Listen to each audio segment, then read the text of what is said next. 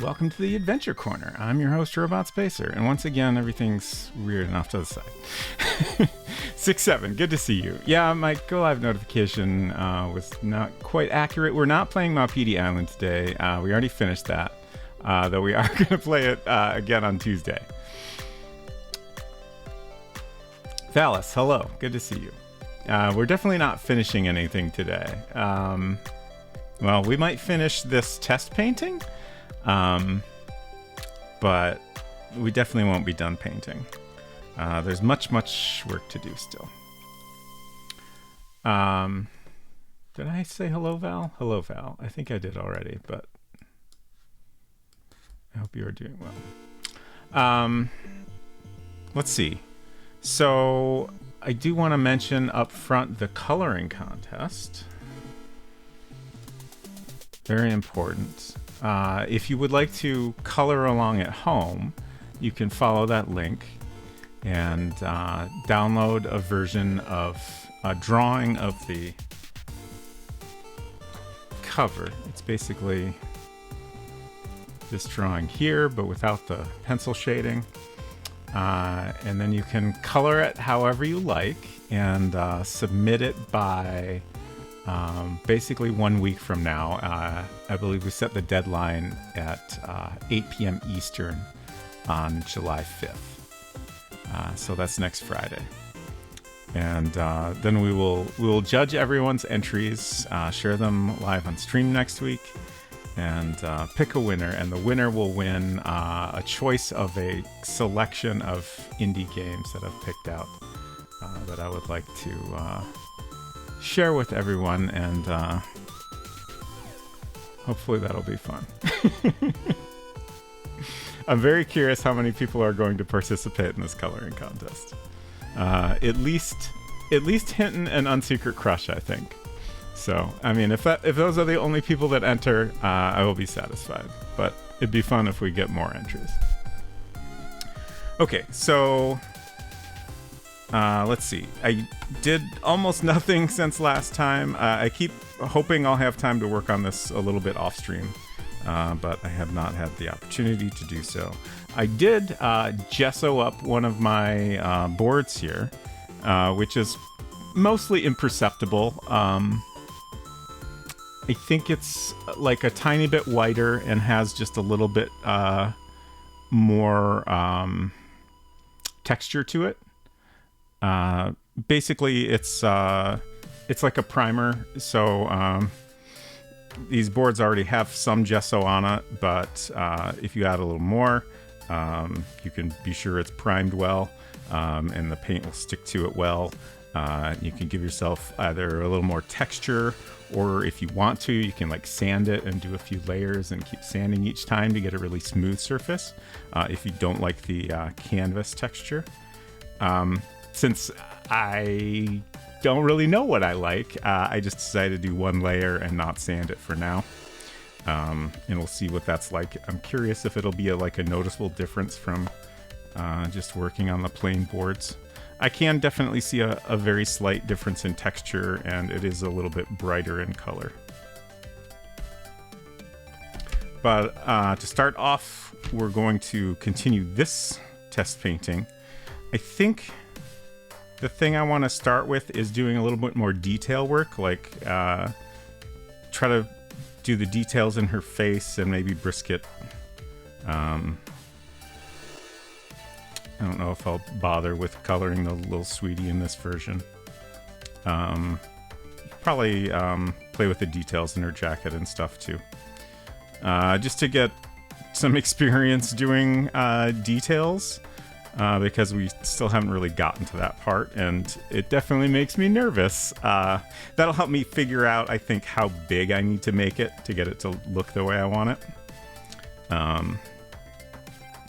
And then the next thing I want to work on is I'll probably start a third and I think final test painting. I want to try something slightly different. So with the first one, I just was like, I have no idea what I'm doing. I painted some stuff, and we ended up with like a lot of, white gaps, and the brush strokes are kind of a disaster. And the second one, I put like a wash of light purple down over everything, which I think worked out pretty great and helped like unify everything a little bit. And also, it helped me get rid of the gaps between different colors.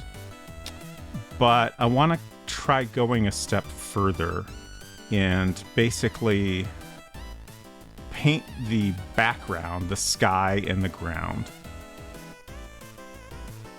almost entirely. And then I'll transfer the drawing on top of that and paint that basically separately on top. So that'll, in a way, require a little bit more work, but it'll allow me to get like, you know, even brush strokes, especially like the sky. I want to do something interesting with it, and I don't want to like have, you know, constant brush strokes that are like going around the shapes I have here. The ground, I feel like, is going to be a little more varied in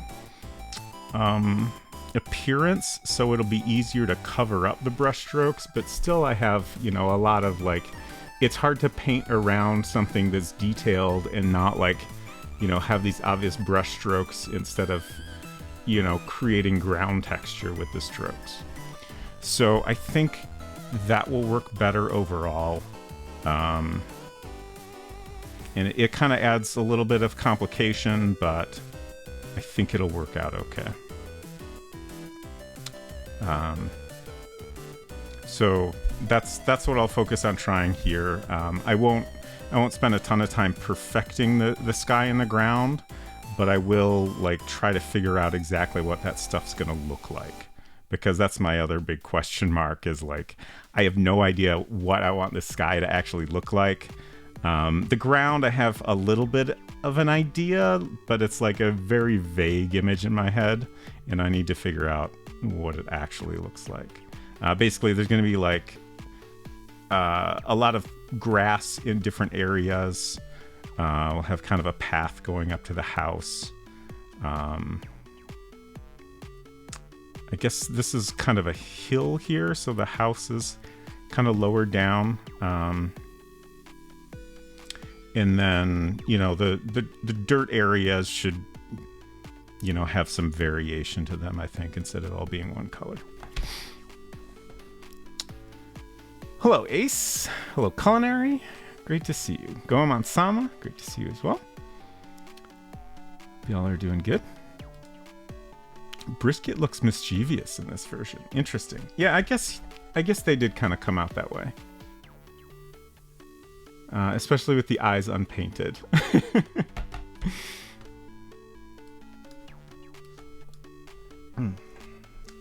Drink of water.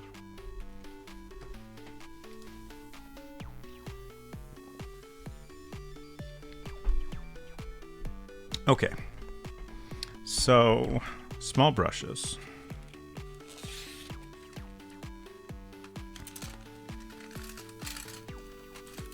I think I'm going to go for the smallest brush I have here. I've also been slowly building up a shopping list. And I might take a look at getting a little bit fancier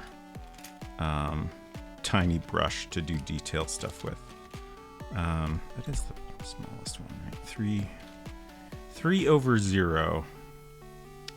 It's not a measuring system I'm familiar with, but I believe that is the smallest. Oh yeah, Unsecret Crush found the cap for this somewhere, but then I don't know what happened to it. Whoops. I dropped it on the ground when I was cleaning my brushes.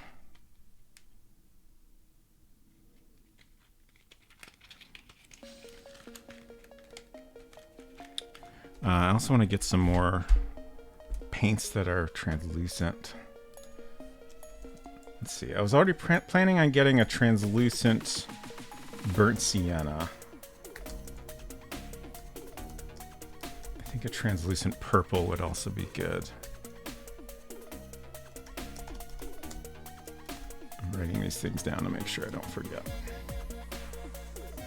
Does brisket have a canonical eye color? That's a really great question, and the answer is not yet. I think we'll have to decide that at some point. Saw you put it back on. If you took it off again after that, I can't help you. Okay, I don't really remember that. Maybe I put it on the wrong one? I might have put it on the wrong one. Or maybe there were two that I dropped. I don't know. Let's see. That's a 1. That one I've never used. That's a 2. 0. Maybe there's... No, if the 1 has a cap, the 0 would have a cap. What did I do? I don't know. It doesn't matter.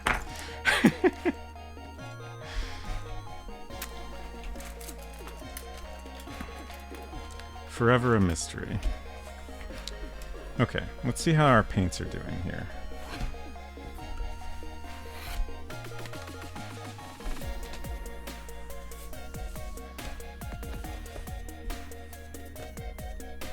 Hopefully they're still usable.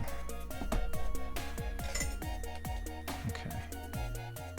They're definitely drying out more. Like this purple, like that was already pretty dry last week. Now it's just like, that's not usable at all.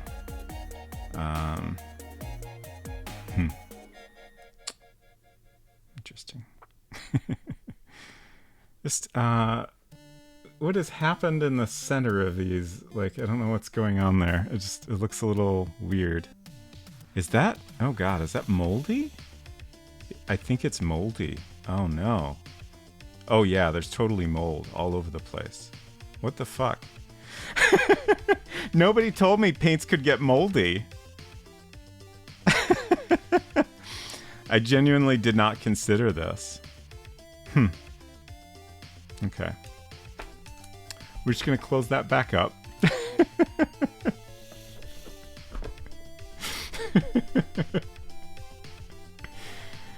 Oh, I think I'm gonna have to take a break and go clean up this mess. Like even if I don't use that sheet, I'm gonna need to prepare a new one, which like involves hot water and letting it soak and stuff. Do I need a new Stay Wet palette? I hope not.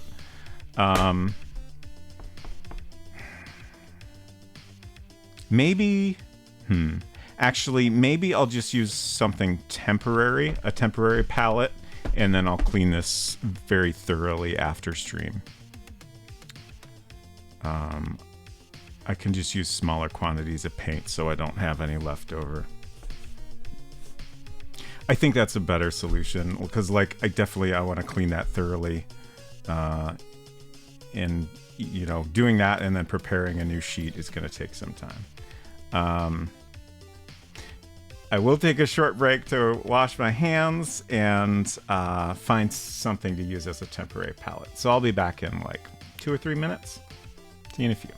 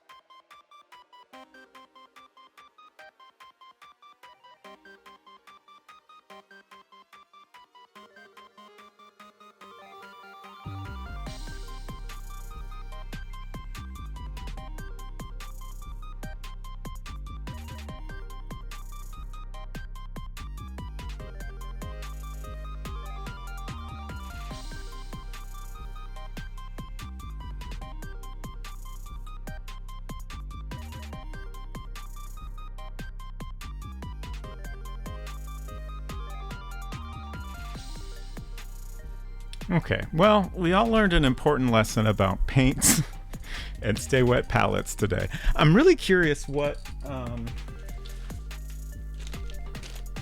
exactly happened there. I would think if this was a general concern... Oh, right. Huh. So it did say, and I remember reading this, if mildew or unpleasant odors occur, the probable cause is impurities in the water. Try using distilled water to moisten the sponge, or use undiluted 3% hydrogen peroxide in a spray bottle and spray the inside of the tray and the top of the wet sponge. Fascinating.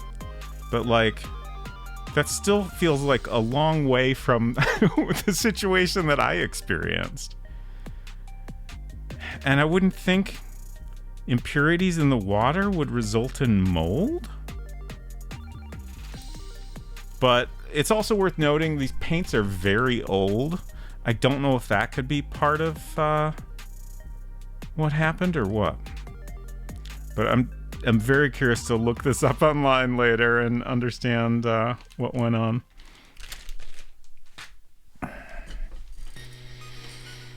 Special water. Special paint mixing water. Yeah.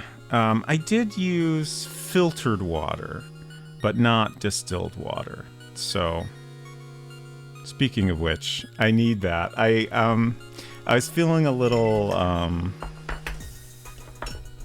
I couldn't remember what I needed to do to get ready for painting before stream.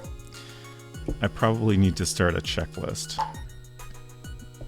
But now I need to go get water, so I'm just going to leave it on this scene and run and get some water real quick. Be back in a minute. Hello, Verdant Tree. Good to see you. As a note, I believe the Masterson's wet palettes are meant for oils from memory. I think this is fine for acrylics. Yeah, Masterson's patented process keeps acrylics and other water-based paints moist on open palette for hours. So yeah, it's specifically meant for water-based paints. I don't know if maybe they have something different that's meant for oils, though. So maybe that's what you're thinking of. All right, be back in a minute.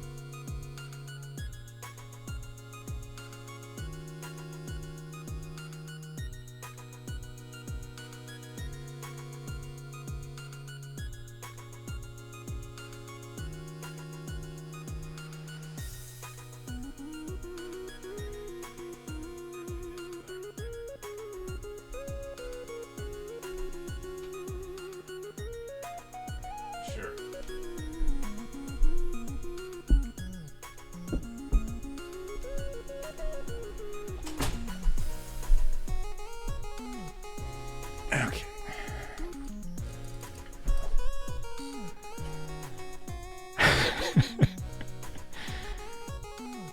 Thank you for telling everyone about our gross shower situation. Auntie Crush kind of summarized this in chat, but she Googled it real quick, and it seemed like the thought was that I've simply tried to keep my paints wet for far too long.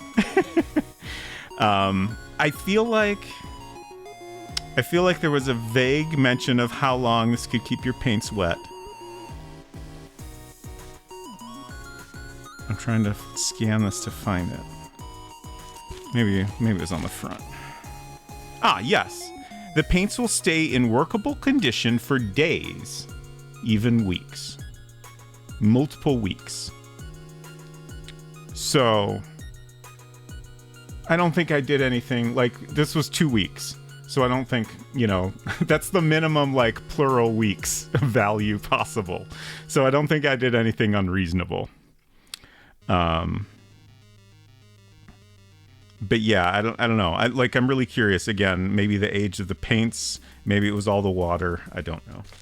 I will definitely use distilled water in the future, and maybe even try the peroxide thing they suggested.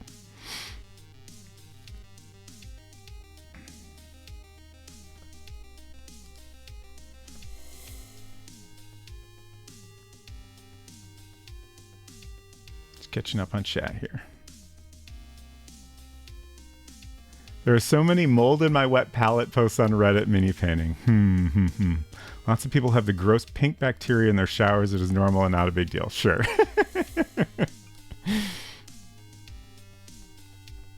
There's calcium buildup. Oh, okay. Yeah, I knew we had, as far as I can tell, a lot of calcium in our water, but I did not know that was connected with the pink bacteria situation. 2 weeks is way too long. I mean, like I said, you know, I'm just going by what the packaging told me. The stream is educational, yes. We're all here to learn things about painting and how normal it is for weird bacteria to just exist in the water supply. Yes.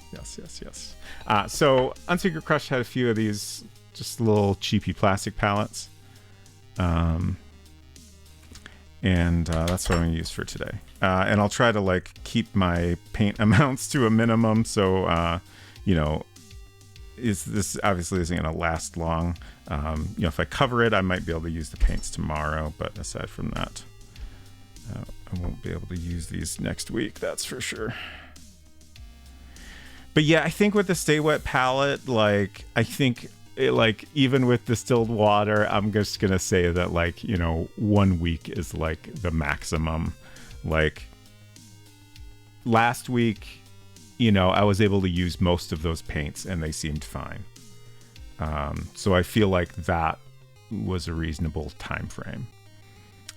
But definitely going longer seems not great. Because, you know, even if the mold wasn't there, that stuff was all very dried out. There was just a tiny bit of some of the colors that seemed like it could possibly still be usable.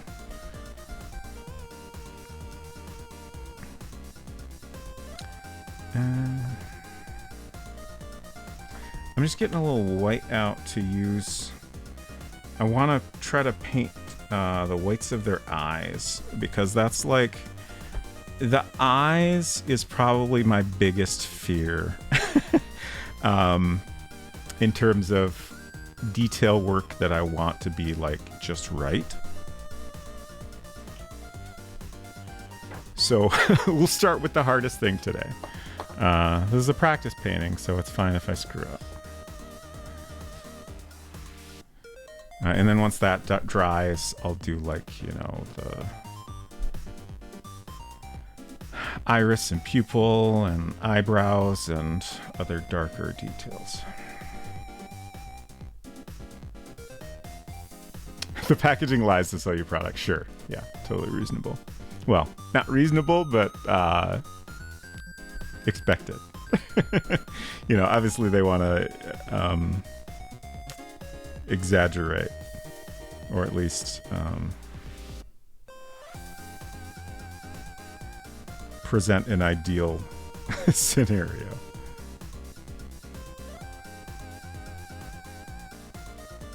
This paint, this is the older opaque titanium white, and it continues to be kind of weird and clumpy.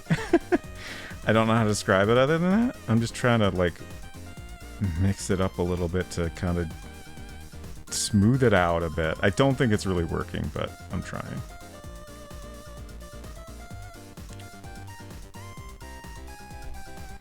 If you spritz it with water and wrap it in plastic, it'll keep for a day, maybe more if you keep spritzing it. Okay, I'll keep that in mind. Let's see. I'm just gonna experiment a little in the corner. Okay, this is not bad.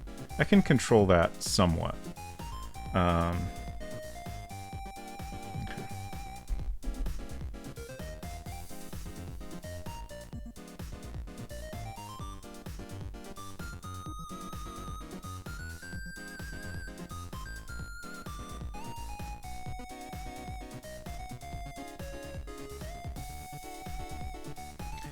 You know, when I picked the opaque, I was like, you know, I want her eyes to be white, like the whites of her eyes to be white. But now that I'm actually painting it, I've realized that maybe translucent would have worked better. Because, you know, her eyes are in shadow. They wouldn't be bright white. But that's okay. We're learning here.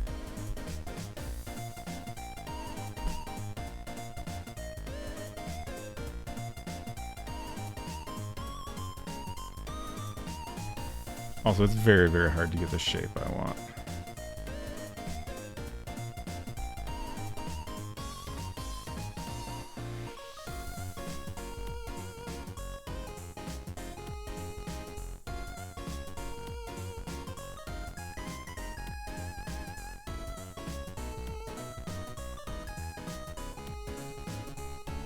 I should zoom in.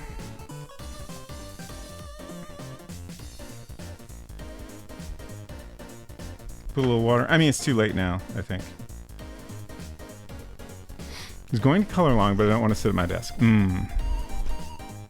That's why iPads exist, but I guess that's not the process you're used to. Okay, I guess we can try...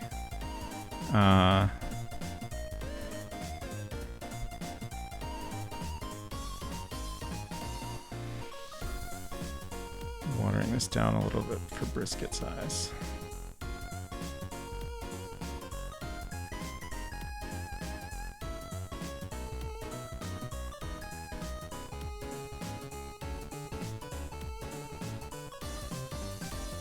Yeah, I feel like I should maybe just not use this this particular white paint.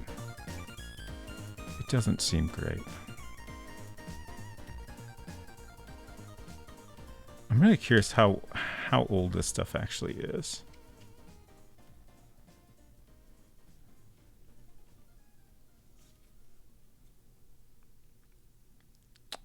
Purchased from Hobby Lobby for $3.97. Oh, it has a date of 1997 on it. So this paint is older than the Little Sweetie.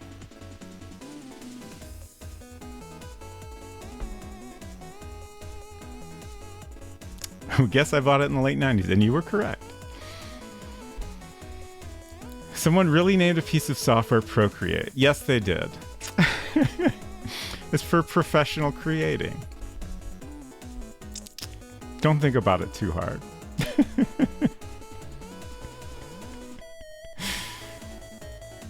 Unsecret Crush said, well, I could do it in Procreate, but I wanted to try to learn how to use Clip Studio. Right, you mentioned that.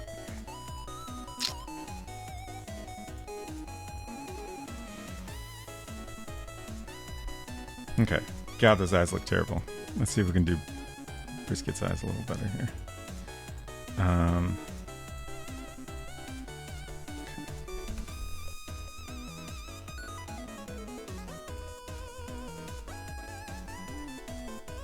Y'all, I gotta admit something to you all.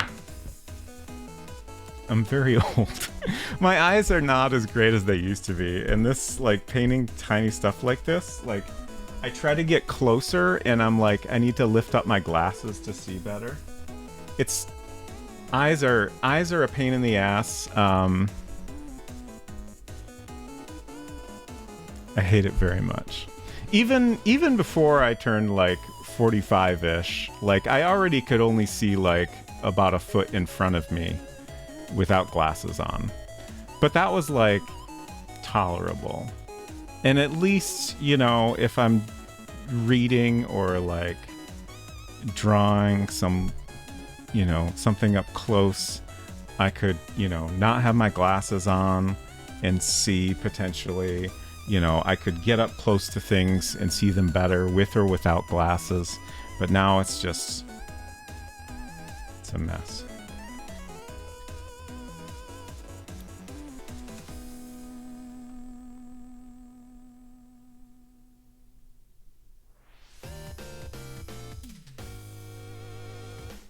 Like, I can still see better by, like, getting up close. But, like, I don't know, it's... like... I gotta get the right angle now? I don't know, it's kind of weird. It's just, it's not as easy as it used to be.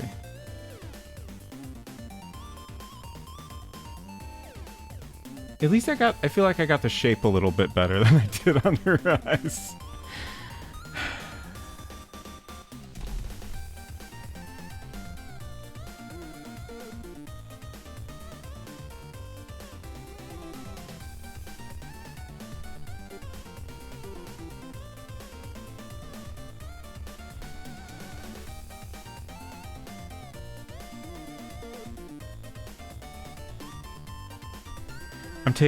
I'm taking an it doesn't matter if I make it worse approach here.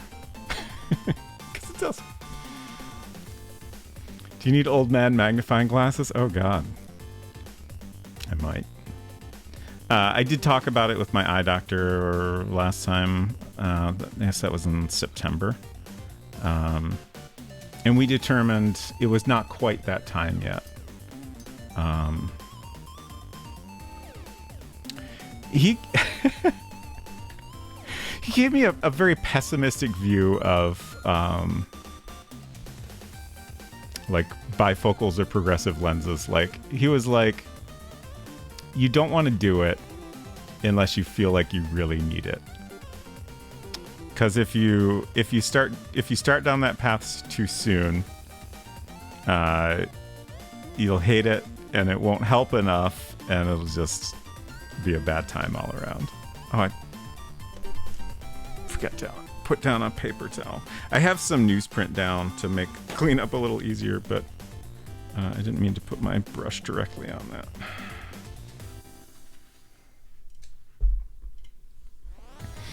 Hello, Puzzle. Good to see you. They make things that are like a giant magnifying glass on a gooseneck. Oh, yeah. Honestly, might be nice. Might help.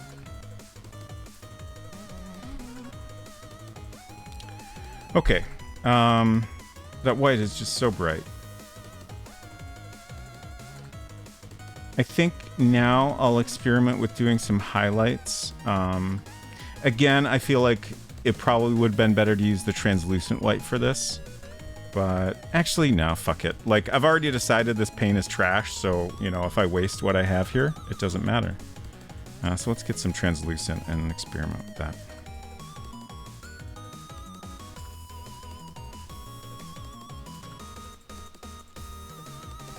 Bet people who paint minis have all kinds of hot tips like that. Yeah, for sure. I have always been intimidated by that. Those things are so tiny, I don't understand how people can do that. Like, even when I was much younger, I was interested in doing that, but it felt so intimidating.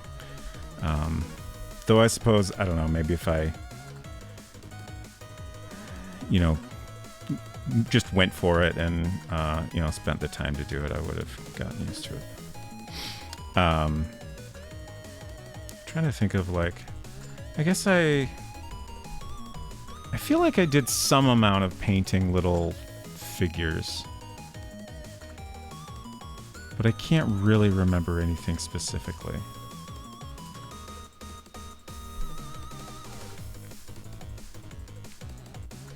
Could I ask some of my mini painting friends for the help? No worries.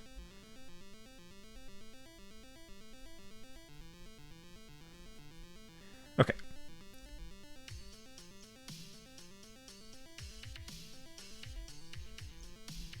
So I'm gonna do like some highlights on Brisket first, I think. Because like Brisket should definitely have some fairly bright highlights. And probably just a touch of white highlights on her shirt. And maybe on the bus stop here, since I've done such a bright color on the side of that. Just a little bit along the edge. Those are the only things I am fairly sure I want like a fairly white highlight on. But then I'll experiment with some highlights on her jacket just to see how that looks. Snowy P, good to see you. And thank you so much for an entire half a year of support. I greatly appreciate that. Hope you're doing well.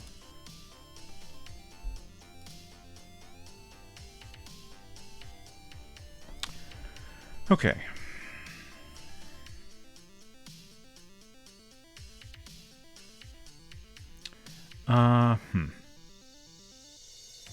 Do I have a reference for this? I have a cat reference. Oh yeah, that's actually super helpful. I'm not going to bother to put it on screen, but just know that I am looking at a photo of a cat. Actually, no, I could put this on screen real quick. I don't remember where we grabbed this from. For once, I set up my browser scene in advance. But this is the cat reference I used for the pose, and the lighting is pretty nice too. So like, you know, I want some highlights along these bright areas here. Oh, maybe I'll do a little bit of a highlight along this forward paw. Maybe just a touch along the side of their face. That's probably about it.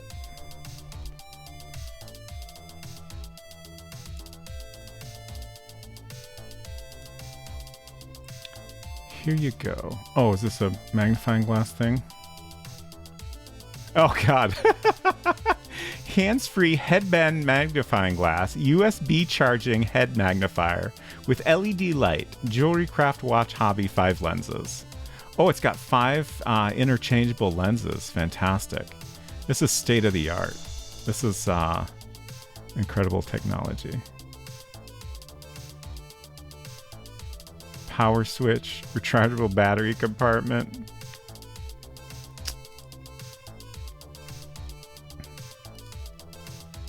And incredibly stylish. Also good for your electronics work.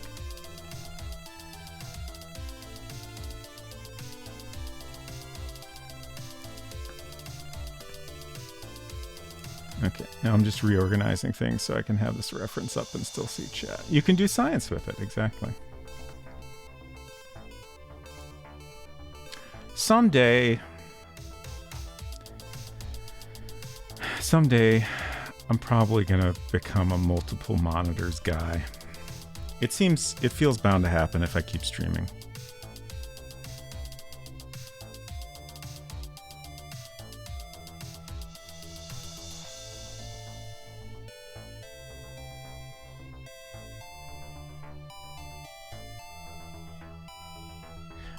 Just to be clear, I say that with disappointment, not because there's anything wrong with that, just because it feels like a hassle. It's nice to be comfortable with a single monitor, because that means you only have to buy one monitor and only have to find space to mount one monitor.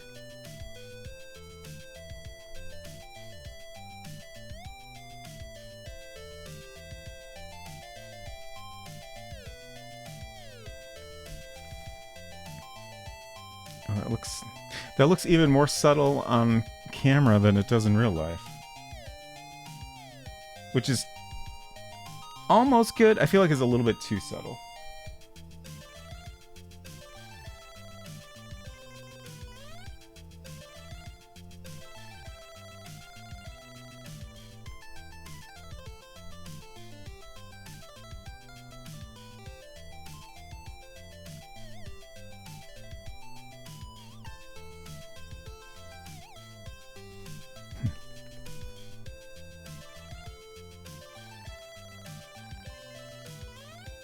Focus.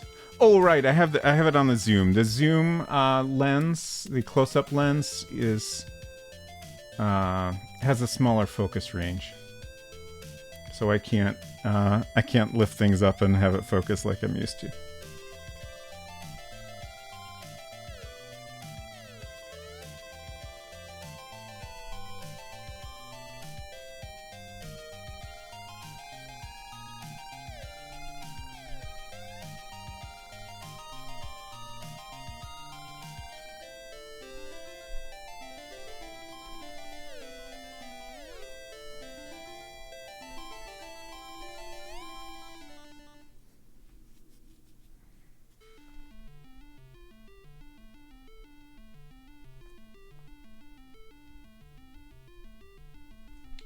I guess maybe what it is like when it's still wet, like the light is hitting it, so I'm getting like a shine from this angle that the camera isn't picking up. And then once it dries, it looks to me more like it looks on camera.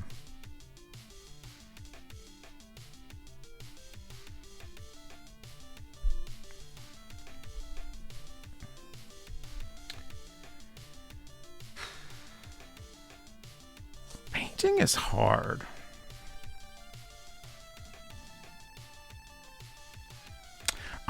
I'm sitting here thinking about like, so this looks all right. Like I've got a little bit of a highlight in areas that I want to highlight, but like this is a very flat painted cat. And I guess ultimately I need to do a lot more like layering if I really want to give Brisket some dimension here. Right now I'm just kind of trying to feather these white highlights a little more, but I feel like ultimately I probably want a bigger variety of color.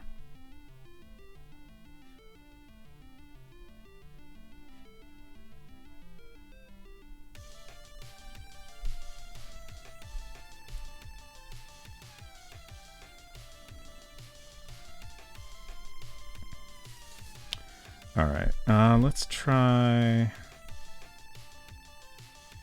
some more highlights on her shirt.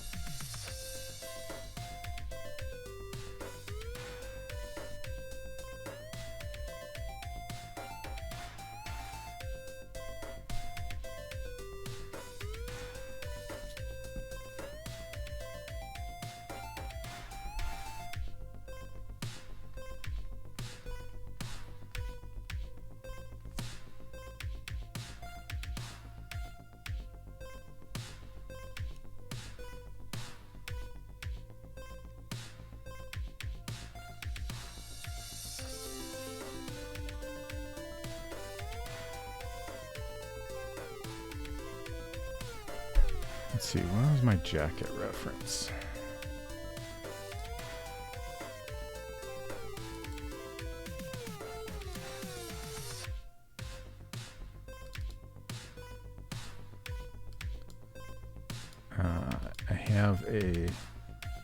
I made on Secret Crush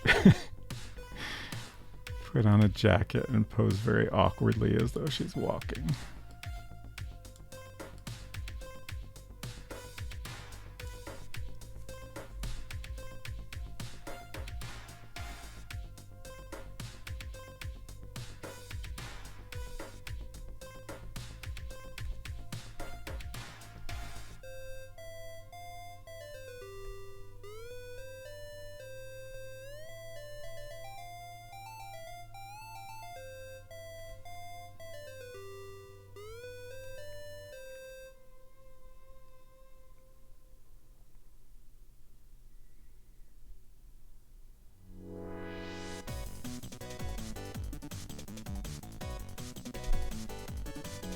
I think mostly this is confirming what I already knew, which is that I don't think I really want to use very much straight white.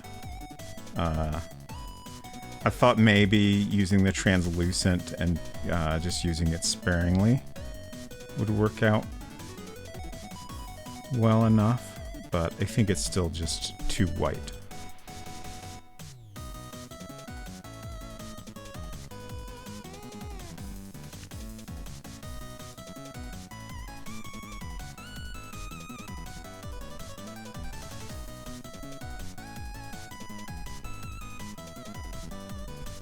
I do think on her shirt it looks okay.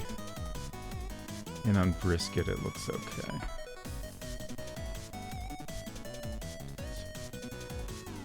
Yeah, now I can zoom in better.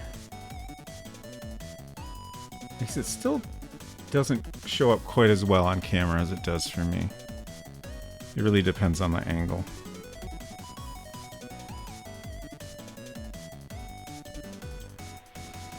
Those eyes are way too bright.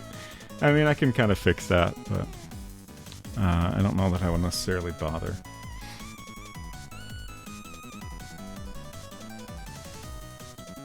But I think for now, I'm just going to continue doing some white highlights just to kind of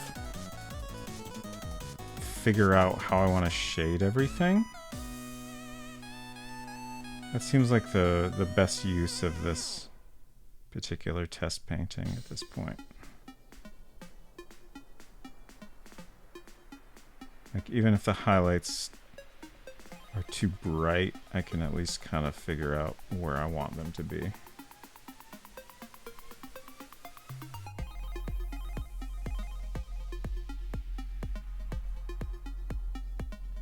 It's very hard to get just the right amount of paint on your brush.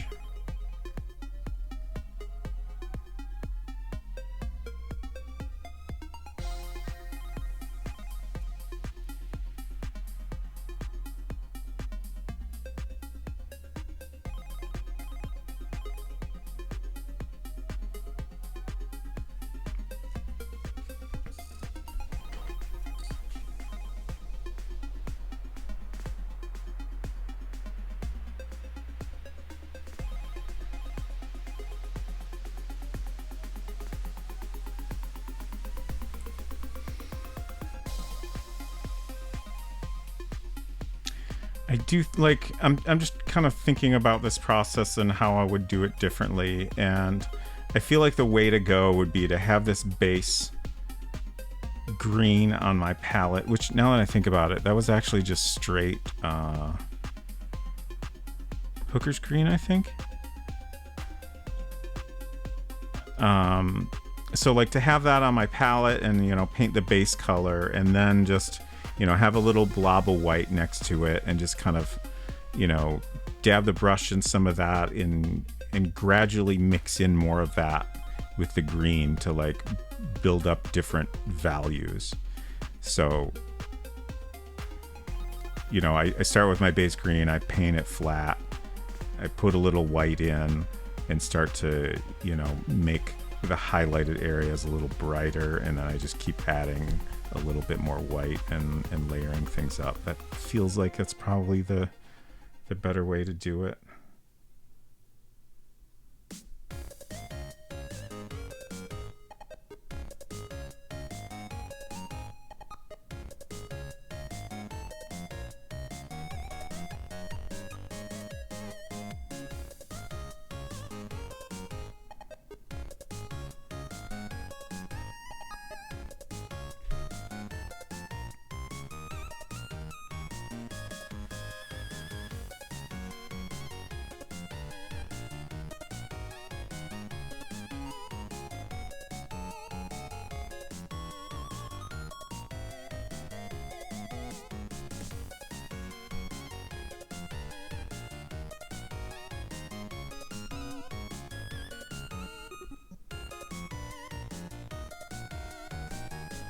If it's still wet, you could dab it with a wet paper towel or Q-tip.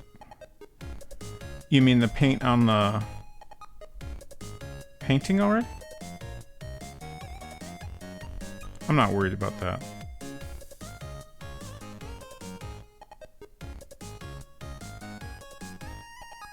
Like if this were the final painting and I was trying to, like, you know, recover from a terrible mistake, then it would be worth trying to fix it, but this is just, it's all experimental.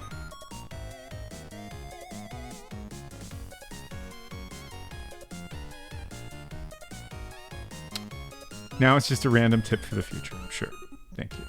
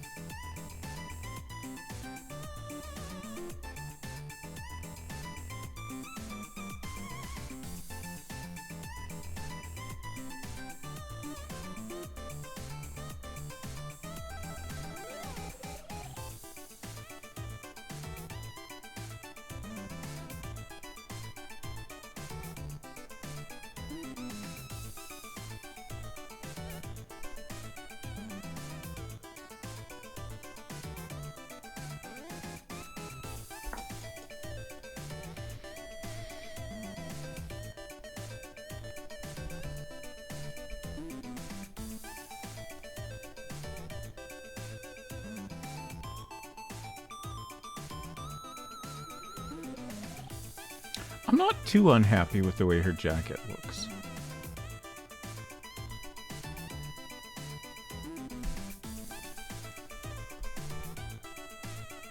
But I feel like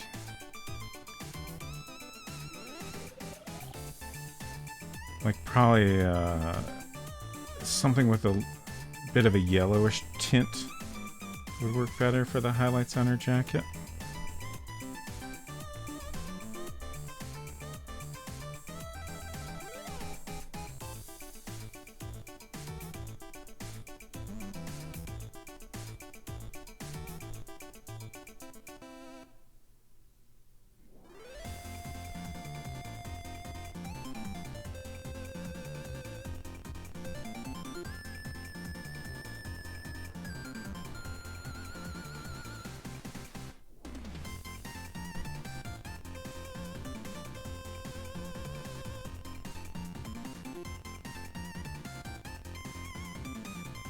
And I guess the other thing is, like, if I was doing this the way I described with, like, you know, starting with my base color and then adding a little bit more, like, you know, white or whatever my highlight color is, then I can use opaque paints and, you know, slowly brighten up areas I want to be brighter, which gives me more control over, like, over here I'm trying to, like, fix up some of the sloppiness by going over it in brighter paint, but like it's translucent, so it's translucent and slightly watered down, so I can't really do that. You know, if I build it up enough I could clean things up, but it's just kind of making things messier.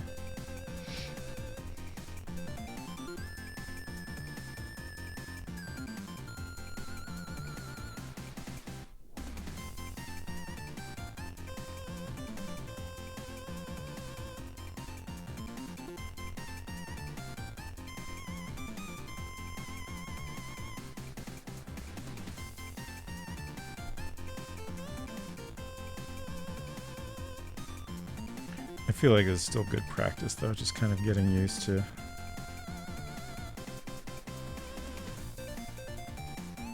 the process.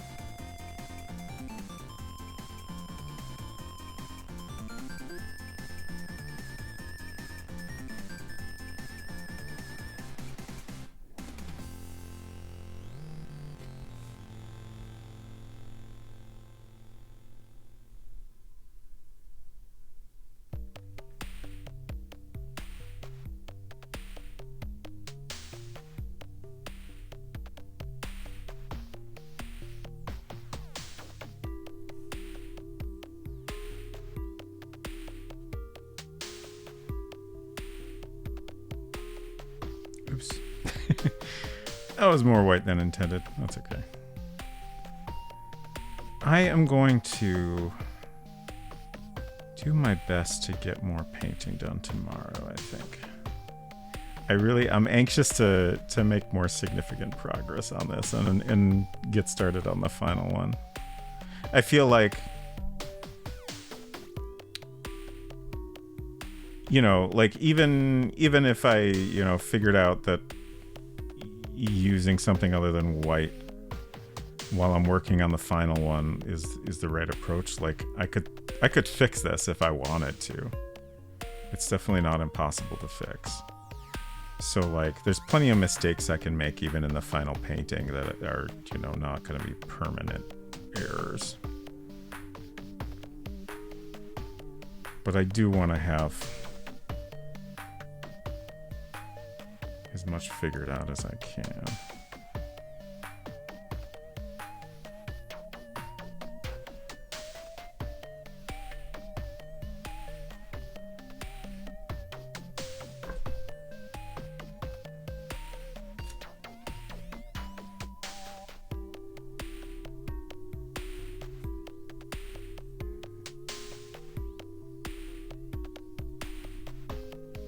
Definitely something in the background like this. Like,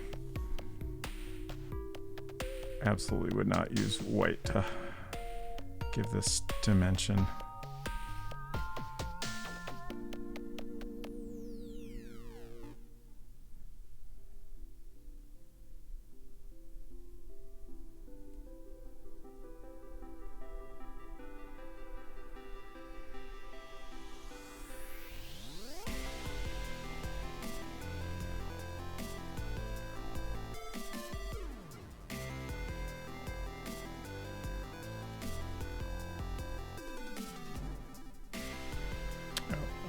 A huge mess of this. Oh well.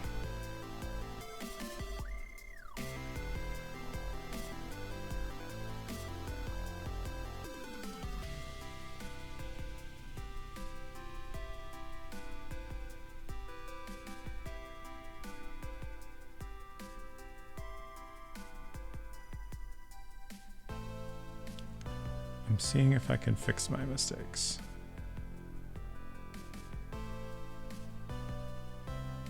I think it's working.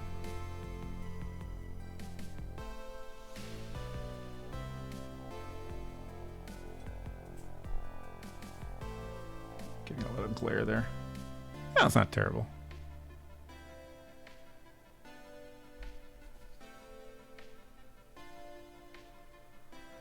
His eyes are upsetting. Thank you, Phil.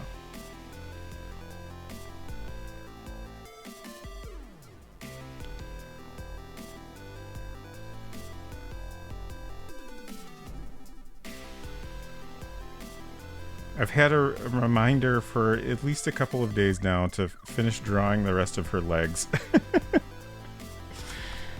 Just, I didn't draw them all the way down. I think when I did this version, I was like, well, that'll probably get cropped out. But then I did a mock-up of the cover, and it did not, in fact, get cropped out. So I think I need to draw the rest of her legs. I just still have not gotten around to it.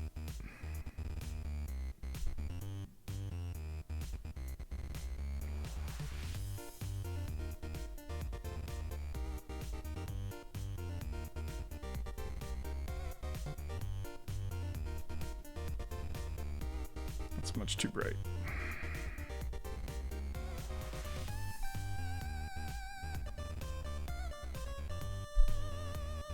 Nope, can't even see what I'm doing. I'm trying to figure out, like, her hand would be casting a shadow here, so I'm just trying to highlight. Like, again, this is way too bright, but just trying to add a highlight that is blocked by the shadow of her hand partially.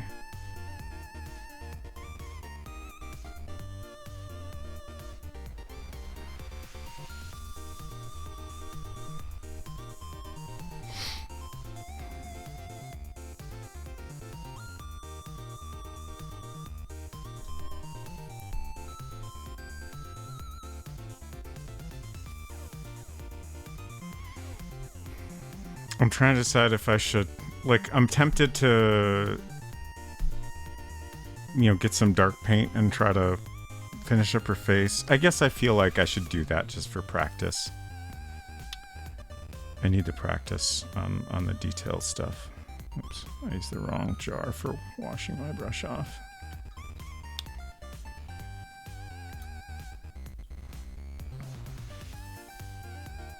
So well, I'll try to get both of their faces looking half decent if I can. I think her eyes are gonna forever be too bright just because that's not worth spending the time to fix. But I can at least, I should be able to make them look a little bit better than they do now.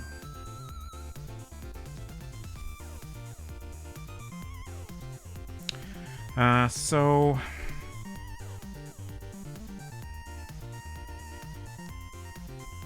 what do I have to choose from? I have Payne's Gray, which, as previously discussed, is some guy named Payne was like, this black is too black. It's basically black.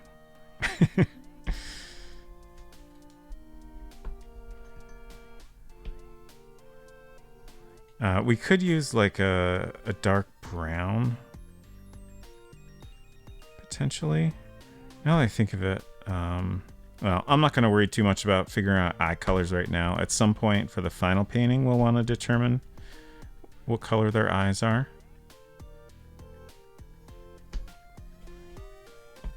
I swear there's a black here somewhere, but I'm not finding it. Maybe I'm wrong.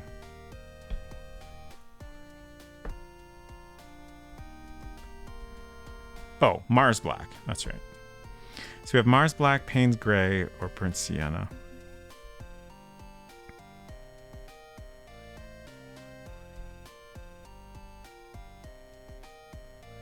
I guess since we went with straight white for the highlights, we'll just use a black for the dark shadow stuff. That's fine. All these are opaque. I do want to get some areas that are darker than the Burnt Sienna. I guess I'll use Payne's Gray since that one's a little bit lighter, and that's going to work out better, I think.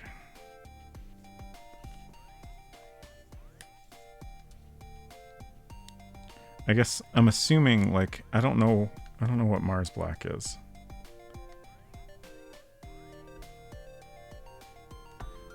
All we really know is that Payne's Gray was meant to be a little bit lighter than whatever the standard black at the time was.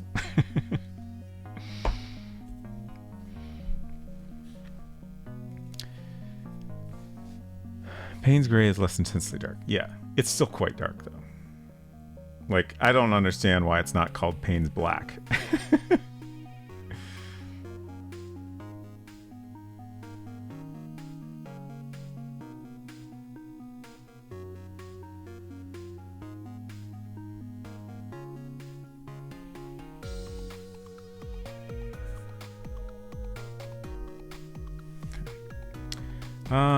I guess I'll start with Brisket. So, oof, it's so tiny.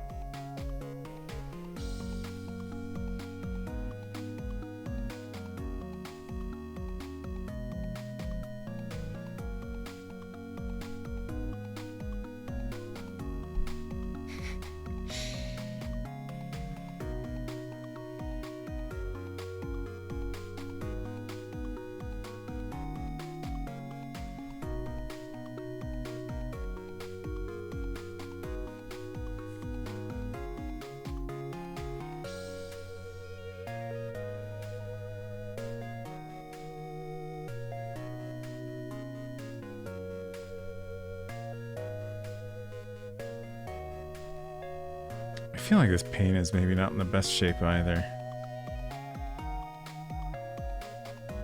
Maybe I just need a little bit more water in it. Or maybe both.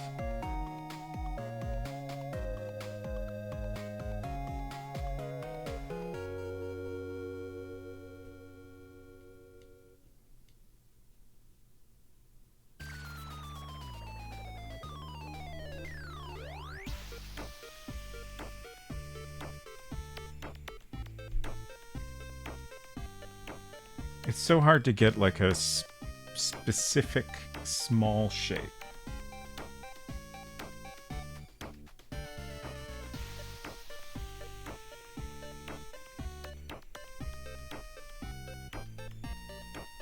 Oh no! I goofed. It's a couple of very thick whiskers.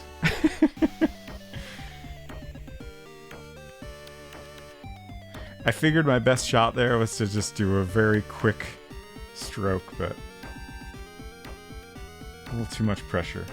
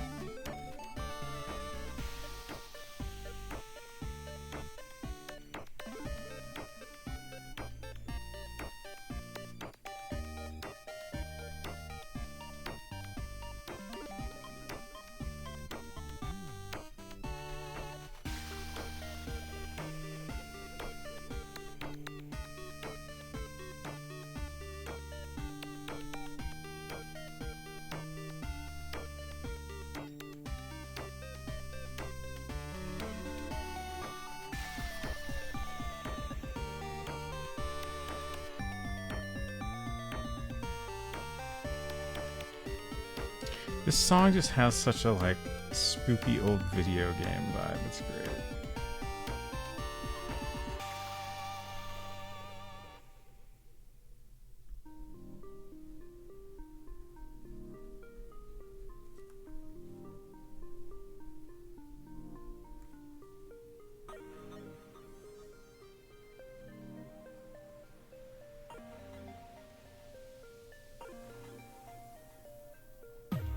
Oh, that looks that looks darker on camera. Oh yeah, it's just the angle.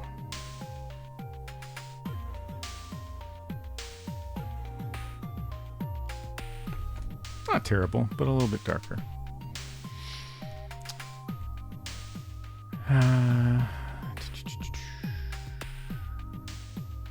Paint it black. You could also mix it into a blue or purple for shadows. Yeah, like if this was the final painting, I would not use straight black or straight white for sure. I'm just like, I don't want to waste too much paint.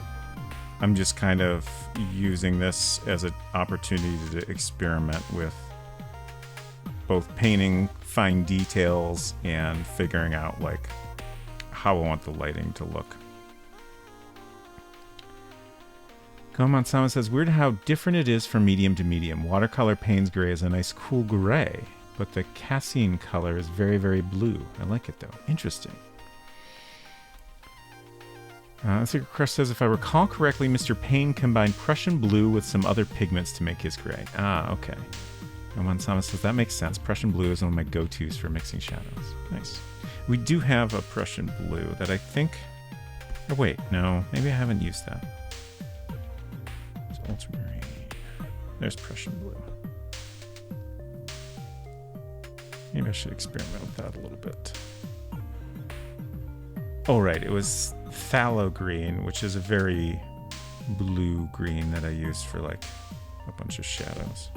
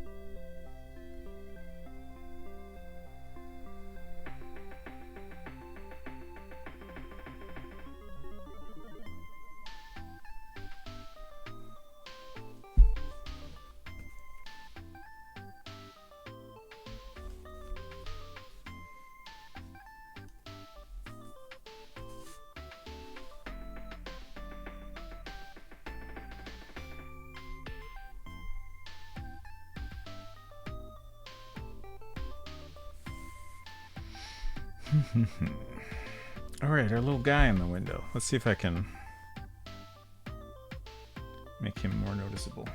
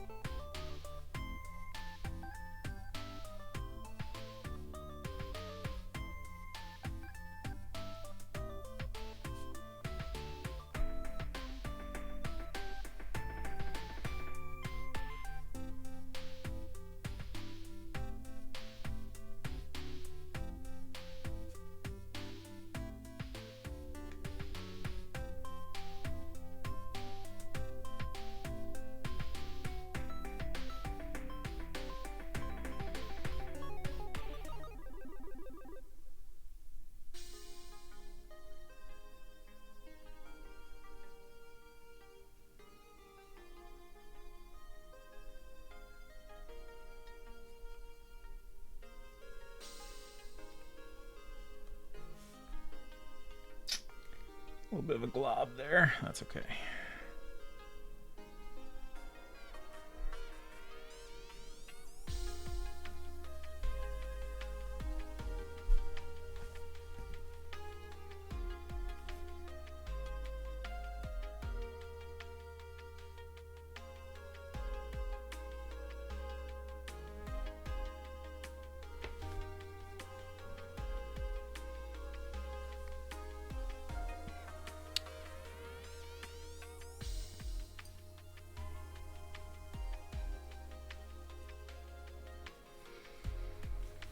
All right.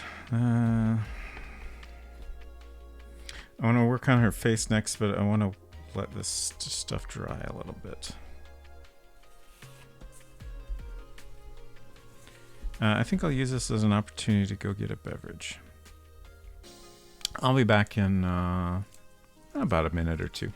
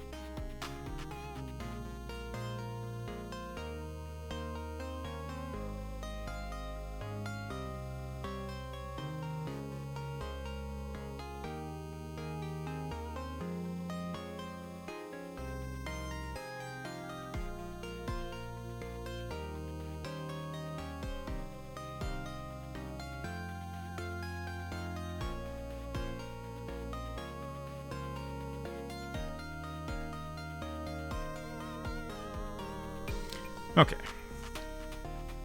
So, on Tuesday, I tried this Reed's Extra. Oh. Let's zoom back out here. I got the original also, but I decided I wanted to try the Extra first. And it surprised me because it's very pineapple. Which makes sense because it does have pineapple juice as one of the ingredients. And on Tuesday, I was unsure what was extra about it. Unsecret Crush eventually pointed out that on the back, I don't know why this isn't more prominent, but it does say 100% more ginger than original. So, as far as I can tell, the major difference between Extra is in fact that it has more ginger, which is what I initially expected. It's just that the very pineapple-y flavor got me wondering if maybe that was the Extra. But this actually has pineapple, and like the ingredients list is identical.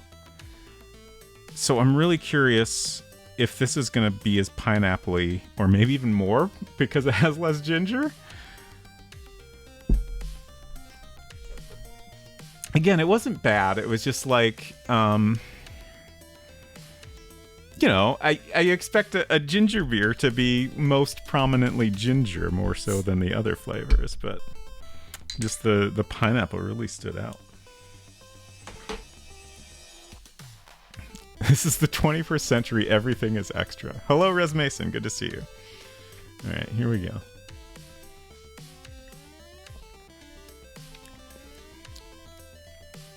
Interesting. I'm going to definitely have to do a side-by-side comparison at some point. I don't have a cold Extra right now, otherwise I would be tempted to do it right now. The pineapple is still super prominent.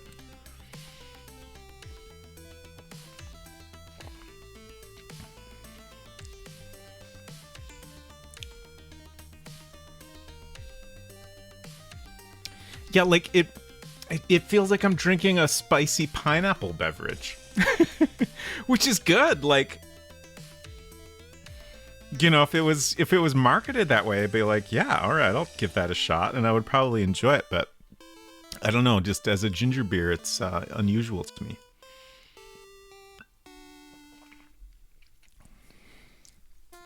Fascinating. Okay. It still looks a little wet.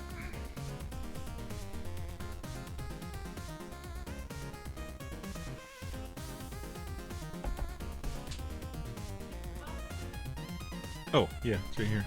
Sorry.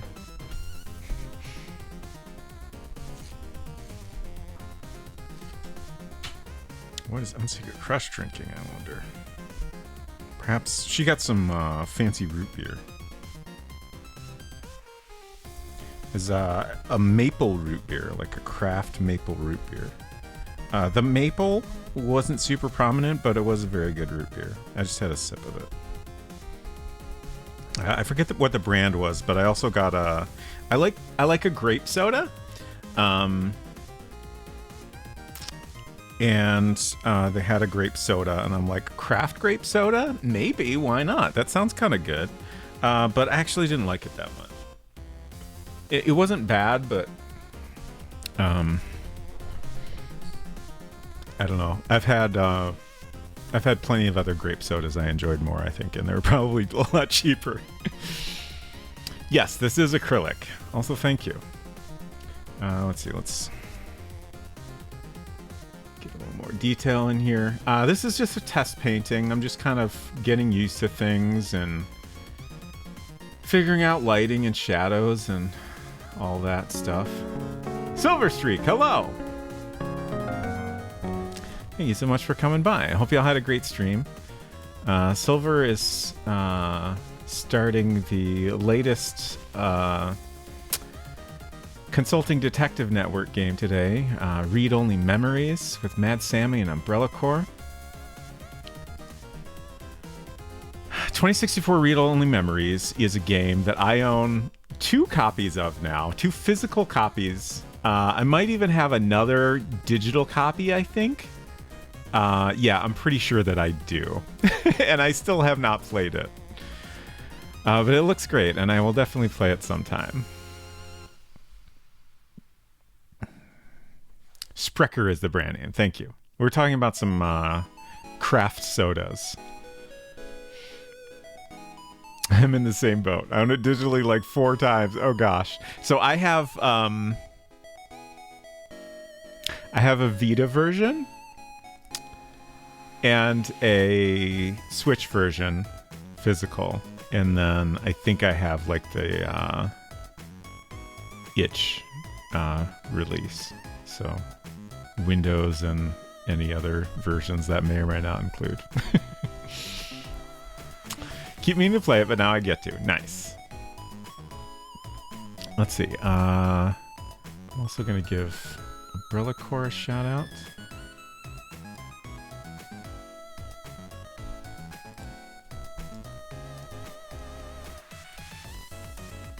Is it Mad Sammy 99? Yeah.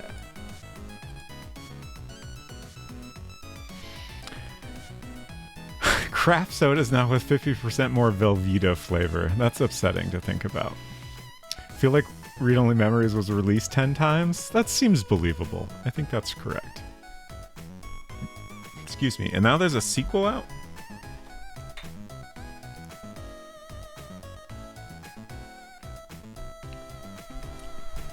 Imagine being a person who is able to keep up with games. It seems impossible.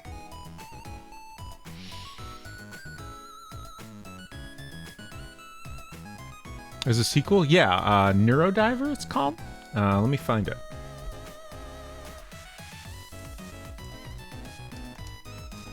I think that's right. I hope I'm not just making things up. Okay, yeah. Read Only Memories Neurodiver.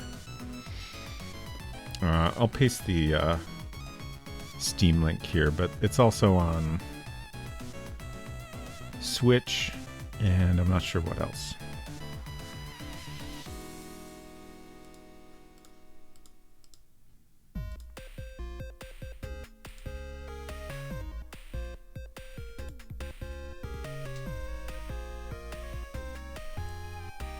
But hello, if anyone is new here, I am Robot Spacer.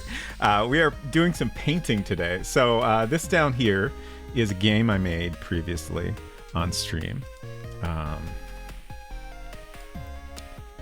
There's some links with information about it.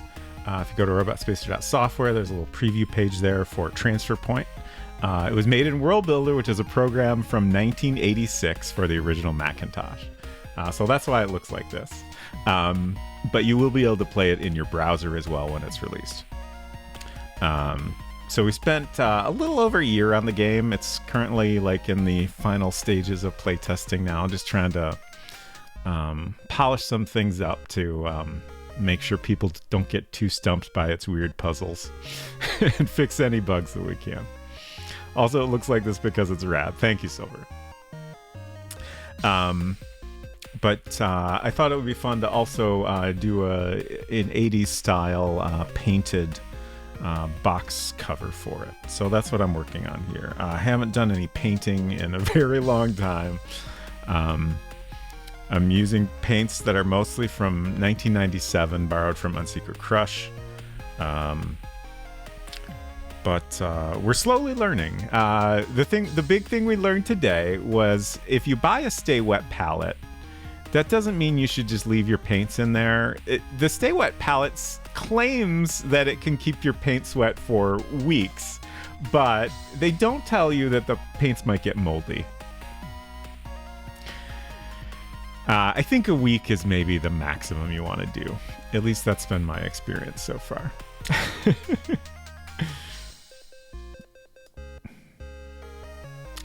May I make a suggestion for the cover art? Absolutely, Res Mason. Dronon, hello. Great to see you. Maple Mystery, hello. Welcome, welcome. Speaking of bugs.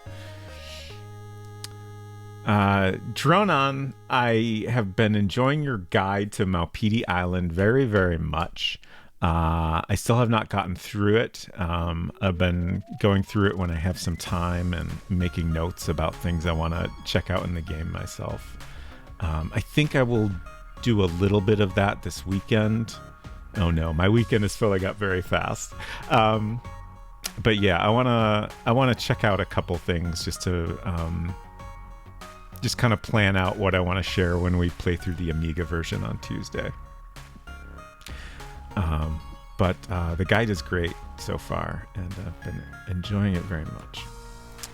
Maple Mystery, I hope you are doing well. I hope you had a good... Maple Mystery just did a kind of an interview stream. I forget what the streamer's name was, but I hope that was great. And am I allowed to talk in a very vague sense about testing your game? I would like to do that.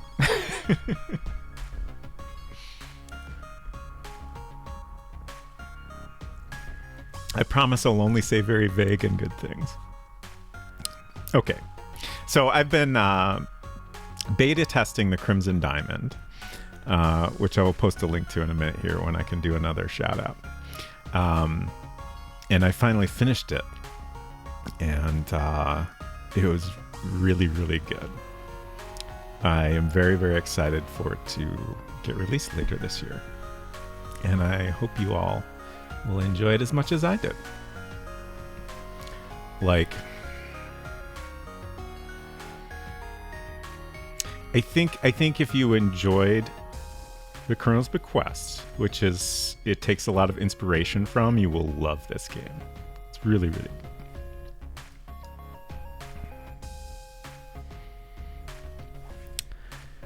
Ooh, Dronan says, I got my PD working on my Amiga emulator, but not saving. Yeah, saving is tricky. The Amiga setup is a little complicated. I think I finally figured out saving. Maybe. I remember making some progress with that. So many random sound effects. Yeah. Little Bones 309 was a great chat. Excellent. Can we get killed by a large falling bell? You'll have to find out yourself.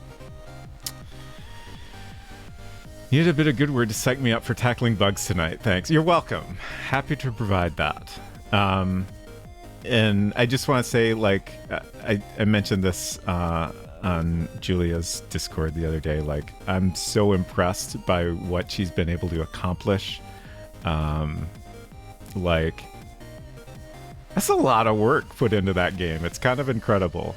And I'm sure you'll manage to get most of the bugs sorted out. I mean, you know, you're never going to get 100% of the bugs, but I think it'll be in great shape by the time it's ready to ship. I have no doubt about that. Okay, let's do some more painting here. So I've been just trying to put a little more detail into this, mostly just getting used to, like, how much detail I can do. This is a test painting. The final painting is going to be a little bit bigger, and part of what I'm trying to figure out is, like, exactly how much bigger do I want it to be so I can get the level of detail I'm after. Excuse me. I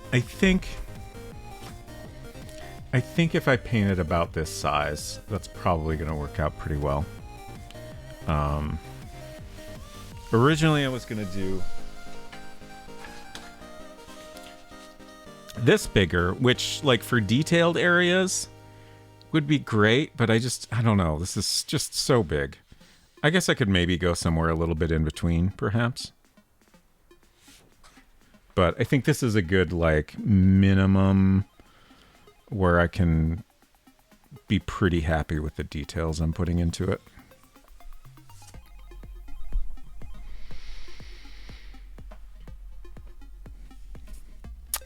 Rez Mason says, World Builder has a very unique GUI, and it'd be a cool tribute to your tool of choice if Transfer Point's box art has World Builder's GUI's border. Interesting.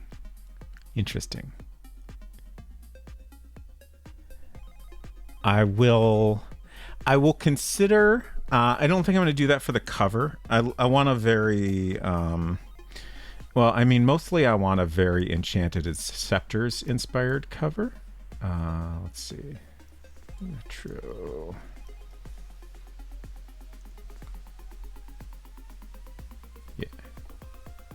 So here's the Enchanted Scepters cover. There's a nice shot of it. And just like, this looks so good. And just, I love the full bleed cover without any kind of border. Just looks great to me. But I do like the idea of getting a little bit of that window style in somewhere. And like maybe the back, or I am gonna make a little manual for it. So I'll keep that suggestion in mind for one of those. That is a great idea. Thank you. Tronon says, think of bug hunting as creating more order, which will change the balance of entropy and slightly change the timing of the heat death of the universe. Oh God, that sounds that sounds like a lot of pressure.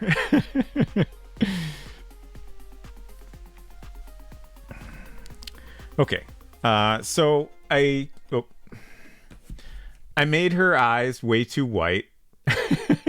Now I'm gonna give her some pupils and stuff and try to make her eyes look a little less upsetting and get some more shadows in her face and stuff. Hopefully I can get it looking a little bit better. Random question out of nowhere. Do you have any kind of opinion about red twig dogwood? I don't know what that is. I feel like this isn't random.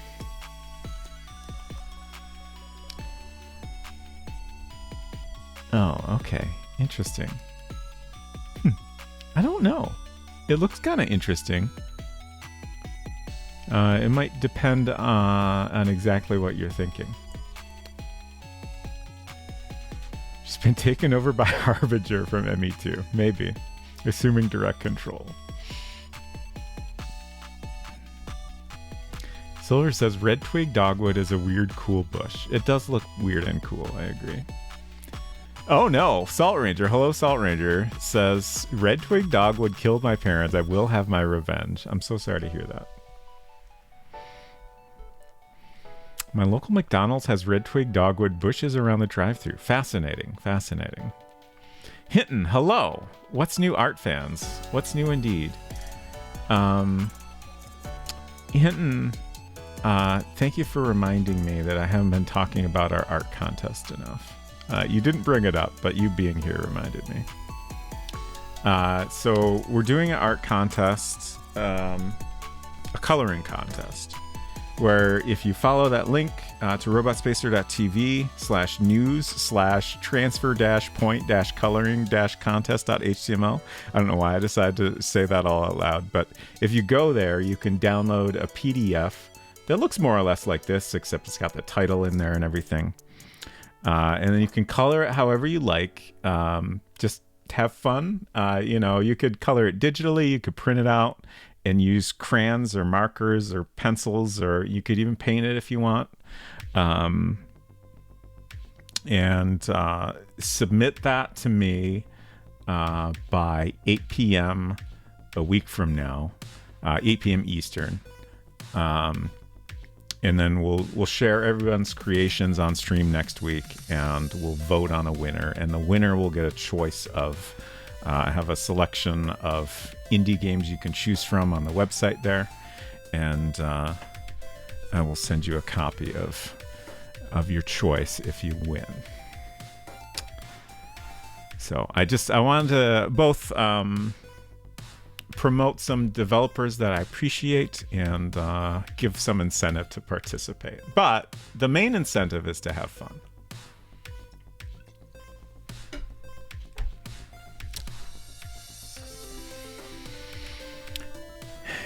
It's a native, it looks neat in winter, and I think it might grow okay along the back fence. That all sounds positive to me. Cannot complain about that. Dronon says, we had a dogwood bush in our backyard growing up. I just remember a kind of red twinge to the thin branches. Otherwise, it was just kind of there next to some peonies and some mint. Okay. My very presence screams coloring competition. Exactly, Hinton. I hope you are doing well.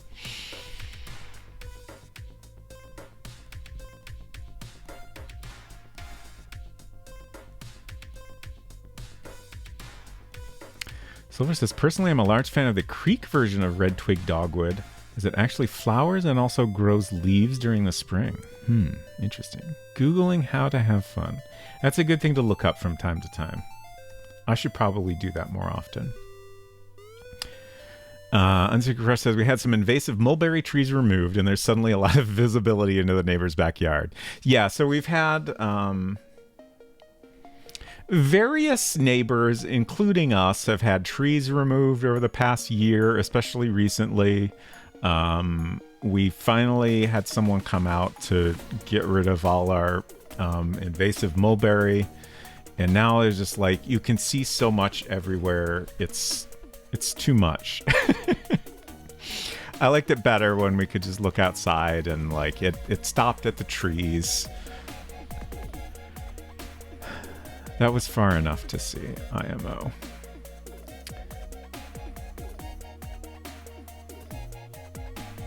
Flatly confused. Fun. Yes.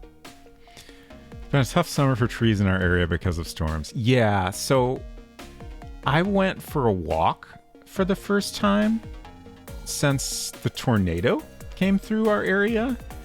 And so like, there was a storm a while back. Was that last year? That did a decent amount of damage to some trees in the area. Definitely, like, a lot of people lost some amount of some trees. It wasn't significant, but it was noticeable. It wasn't significant for the most part, at least. And then the tornado did a huge amount of damage, and like most of that was cleaned up very quickly. But now the city has come around and completely removed a bunch of trees that were, significantly damaged.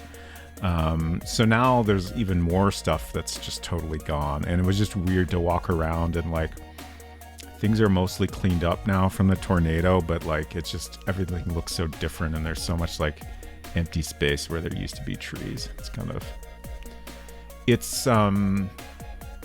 It's not as eerie as it was when there was just like damage everywhere, but it's kind of weird and creepy in its own way.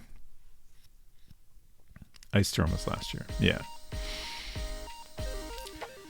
One place had a lovely lilac or dwarf lilac in the spring with flowers, but then for the rest of the year, it's more plain looking. Congratulations on your first walk ever. Last year, I wasn't very much in the habit of going for walks.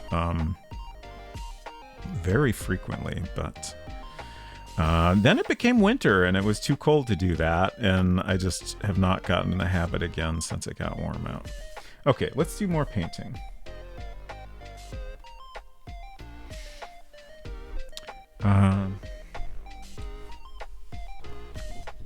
Need my drawing here to remind me what I'm doing.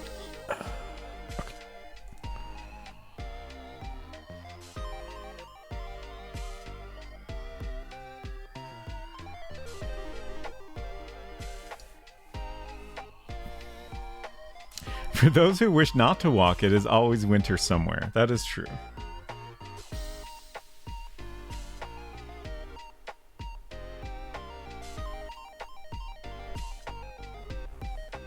Oh, I'm terrified about how this is going to look.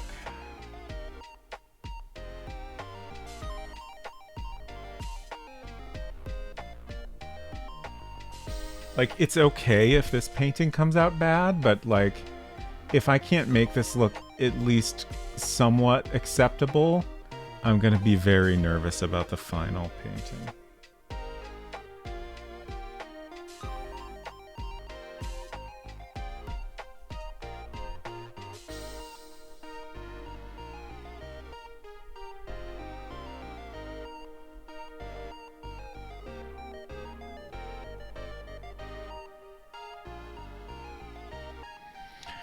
I need to get this paint a little more wet.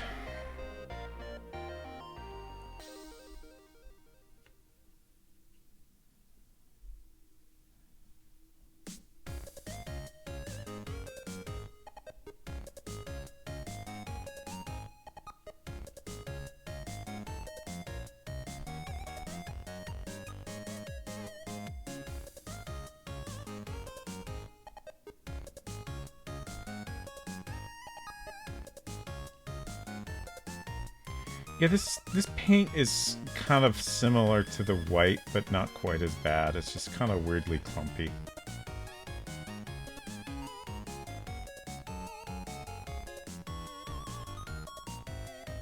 Bummer.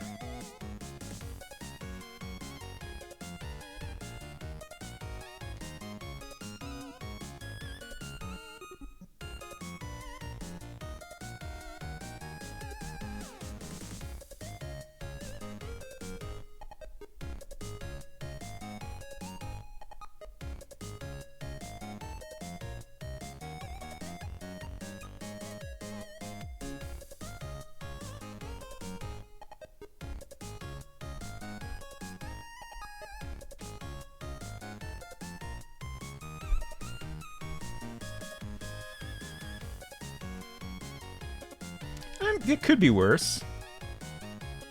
It could be a lot worse.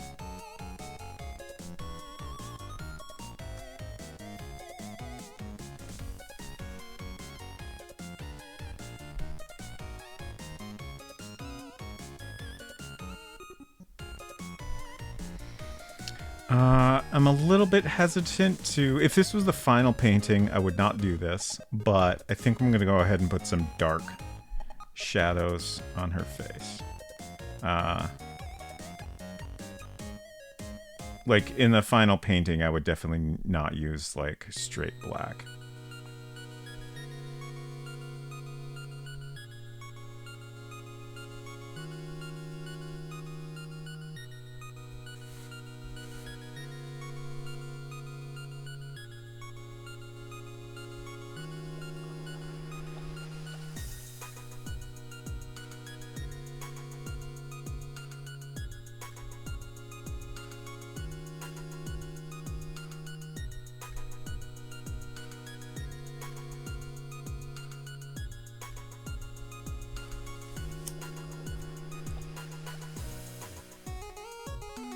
Yeah, don't love that.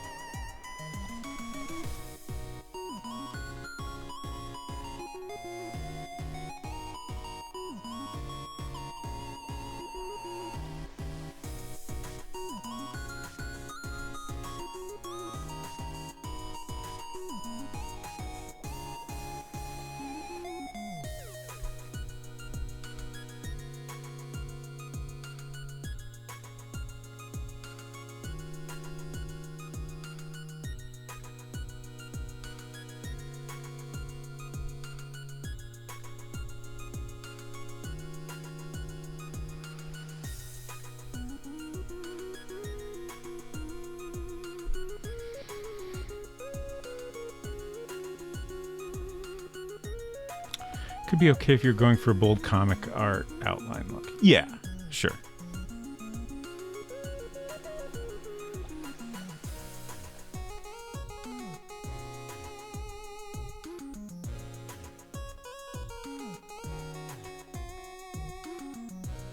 It's just mostly like the thing I'm not happy with is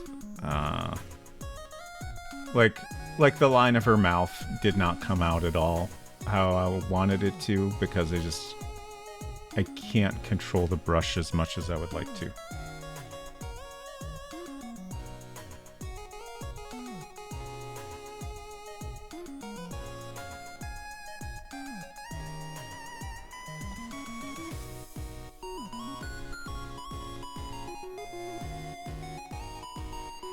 But like overall, I'm not too bothered by how this is coming out. And again, you know, if this was the final, I could definitely fix it. You know, I could go over the mouth with like lighter paint to make that line a little bit thinner and more the shape that I wanted. Like, I I don't think this is so bad that I couldn't fix it up.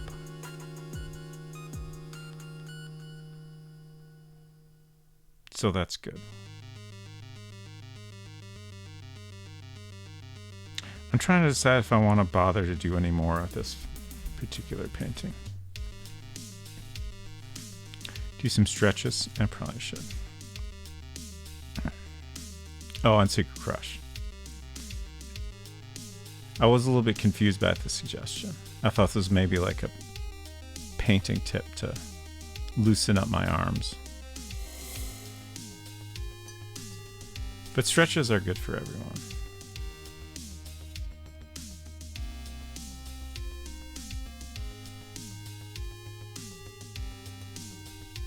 I have had a lot of... I can't remember if I ever mentioned this on stream, but there was one point on stream where I was talking about how I don't have a lot of like old guy pains. Well, guess what? Ever since I said that out loud, I have. It's terrible. I wish my body would cut it out. It was a good joke, but it's over now, and I'd like to move on.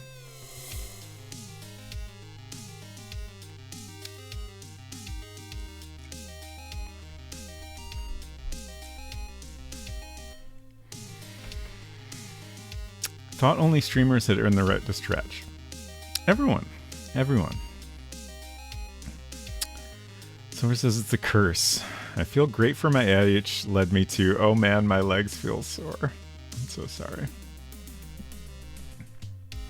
Calendar, probably that first walk you went. No, it was well before the walk.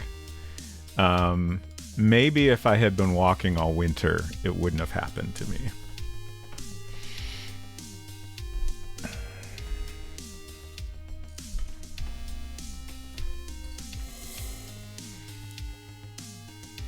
Like 5 seconds of downward dog that better have fixed me. I'm sure it will.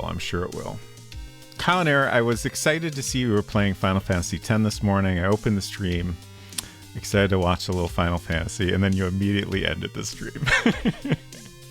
But I hope you're enjoying it. Have you played it before? I played that back when it came out. Let's see, I'm trying to remember... What did I actually buy my PlayStation 2 for? It might have been for Final Fantasy X. I certainly spent a lot of hours on that game. I think where you could be now if you would have walked all winter. I bet if I had walked all winter, I could be somewhere that it's winter right now. Know exactly why my lower back hurts. It's from all the crouching and squatting and crab walking in the trees to paint Stump Killer on the cursed mulberry stumps. Yeah. Calinair says, I was doing my Try-Day Friday thing where I try 3 games I've never played for an hour. Oh, okay. Nice. That's a great idea that I should probably do now and then.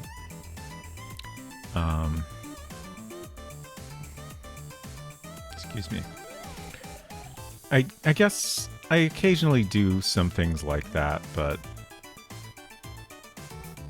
I should probably do more of it just to try to figure out, you know, share a little bit of a game and then also kind of figure out, you know, if this is something you want to play more of. This seems like a nice way to do it. I guess ultimately I want my streams to be like very professional, and like that kind of stream just feels like it's a lot of things to juggle. I guess maybe it helps if you're like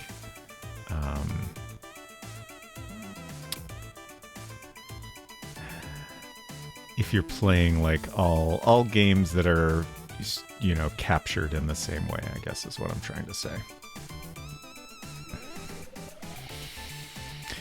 And also being 42 years old, I hear things magically improve at 43. I'm sad to tell you that that's not true. At least not always. It's good for deciding whether it's something I want to play or never need to play again. Yeah, exactly. like, I have a huge list of games that I would like to check out. I guess the other concern is, though, what if I play them all and I'm like, shit, I want to play all of these right now. Like, I already do a lot of, like, weeding out stuff that, like, you know... A thing I've always done is, like... Well, maybe not always, but certainly for a long time, like, if the art style doesn't, like, immediately grab me, I tend to just... not worry about playing that game, just because there's already so many games that, like, I'm excited to play and that have art I really am into. It's just an easy way to make things more manageable. But yeah, I do worry, like, that if I try too many of the games in my pile, I might just be more excited to play all of them. I think for me, at least, that's a valid concern.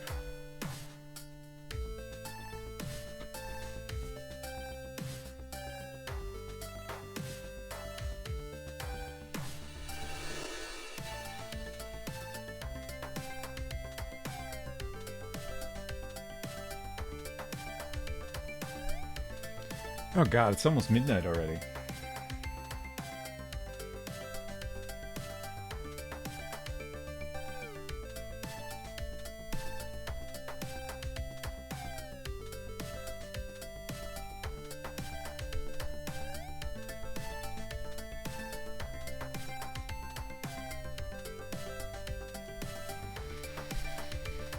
I should probably go ahead and start on the next test painting. Like, I think I've gotten what I wanted to get out of this today. I definitely still need more practice, but I think I want to get started on the next one, and then I'll be able to do more practice on that painting. And on that one, I'll, you know, instead of just using white and black, I'll use different colors for my shadows and highlights to make it look a lot more interesting and less like comic booky, hopefully. Like, I don't mind if it ends up looking kind of like this, but I would like to get it a little, just a tiny bit more like realistic lighting. Mostly just like, I feel like some color to the lighting makes it look a little more interesting and make it look a little bit more moody, hopefully.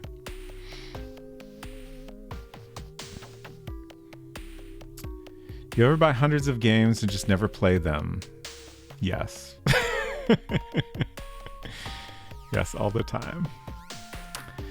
Unsecret Crush says, now I've moved on from online shopping for shrubbery, and now I'm looking for where to buy a lot of mulch from. There is one extremely Christian local business that offers a discount if you read a specific passage from the Bible. What?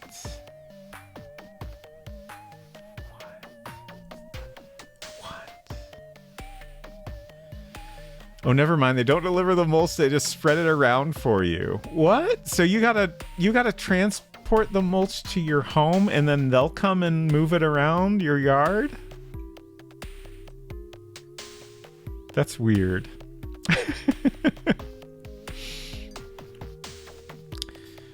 Calinera says, last night was the first time out of 9 total tried games that a game really made me want to keep playing it. It was called Europa.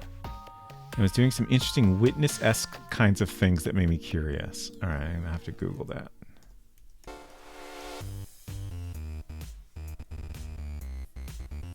Interesting.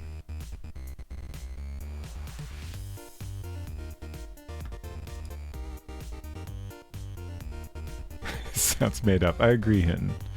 But I don't think it is. I think this business might be exploiting the labor of local Christian college students. Wonderful.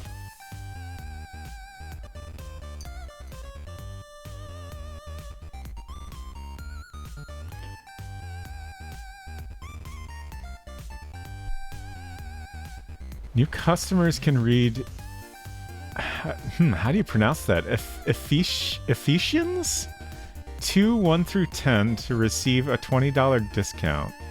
I refuse. I'm curious what this passage is about, but I refuse to look it up because that's what they want.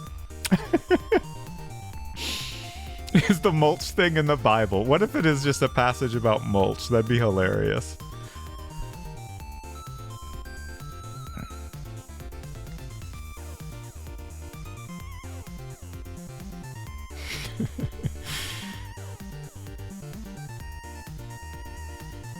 And so your crush said, I'm about to loom up that passage because I do not recall what Ephesians gets up to. I assume that was supposed to say look up, but I like loom up. I thought loom up was some sort of like weird new web service I hadn't heard of.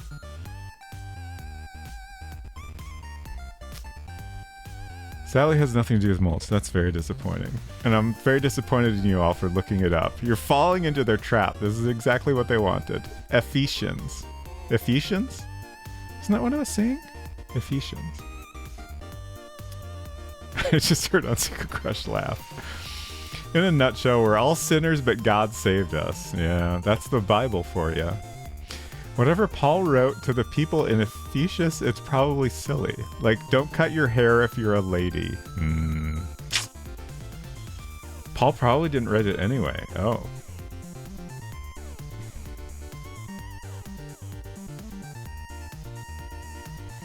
Okay. This is done. We're done with this, I think. At least for now. I'm not opposed to coming back to it at a different time if it feels productive. But this was a good learning experience. We definitely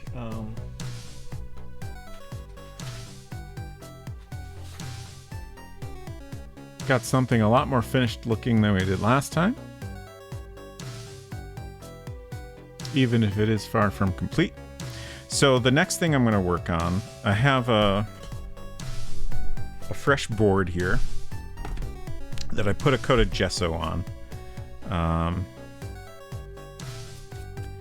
And with this one, I'm going to paint the whole background in, like, this is just flat colors. Like, I want the sky to look interesting and dramatic and have some, like, different tones in it, kind of a gradation, I think.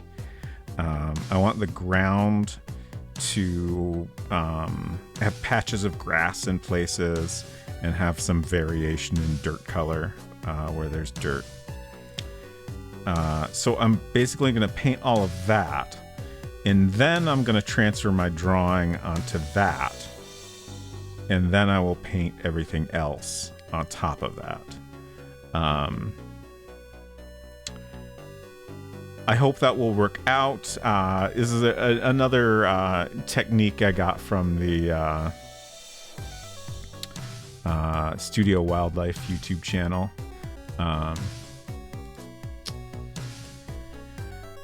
And I think it'll solve the problem of having all these brush strokes that are kind of chaotic and not really doing what I want them to do. So yeah, I want to experiment with that approach and see if it seems like the thing to do. If it gives me any problems for some reason, like I'd be fine coming back to this approach and using that for the final painting. But I want to give it a shot and see if I'm liking the results better. Hello, Afton. Good to see you. 47, mulch thy neighbor. Neen Fetians. Thank you. Perfect. The city is pronounced Ephesus, at least in southern Illinois church it was. Okay. We're learning so much today.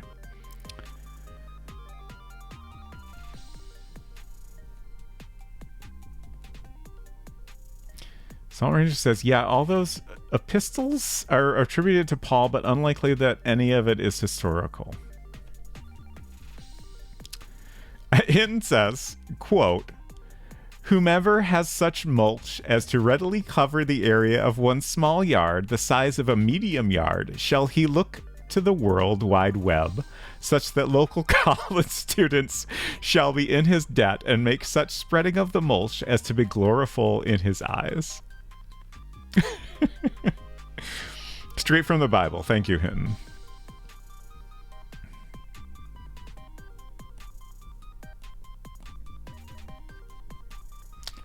Ooh, Calinera says, yep, because back then it helped your letter seem more reputable if you lied and said it was written by someone well respected. Just like meme quotes today. Oh god. Things never change, do they? Since we're close to wrapping this game, have you started looking at a new old Mac engine to make a Maupidi like? Oh gosh, don't even tempt me. I was thinking about this the other day, like, if I had just endless money, I would absolutely try to like get a hold of the rights holders and like fund a team to finish up Sukiya. I would love for that game to finally exist, but I certainly don't want to make it myself. I am very much intrigued by the idea of like making a game that takes a little bit of inspiration from Maupidi Island, though, just in terms of like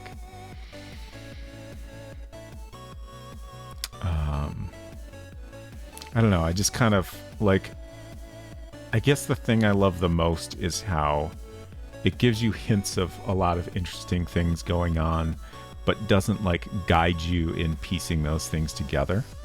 Like, I feel like that is the most interesting thing.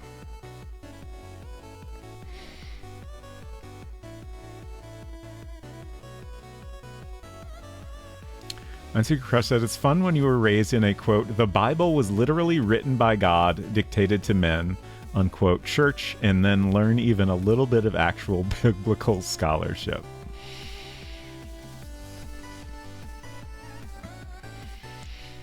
Epistles? I don't remember what I said. Does your ex-religion stand on the side of the street handing out magazines too? Actually pondering on the way home from groceries, what would you do to make a Maupidi-like game for modern sensibilities? Yeah, like that's so hard because I think a lot of what makes that game interesting just is not compatible with modern sensibilities. To me, what I loved about Maupidi Island is like how much I had to do outside of the game in my own, whether that's just in my head or, you know, on paper. I feel like to some degree I didn't enjoy that I felt the need to make these big spreadsheets of like what everybody said and stuff. But like all the other notes I made, like just like figuring out what everybody was up to and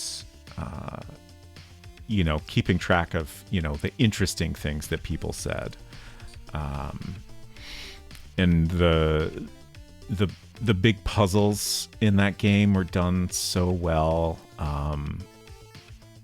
But like, you know, like I don't want to talk too much about it on a unrelated stream. I don't want to be spoilery about it on an unrelated stream. But like, you know, we had to look things up. We had to learn things outside of the game. And like modern games, with some exceptions, don't expect you to do that. And I feel like it's generally considered a bit of a design flaw if the game wants you to do that much work outside of the game. There's definitely room to like challenge that and design a game differently, but I think at that point you're maybe limiting your audience. Like for me that's okay, but it's no longer a game for modern sensibilities if you go too far in that direction.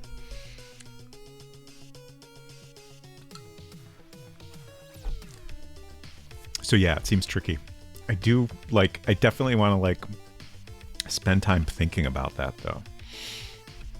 I've spent a lot of time in my life thinking about like early like text parser games and early adventure games and thinking about how you could approach similar mechanics in different ways. And like, you know, adapt them for like a mobile phone game. Like when touch screens started becoming really popular, I started thinking a lot about that. Like, I really thought we would see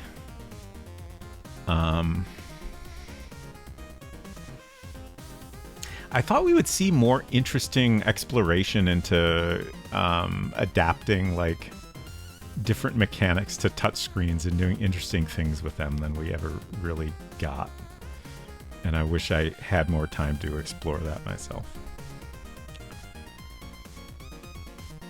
But hopefully I can do a little bit of that eventually. I do have a project I'm hoping to get back to at some point that's kind of along those lines. And at this point, I will definitely take some Maupidi inspiration along with me if I do get back to it. Nancy Crush says, no, but they do organize mission trips where you perform acts of public service like building houses in impoverished countries with the side of Bible study. Perfect.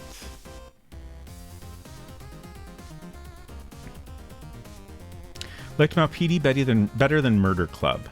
Yeah, like, I mean, well, first of all, you know, Murder Club was that 84? And Maupidi was 90, so, like, that's 6 years of, like, games evolution they had to, like, pull from. And I feel like that absolutely shows. And it was definitely, like, a more complex and compelling game overall.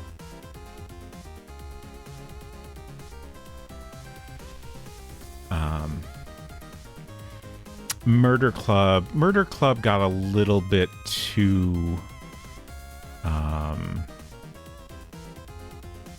I guess in both games, like, it kind of eventually got a little frustrating where it felt like I kind of had to, you know, go through every option to find the, you know, little tidbits of information I needed. Like, they both had that problem. I guess the biggest issue with Murder Club was that was actually required to proceed, whereas in Maupidi we had the opportunity to just do some guesswork in the end, which I think honestly is the better way to do it. But like both games, I feel like would benefit from some better way to handle that. And I just, it's really hard to, like, you know, a modern game would, if you're going through these long lists of dialogue, they would show you, you know, which ones you've already asked and which ones you haven't asked yet. If there was more dialogue, that would frequently be indicated in some way. But, like, I don't know, it's tricky. Like, if you tried to do that in those games, like, I feel like in Murder Club especially, that would have made the game too easy. It would have made it uninteresting. In Maupidi, I think maybe it had enough other complexity going on that it might have worked. But it's tricky. I don't really know how to solve that in a way that doesn't feel like... Like, I think the problem is if you do that, it becomes easy to just, like, you know, go in and click on stuff without thinking about it too much. And if you're not thinking about it, it is just less interesting. You're not, the game, the way the games are currently designed, they're kind of forcing you to some degree to, like, engage with them and, like, think about things. Maupidi especially did a good job of that. But if you can just see what you're missing, then you're not forced to think as much. Okay, so what now? So we need, I wish my paints, for anyone that came in later, I had my Stay Wet palette, and it's moldy now. All my paints have gone bad. So don't keep paints in your Stay Wet palette for 2 weeks. I think a week is like a maximum. That's my new maximum anyways. But I need to mix some new paints. And we're going to start with a wash again. I guess I want to get down...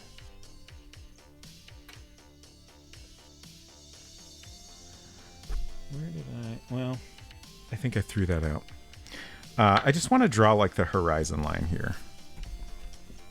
It doesn't need to be exactly the same. I just want to have that drawn.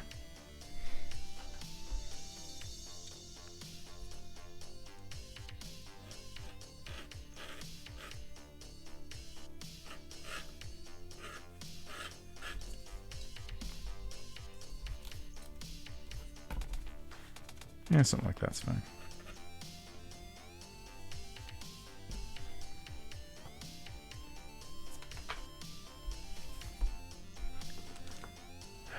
Maybe there's an in-game worldbook encyclopedia you could browse. Oh, geez. That sounds complex.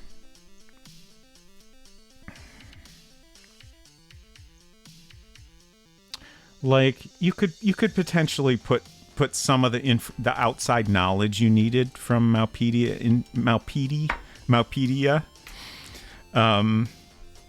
into the game. I think that would be doable and might help. You could maybe do it in a way that's like discoverable but not too obvious.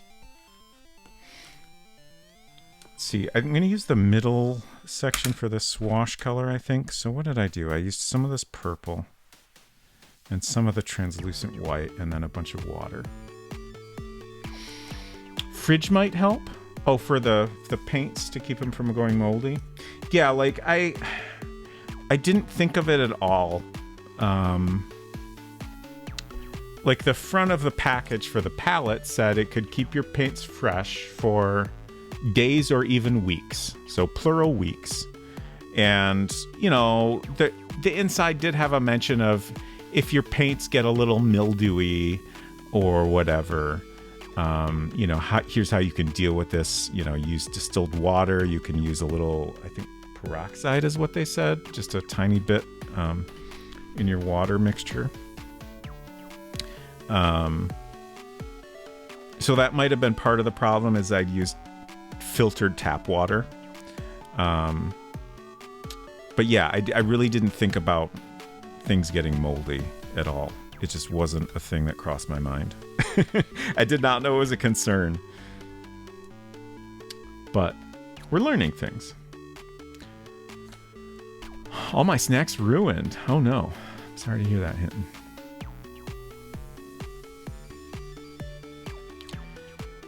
This game dev dares to ask the question, what if modern gamers are wrong? Find out why no one plays their game in this 4-hour YouTube essay. That sounds great. I would watch that essay. DS is such a cool exploration of touchscreens and dual screen games. Hard to port to other platforms because they were designed around the device's unique features. Yeah, it's such a bummer that like those games feel a little bit lost almost, especially like there weren't a ton of downloadable games, but there were some. And like, you know, even if you still have the system, like those are not very accessible anymore.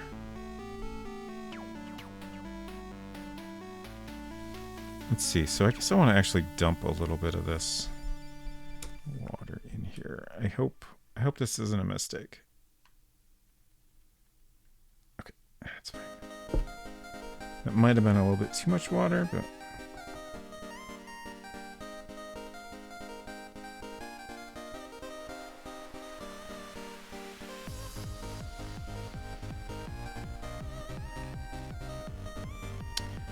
oh, the ruined snacks was a joke about paint going bad. I got it. That's good. Don't worry, there'll be some kind of DS Mini eventually. Oh man, that'd be kind of cool.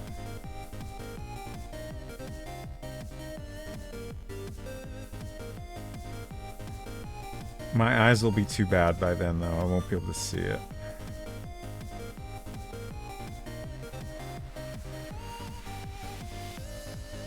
Yeah, I know. It was a little too much water, but that's fine. It was also too dark. We'll make it work. I mean, this is meant to be a wash. I think this is not that much more watery than what I did the previous time, and it worked out okay. I did determine that I used too much water that time, but it wasn't a huge issue.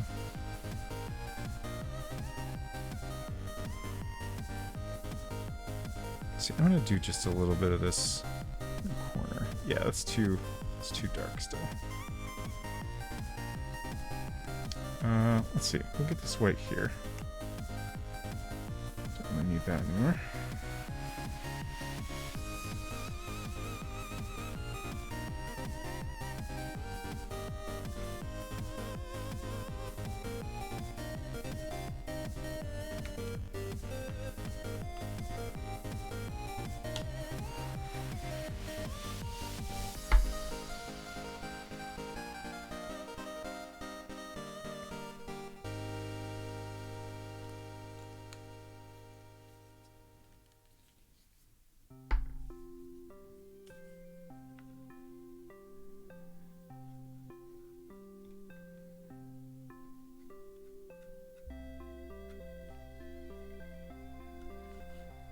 Oops.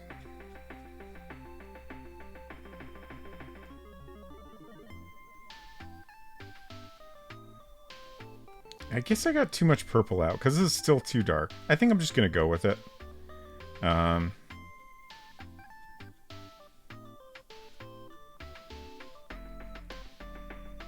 maybe I'll like it even better. I mean, the approach I'm doing for this one is a little bit different. Because like all my foreground objects are gonna be like fully painted over the background anyway in the end.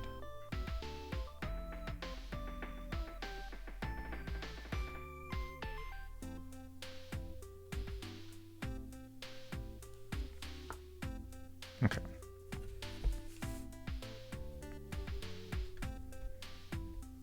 Oh, right. I need a bigger brush. I don't think I put that on my shopping list yet. Where'd my shopping list go?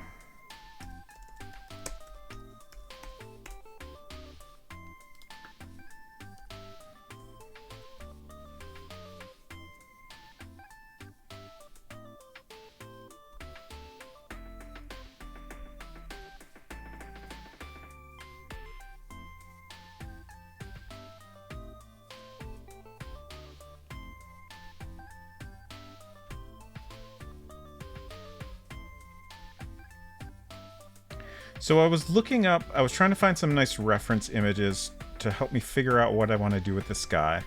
And also like to help me figure out how to paint natural looking like patchy grass areas. And I ran into a problem, which is that image search sucks now. Like, it's just, it's no good. It's really hard to get good images from a search. Gosh, what was the thing there was one search in particular that just gave me like the most like cartoonish, like I was trying to find like a moody night sky or something, and it was all just like Halloween, like cartoony stuff. And like the biggest problem I had was like kept getting like AI generated images, and like I don't understand why Google doesn't have some way to filter that stuff out. Like a lot of it was like, you know, on a website that's dedicated to AI art, and I don't get why you can't filter stuff like that out. There's gotta be a significant number of people that are just, you know, not interested in that. And then I tried Shutterstock. I figured, you know, maybe stock image sites tend to have like an option to, you know, not show AI generated art, which is great. So Shutterstock was decent. Like I definitely got better results than Google Image, but I started noticing like this image looks a little bit not quite right. Like there was never anything super obvious. But then finally I came across some images and I'm like, okay, this is 100% AI generated. And like, sure enough, like there were a bunch of variations that were all like, you know, very similar, but like different lighting and stuff. So apparently they have a bunch of stuff that's AI generated that's not even tagged correctly. So eventually I wound up on Flickr, and that worked pretty well. I was able to get much better results there, but it honestly, it feels like it's just a matter of time before like it's not a problem you could solve by just going to a different website, which is a bummer.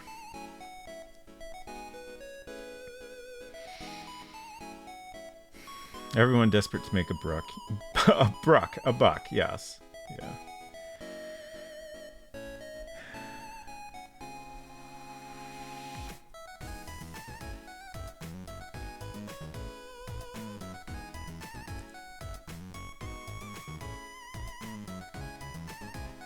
It's so weird how like there keeps being these like tech trends, like, you know, crypto and NFTs and stuff, and it's like it's this weird like circle of people who are convinced it's the next best thing.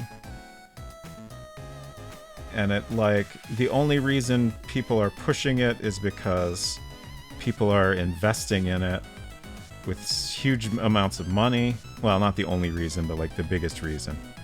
And then like eventually everyone realizes that it's not that great after all. And like it kind of hangs around, but like it becomes much less prominent than it was for a while. I don't know, just weird how it keeps happening. And like, I don't know, it's like the guys with the money are falling for it every time. I don't get it. I guess if you got a lot of money to invest, you got to invest in something.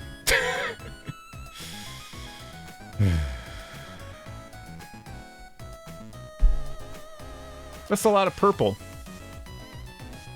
I was trying to see if my horizon line was still there. It's visible enough. I think that's all right. It's not. I mean, I wasn't trying to make it perfectly smooth or anything. It's relatively even. I have way more paint than I needed, but that's okay. We might be able to still use some of it.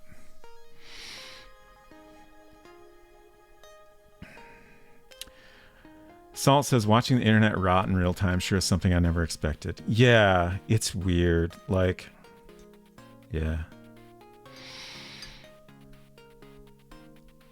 Like, for a while, it was just like, it was slowly becoming worse because of all these like content farm type sites that are just like, you know, pulling up information and turning every tiny scrap of information into a lengthy article. But then it was like, you know, at the time humans had to do all that work, at least to some degree. And now it's just like, it seems like it's just going to get exponentially worse very quickly. And it's already a kind of a disaster.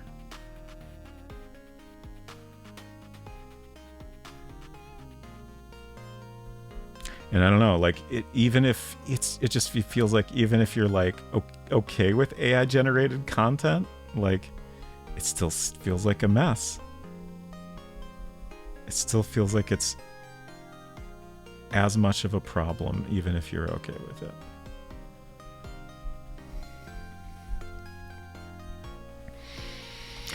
Selling plagiarized work, yeah. Oh, Goemon Sama says I have an extension that blocks all that stuff. Pexels still seems like a pretty good resource for royalty-free images. Interesting. I'm not familiar with that one. I'll have to check it out. Also, some image software will add AI tags to anything made in it, even if those AI tools aren't used. Yeah, there's been a lot of discussion lately about Photoshop, which I still use. I've moved away from most of Adobe's software just because I've gotten kind of fed up with the quality of their software has gotten a lot worse. But like I've been using Photoshop for so long that it's like every time I try something different, there's so many just like tiny little ways in which those programs are sometimes just different, which, you know, that's a thing I can get used to, but also sometimes, like, you know, they're missing these tiny little important features that I've come to rely on. So it's just so hard to move away from it. I use it less than I used to. But yeah, Photoshop will now, like, if you use like a content aware fill, for example, which, you know, I feel like when that was first added to Photoshop, people weren't really calling that AI. You know, maybe machine learning, if they were talking about the specifics of how it's done. But, you know, it's basically the same thing as what we're now calling AI. So, you know, it'll tag that, and apparently, at least in the recent-ish versions of Photoshop, like, even if you do that and then immediately undo it, your document is like permanently tagged as AI.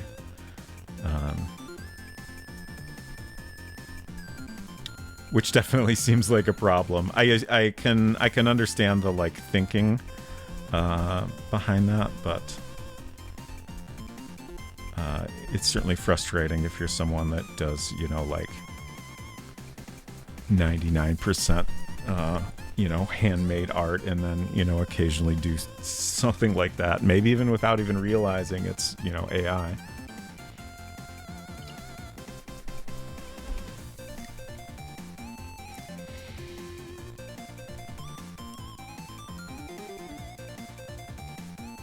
Tech bros miss the gold rush and they're sad and can't get over it.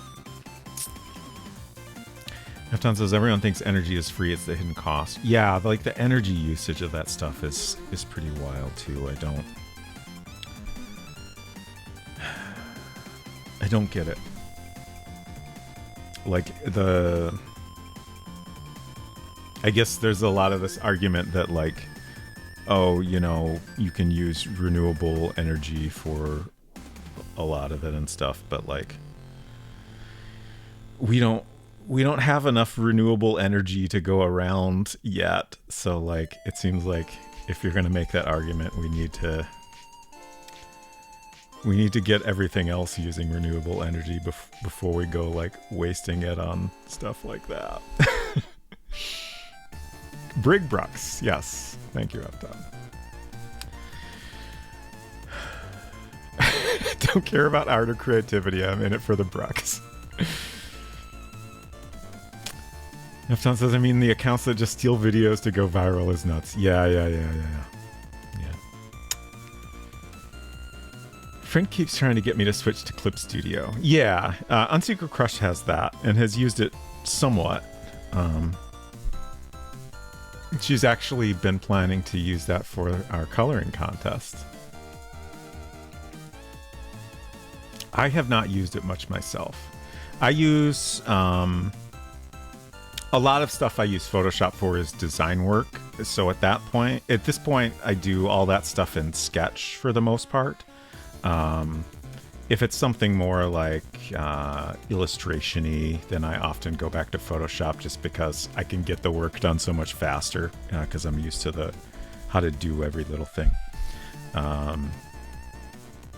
Occasionally, I'll try out different programs, like the Affinity programs. I bought that whole suite recently and have mostly used Publisher just for some occasional stuff I need to do. But occasionally I do some things in the Affinity Photo. But yeah, it's kind of great that there's so many alternatives now. It's so hard to like completely switch away from Photoshop when you've been using it for, we'll say 30 plus years. I don't want to think about exactly the number.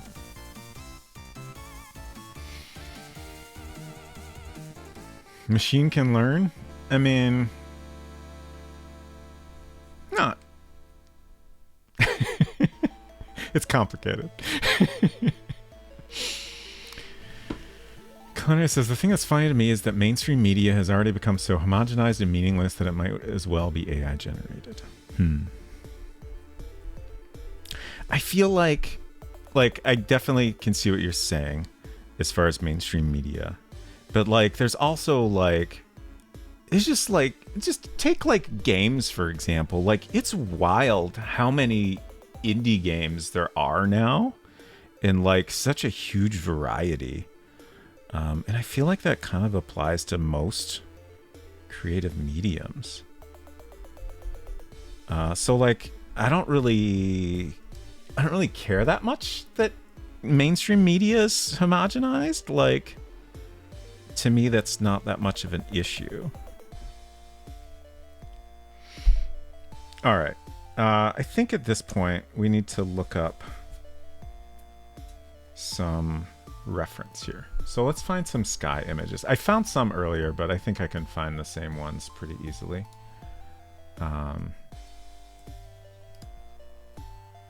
Let's look at this pixels, actually. So let's see, what was I typing? Let's try moody night sky. That's kind of what I'm going for in like super vague terms.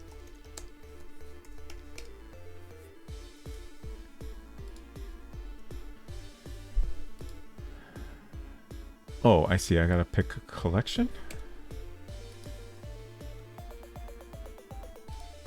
I'm just confused by this UI. I guess we'll do night skies. We'll see what this gets us.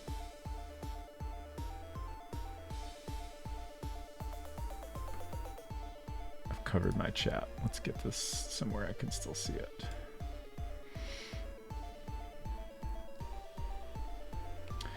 Salt Ranger says renewable energy growth is exceeding all projections, but yeah, there's still a ton of work to do.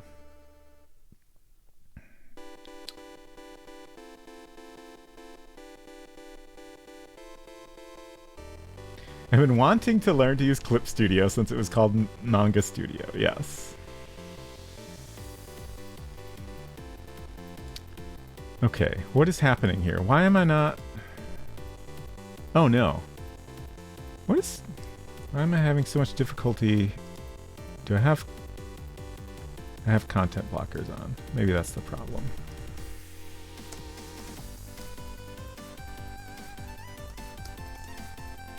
There we go. Okay, that was the problem. Okay.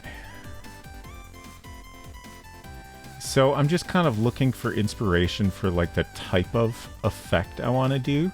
I don't know that what I'm going for is very realistic, but earlier I was able to find some images that seem like what I kind of imagine is like, you know, obviously very purpley. I'm thinking like darker at the horizon, so it fades to kind of black or almost black. But then like the brighter part I want to be a little bit swirly, I think. Just so it's not like a straight, boring gradient. Like Aurora Borealis kind of vibe is maybe not quite right. But it's also not terrible. This is kind of a nice, like, it's mostly just a gradient, but...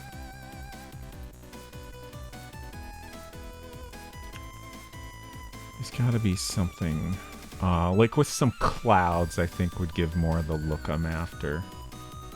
Like maybe this kind of thing?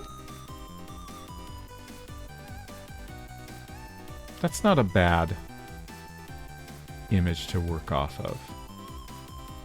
Like, I like the way this is, you know, lighter in some areas and then darker in a kind of organic way.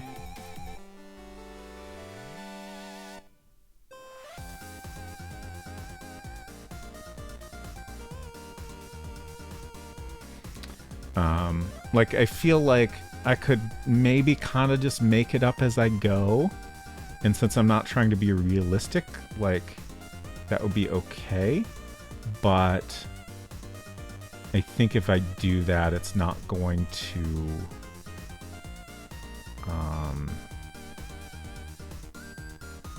Like this looks like it has a physical form to it, right? In that, I do want.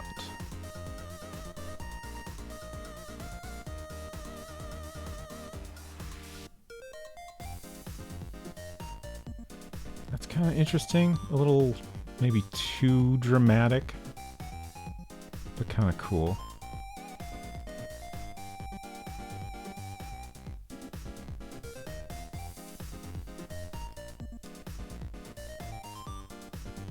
Whoa, what's going on there?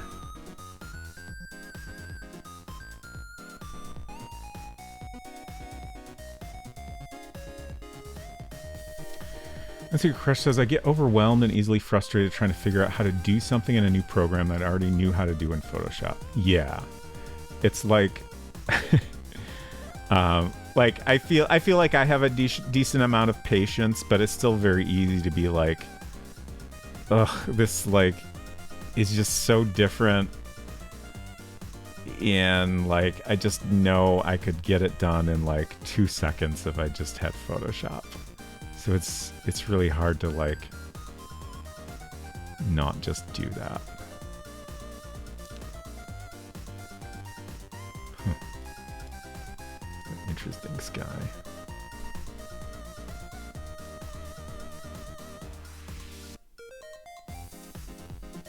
I don't think that's really what I want, but it looks neat.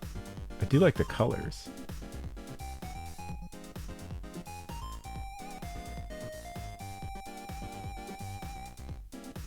I just remembered I had one really good photo of like a house with a path leading up to it that had some nice patchy grass.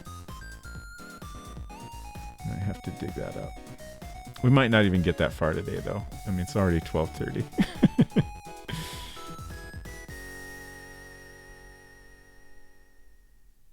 All right, I think we'll just go with what we got so far. That's not a bad one.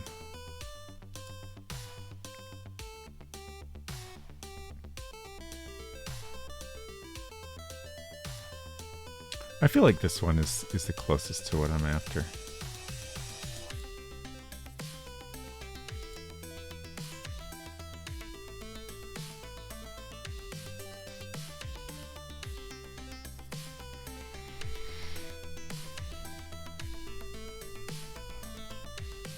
So how do I start with this? Gosh.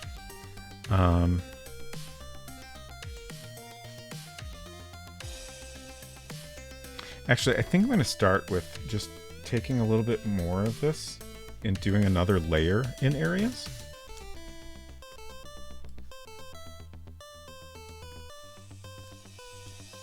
Excuse me. Good news, I imported the coloring template into Procreate now. How do I use AI to get this thing colored? No. It's explicitly forbidden in the rules. That's like the one rule.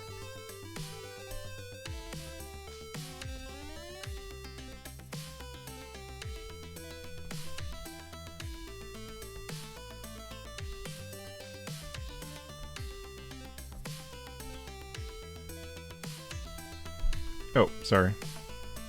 Oh, there we go. I'm surprised I noticed that before Unsecret Crush screamed at me.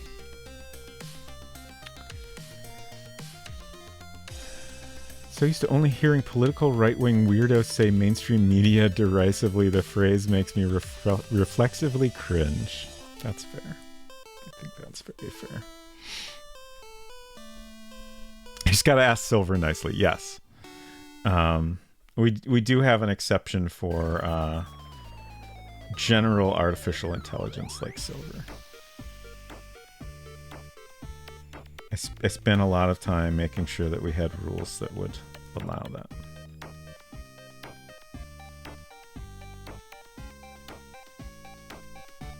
Oh, I got a bit of unmixed white in there. It's not the worst thing in the world. I guess I'll just kind of go with it, blend it in.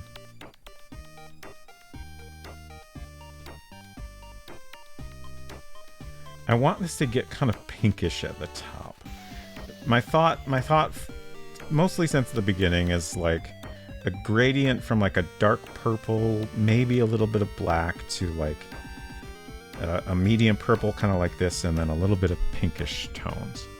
So I think a more pinkish color will be kind of like the brighter highlight color we used here. Should I?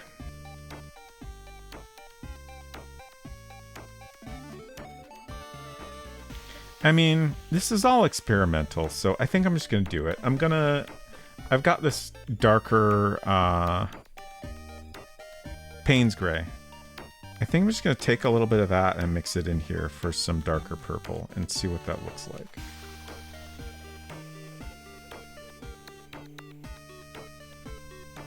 Mostly because, like, I have so much paint here in the middle, I hate to waste it all, so I'll try to use as much as I can.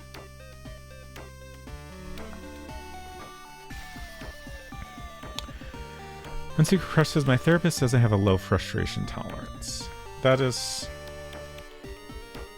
seems correct to me.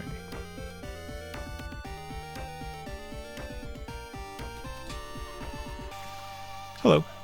What's up? I had an idea. Okay. I thought I would come communicate it to you with words. Please tell me about your idea. You're talking about you want kind of like a streaky gradient kind of look? Hello. Yeah, something like that. What if you took a little bit of alizarin crimson, Mm-hmm. my favorite pigment, Yes. a couple other colors maybe if you want, put just like a teeny bit on your brush. So like you get your brush loaded up with the color you got here. Mm-hmm. Dab like a little bit of alizarin crimson. Mm-hmm. Get it just like in a couple random spots on your brush. Mm-hmm. Go hog wild. Maybe even try going different directions with it or something. That might be too streaky. Okay. If I had a bigger brush, I could Yeah. see that working, Yeah, but I yeah, think yeah, with yeah. this size brush, that would Right. be too streaky. Right. And I don't know if it would come out looking anything like what you want, but it seems like a technique that might be fun to play with. Mm-hmm. Okay, that's all. I'll go back to my drill snack. Okay, thanks.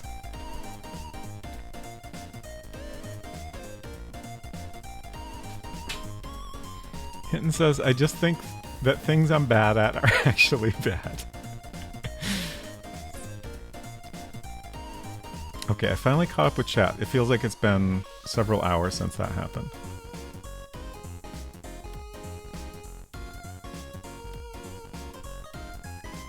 I guess I'm not going to worry too much about my horizon line right now.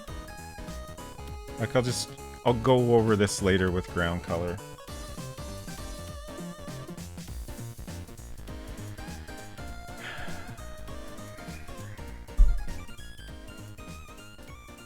I also, like, I can't decide how to approach this.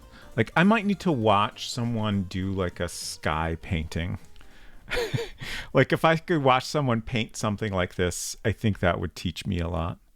But I feel like my inclination is to start with a mostly flat gradient and then start to build up, like, these lighter and darker areas.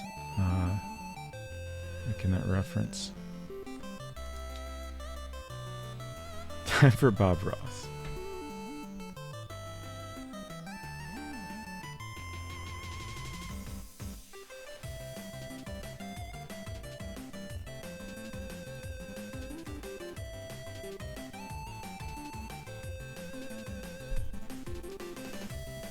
There's a playlist of him doing night paintings. Nice. I'll for sure check that out.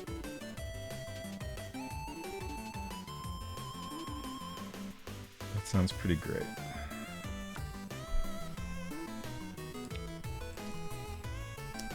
Bob Ross. Night.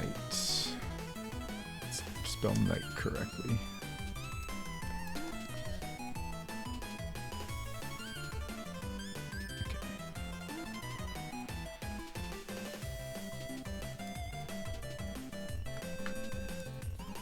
I'm not accidentally getting paint all over things.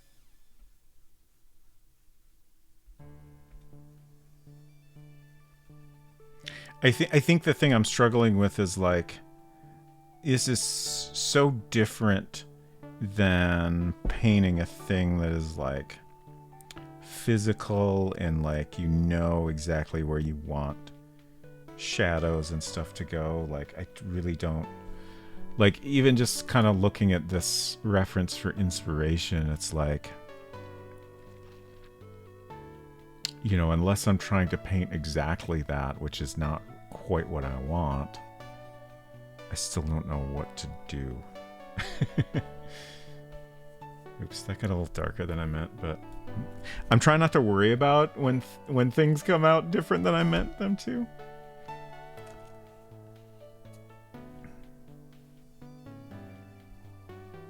As long as it doesn't look like definitively bad. Some mistakes are okay here.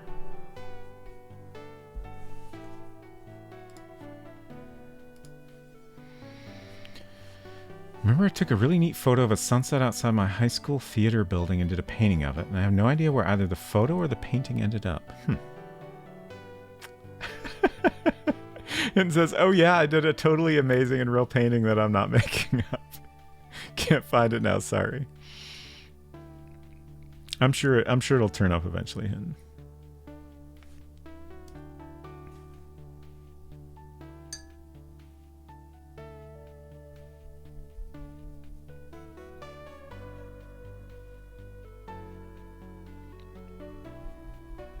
I might have to buy some more newsprint.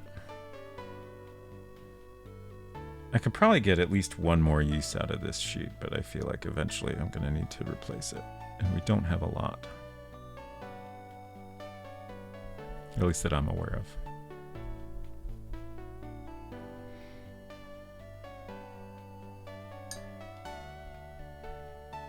Just trying to clean off my brush here. Ooh, might have a big newsprint pad downstairs. Nice.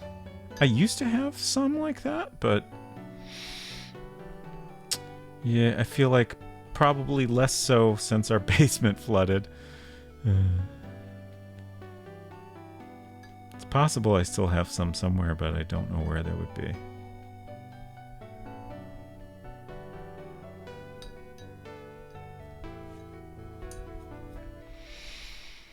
It says, I don't know what it's relative to, but I think 69% is probably the appropriate Procreate brush size for this coloring work. Nice.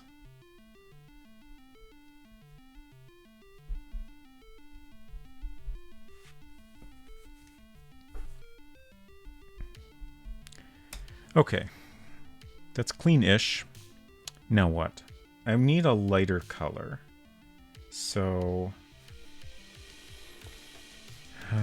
let's see.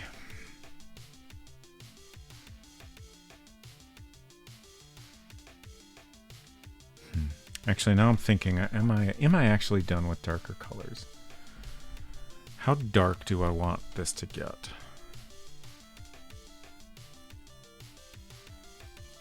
Maybe I want to get this a little bit darker towards the horizon.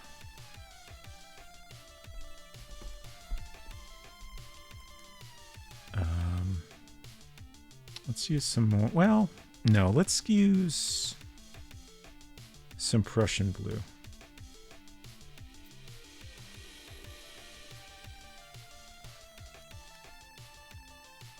I wonder if a little green might be interesting even.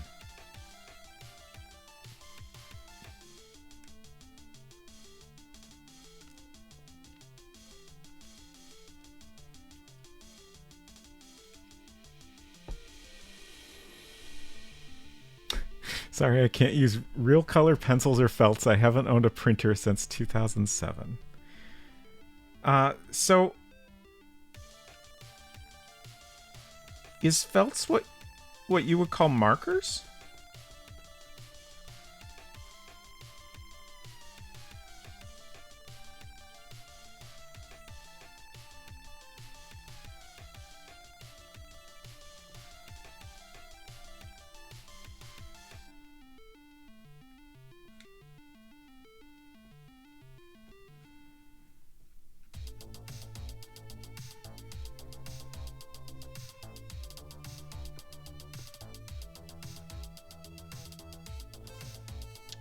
felt tip pens. Right. Markers is reserved for more your Sharpie, vivid, permanent marker end of things. Okay, got it.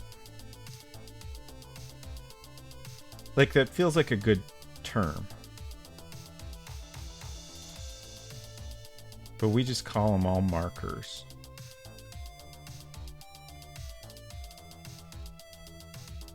Like, let's see. Like, we've got markers is kind of a general term for us for like any of that type of thing. Like a Sharpie, like the more generic term we would use is permanent marker generally. And then you've got highlighters, which is kind of like a special use marker. Felts is nice though.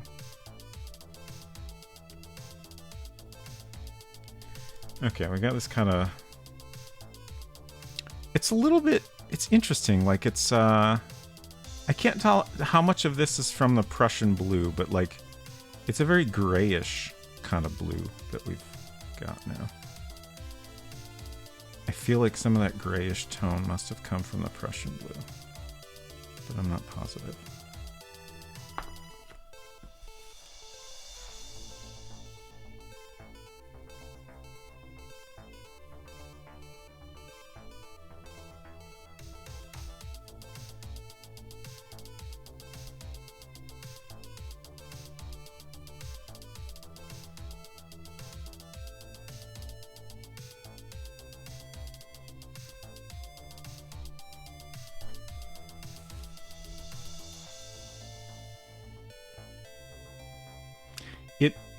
Like, I'm trying to be a little bit chaotic with it, but it still looks very, like, just haphazard. And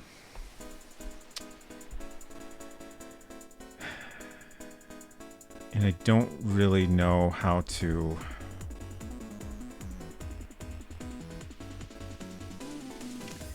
I guess the thing is, I don't know how to figure out exactly what I want this to look like, and I feel like I need to figure out exactly what I want it to look like in order to make it look less haphazard.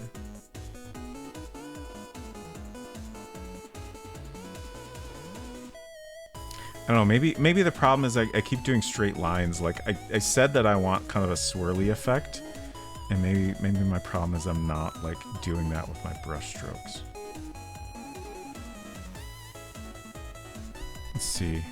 I guess, like, I want kind of a swirl from the top right down to the bottom left.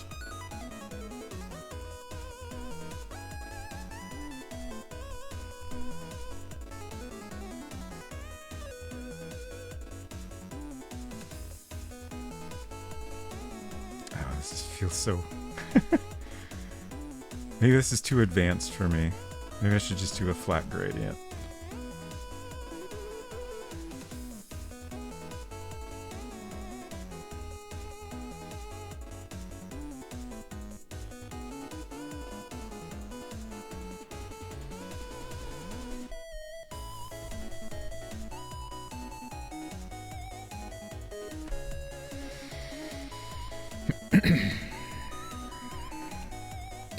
You want it to look like a starless void. Yeah.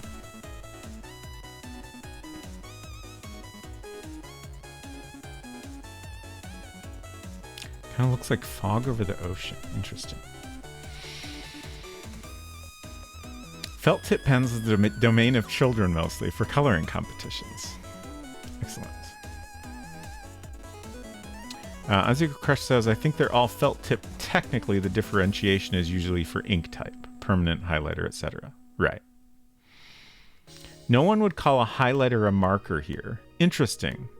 I feel like that maybe some people here would disagree with that, but I feel like a highlighter is a type of marker, and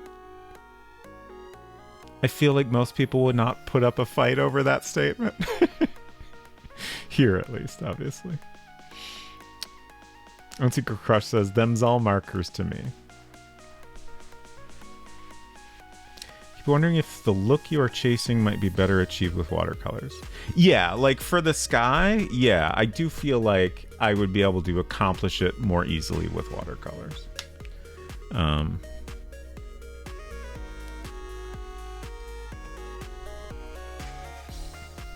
But for the rest of the painting, I definitely think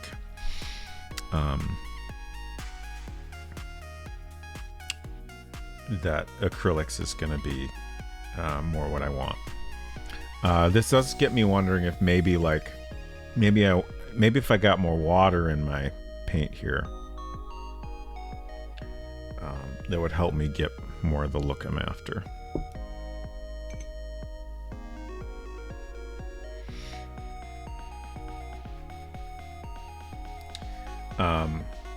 So the painting from the, I always forget the name of the channel, from Studio Wildlife that I was looking at, that got me thinking about trying this approach of doing the background before the foreground stuff.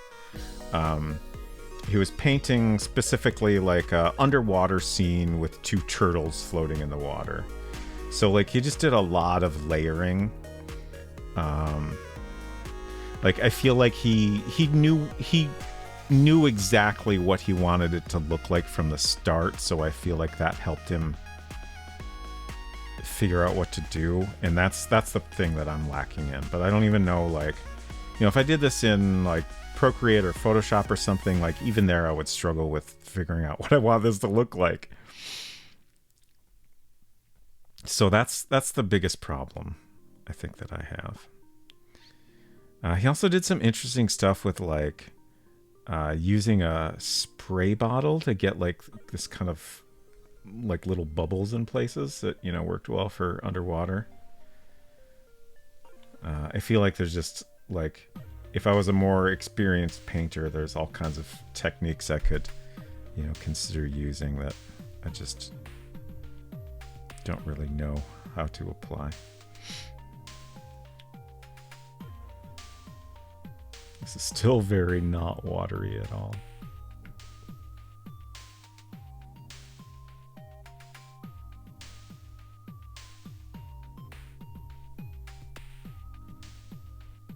I'm just making a mess.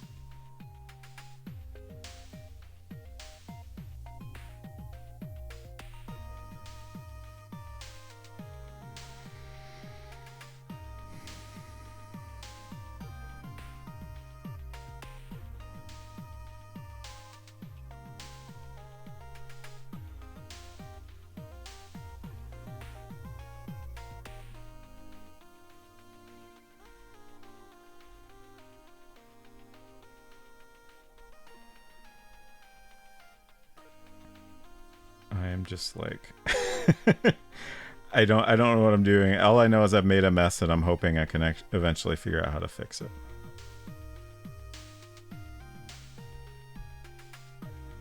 Try not to worry about it too much. This has definitely gotten a lot darker than I intended, but I don't know, that's maybe not the worst thing in the world.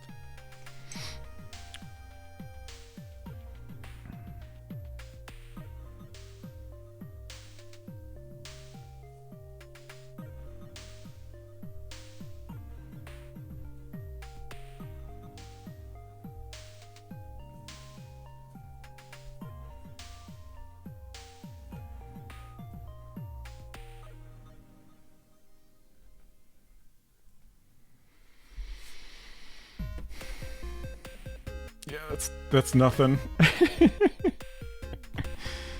Could do various blobs and let the edges bleed together. I feel like a highlighter is a marker with a negative GL frag color rendered like a floating point frame buffer with GL blend funk. It sounds accurate.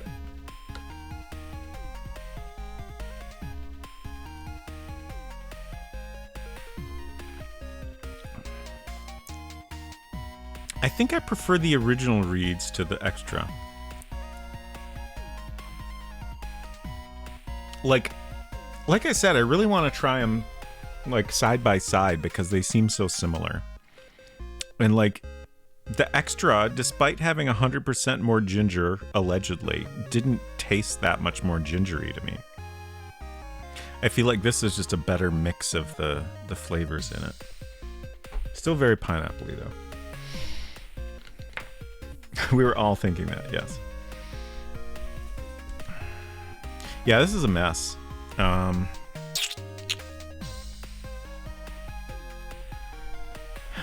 It's a mess.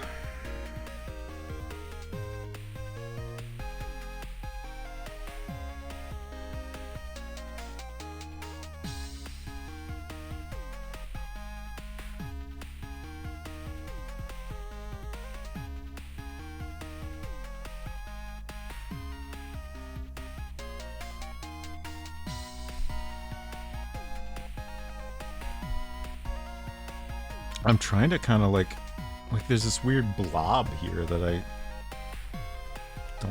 don't like the look of.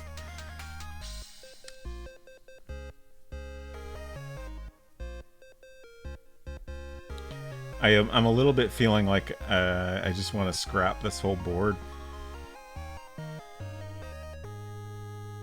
I guess I could use the bottom half as another sky to experiment with. If nothing else.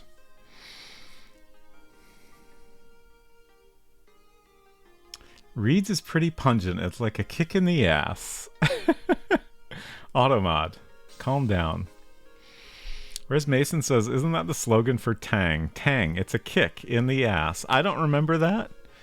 I do remember drinking a lot of Tang when I was younger. Can you gesso over it? That's a great question. I don't know enough about gesso to know whether that's an appropriate thing to do. It seems like that's probably possible. But you're supposed to let the gesso dry for 24 hours, so obviously that doesn't help for tonight.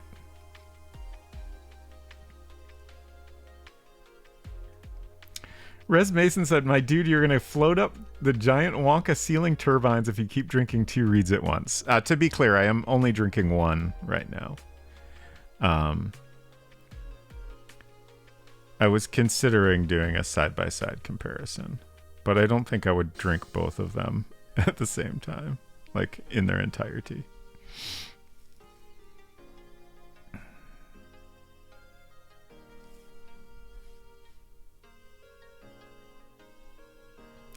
Automod, calm down. Thought that was name calling. Tang, it's an asshead. Wonder if you could reclaim the board to use again. Yeah. I'm just saying, like, if I give up on this board, I have nothing else to paint on tonight. I guess we could go back to the last one and fuss around with that, but that doesn't feel super productive right now. I do wonder if I might want to grab another pack of these boards. They're nice for these little experiments. I do have some other boards, but I think I'm going to return them. They're much too heavyweight for experiment paintings. I'm enjoying all your slogans. Okay, so I think I definitely want to let this dry before I do anything else with it. I could also use a bathroom break. So so I'm just gonna take a break and figure out what I'm gonna do here. We don't have a lot of time left tonight, but I feel like I wanna figure this out. We can figure this out tonight. We won't get anything that looks great, but like I can figure out the direction I'm trying to head.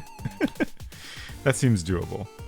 So I'll be back in like 5 minutes or something, and we will continue. See you in a few.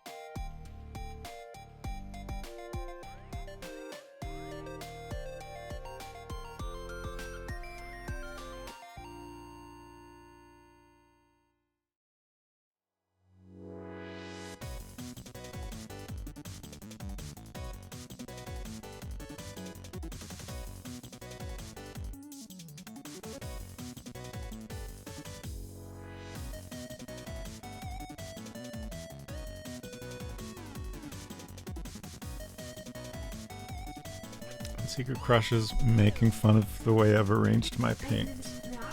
I was not making fun. I was saying that it's interesting. I'm gonna zoom out so everyone can see. I don't usually show this much stuff. I'm just making sure there's nothing around I don't want to be on camera. Okay. So this is how I have my paints arranged. It seems fine to me. I can see them mostly. It's like a little forest. I don't have a lot of room to work with. It's a forest of paint tubes. The labels are almost all facing him, but not directly facing him. They're all kind of facing just a little bit off to the side. I just think it's great. I don't know why it's not a way that I would have arranged they're pointed more to the right than... Like, if this were me, first of all, I would not have literally every paint tube on the desk, I think. I would probably have them scattered more. Some would maybe be in a bucket on the floor or something. Yeah. That's why it amuses me that they're literally all standing up. This is always the outlier. Hey, what did that one do? Which one? Yellow oxide. What did yellow oxide do to offend you? I don't know. It's fine though. Yeah, I wasn't sure which ones I needed. I knew there were like a few that I've mostly been using, but it seems fine to me. Hello, Torsten Bronger. I would tip over things constantly, I think. I think that's reasonable. I'm surprised I haven't done that more often. That might also be why I find it so amusing, because they almost look like bowling pins lined up, ready to be knocked over. I don't know if y'all could hear that, but she said they almost look like bowling pins, which I think is valid. Okay. So we all agree that this is a mess. I'm just kind of figuring out what to do with it. I think since I made everything too dark, I think I'm gonna get some lighter paint, and we're just kind of see if I can recover. This will be a learning experience. I could use the bottom half and just kind of start over, but I would like to see if I can turn this into something that looks better. And also mostly I still don't know exactly what I want to do, so we'll just keep experimenting. So Unsecret Crush is a big fan of the alizarin crimson. Let's see what that looks like. Let's see if that's a color we want in our sky. I feel like that with a little bit of white might give me the pinky color I'm after. We've also got a Nephthol crimson that might work better, but I want to see how this turns out. Is Twitch latency up for everyone or just me? I'm looking over at my iPad to see how behind things are for me. Okay, not super behind. It feels like a normal amount to me.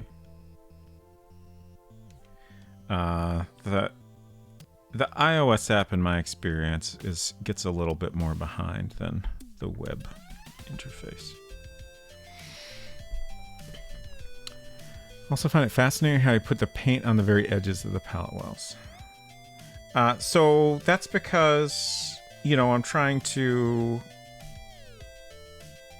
I gotta rub it against something to get it off, right? I'm wondering how you would do this. I guess maybe this is a case where it would make sense to use a palette knife to get the paint off, and then... With these very roundy wells, I feel like a palette knife wouldn't work very well. But I would still end up scraping it onto the edge anyway. I'm doing my best here, alright? It all makes sense to me. Wow, this is very, I don't know, it seems kind of blood red. Which maybe isn't the worst thing for our weird haunted sky, but it's not quite what I was imagining. A little more white might get us there, but...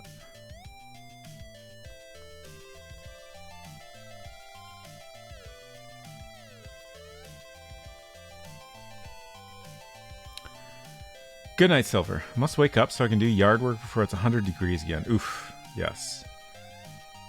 Thank you for hanging out. I hope you sleep well. And thanks again for the raid.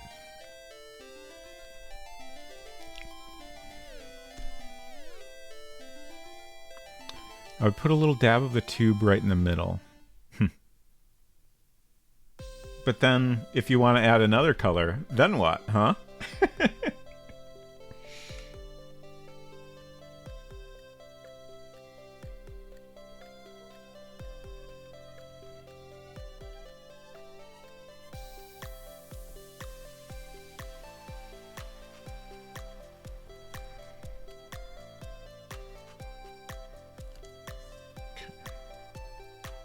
I want to get like a tiny bit of this on my brush, so I'm trying to... I guess I can use my paper towel for this. Maybe that's... Okay. I guess I did use transparent white. Maybe that was a mistake.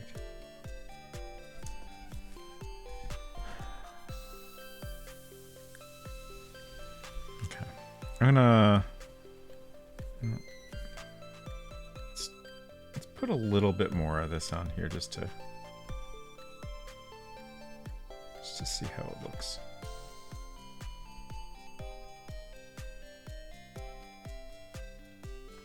I find that constantly, like, the paint is either too dry or too wet. I find it really hard to find like the perfect middle ground. Very tricky. Oh, I got like a flake of something. Rude.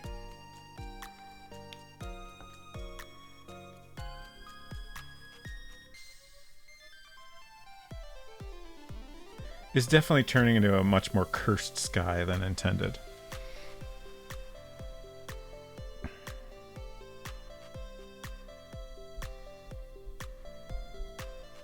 I'm gonna get a fresh paper towel here.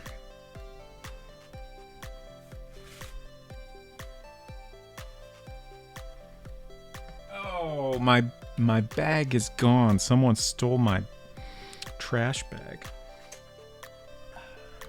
How could they do this to me?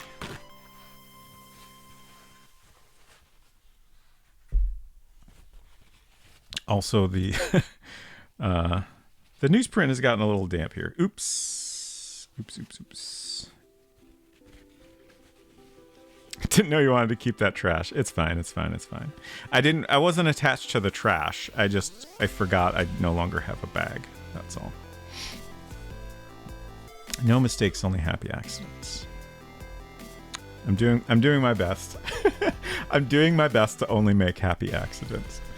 Hello, Robot's friend. Good to see you. Is this Mac Paint? Yes, correct. I hope you are doing well.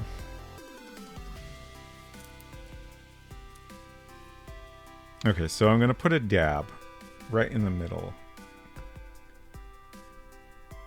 Yeah, that doesn't... I'm sorry to say, I don't think that works well. Like, I need something flat to scrape it off on. Otherwise, there's going to be a blob sticking out.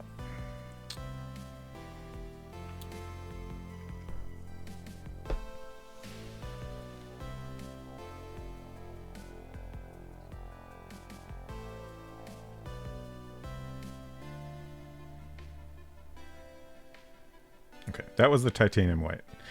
For a second, I was like, wait, did I use the white I meant to use? I did mean to use the opaque white this time.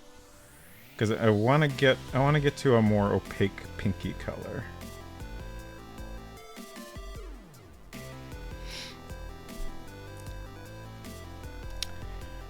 Res Mason, I'm sorry your internet stinks. Thanks for hanging out. I hope you have a good rest of your day.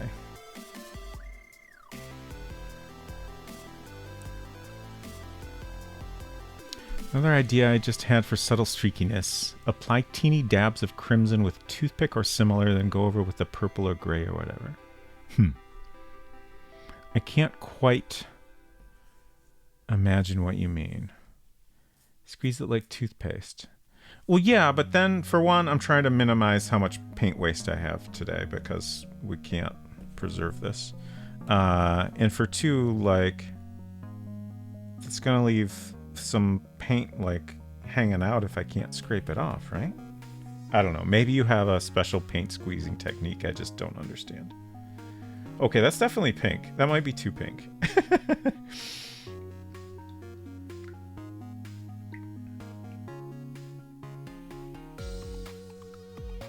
It's interesting how, like, I don't know, it didn't feel like that was a lot of the opaque white, but it really is opaque now. Like, you know, we went from that very dark red to just with just a tiny bit of opaque white, and now it's like super light pink.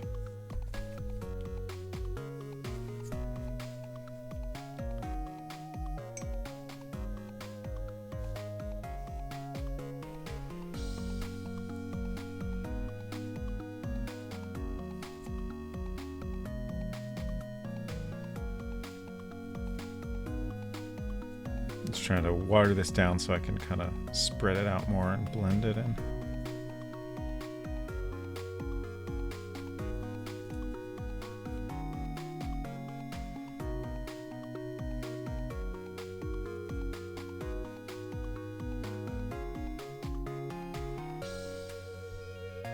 I'm gonna regret that, but this is already a disaster, so like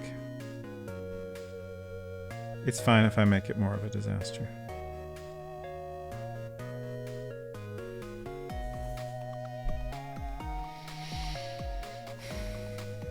Yeah, I think maybe the biggest thing I need is to figure out, like, I think if I was good at this, I could just experiment and come up with something that looks interesting, but I'm not good at this, so I need to know exactly what I'm doing beforehand to have any hope of it looking good.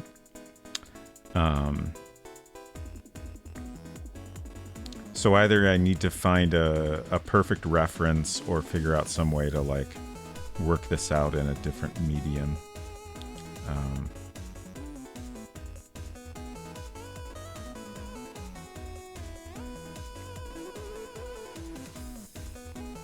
Like it might be a teeny bit easier for me to experiment like in Procreate or something. I'm just trying to think of like how I would do it there. I guess I would start with a gradient and then kind of build on top of that. And most importantly, I would have layers. So like this, I would delete that layer and get back to where I was a second ago.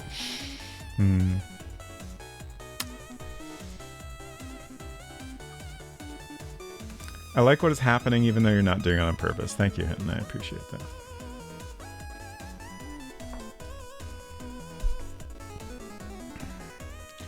If you have an extra toothbrush or a firm bristled brush, you can do some splatter. It can get interesting if you do it while the surface is wet. I like the idea of that. It does sound a little bit messy to be doing around all my expensive computer equipment. I guess I just gotta like make sure I don't splatter in the wrong direction. I think I won't try that today. Actually, like, I really need to like spend some time tomorrow. So I think I'll try that tomorrow. That's a good idea. We definitely have plenty of spare toothbrushes around. Thank you for the suggestion.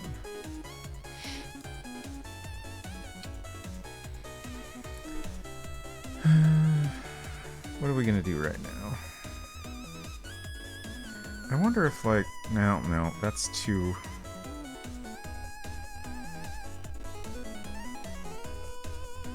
If I maybe had like a more like, I guess what I'm picturing is almost like a makeup brush. Like I could do this kind of like thing and get something that might look less terrible. Like this, but spread out more with a bigger, softer brush. They look kind of interesting.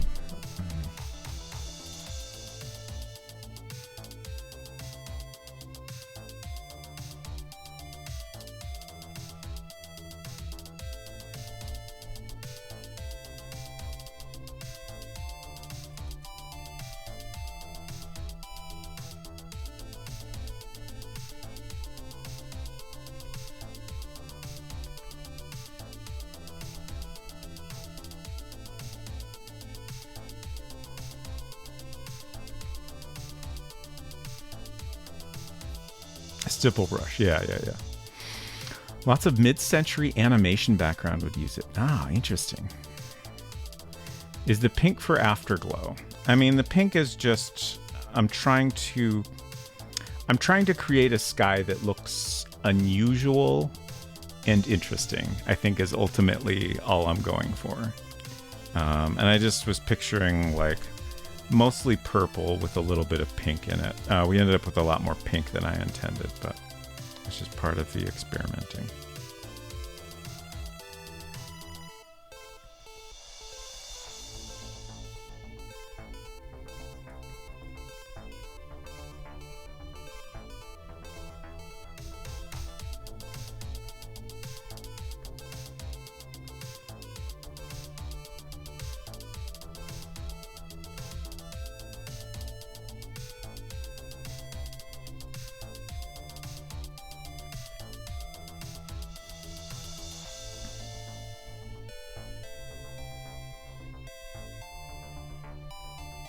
I knew this part would be hard, but for some reason I didn't think it would be this hard. I thought we'd make a little more progress tonight. I mean, experimenting and failing is still progress. I thought we would make more visible progress, I guess. That's okay.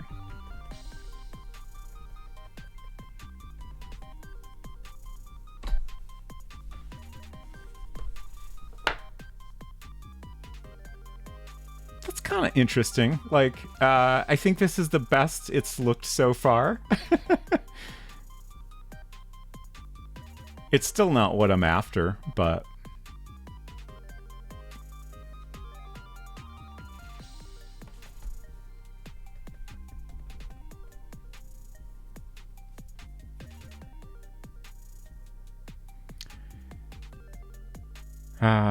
Unseen Crush said, you know, mid-century animation backgrounds might be a good vibe to look at for reference inspo. Yeah. That's a really good point.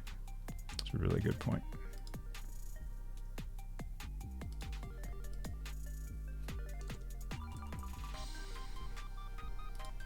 Speaking of inspiration, let's go back to...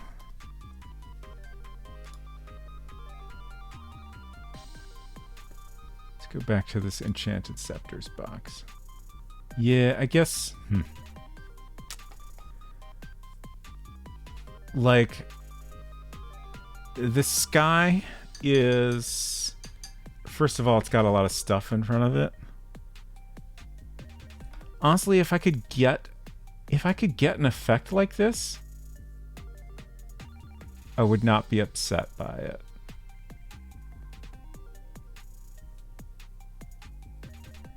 I'm really curious how the sky here was created. It almost looks more watercolor than the rest of it.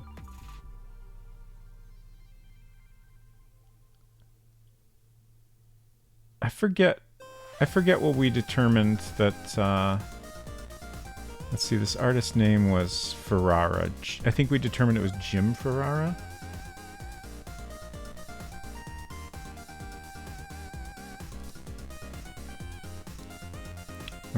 I'm trying to remember what medium he typically worked in. If it was acrylics or maybe it was watercolor? I don't know.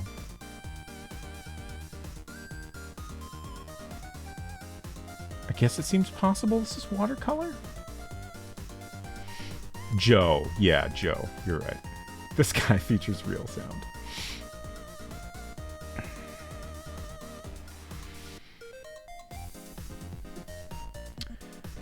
Gomon Sama says the book Cartoon Modern is on Internet Archive. Definitely recommend giving it a look, especially for color combinations. That sounds great. Thank you. I will dig that up after stream. Looks a bit like gouache, maybe. You might be right. Yeah, that sounds right. Shambling Undead. Hello, hello. Thank you so much for coming by. We're just checking out the Enchanted Scepters box here. I'm trying and failing to paint a cool-looking sky. So we're going back to my original source of inspiration to see if I can get any tips. And the tip I think that we learned most of all is to be a talented artist like Joe Ferrara and have his painting skills. But welcome, y'all. I hope you had a good stream.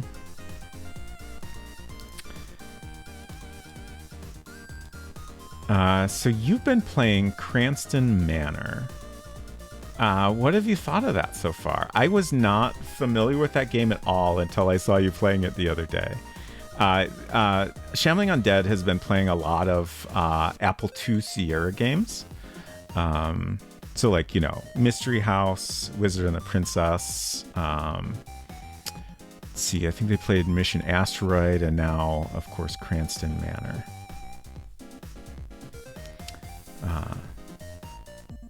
I think Ken Williams worked on that and a couple other people that I don't think their names were familiar to me. Gouache works like watercolor, but it's more opaque. Oh, okay. Yeah, I've never used gouache. I have no idea what that's like. But here's my weird sky so far. So we're trying to paint a cover that looks similar in style to that Enchanted Scepters box art for my own game. And it's been a learning process. I'll show you.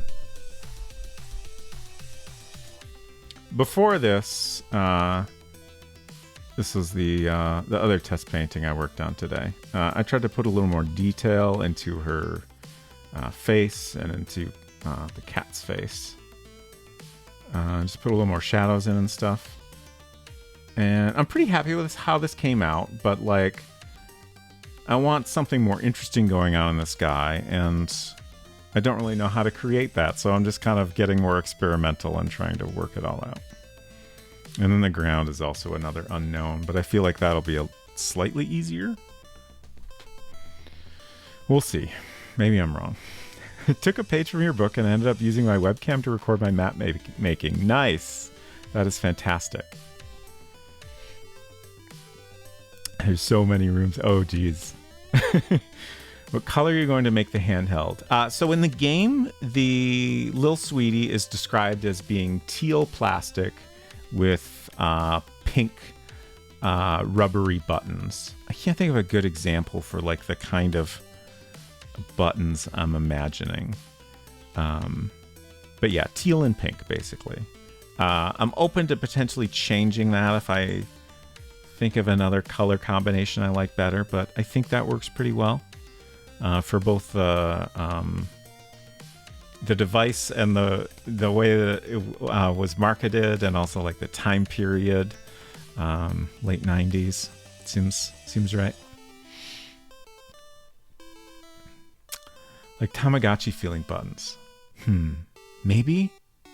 I don't think I've ever had a Tamagotchi, but I've seen them. I can't quite picture how they feel. Yeah. Let me look that up. Well, I spelled that very wrong, but...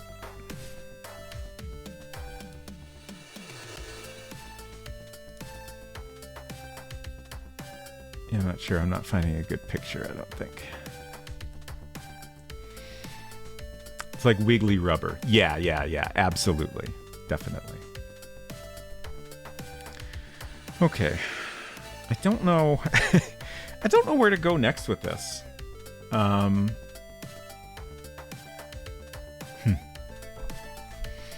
Tricky.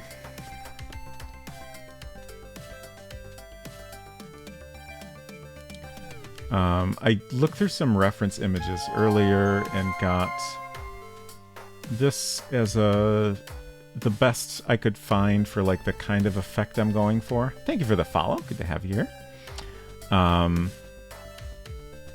So like in the game, the sky is just kind of black. It's just complete black.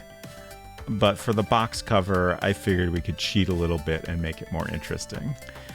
So what I kind of pictured is like a bit of a gradient from like lighter purple to darker purple with maybe a little bit of pink, just to make it look a little more unusual.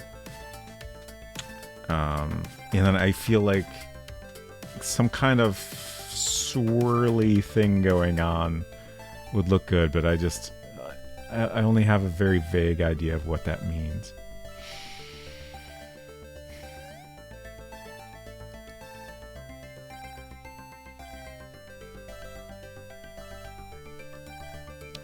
And I feel like the fact that I want it to look kind of unreal, and it should also be starless.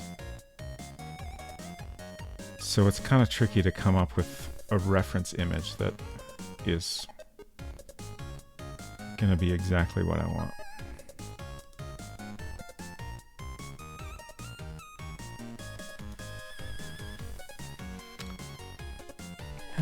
Okay.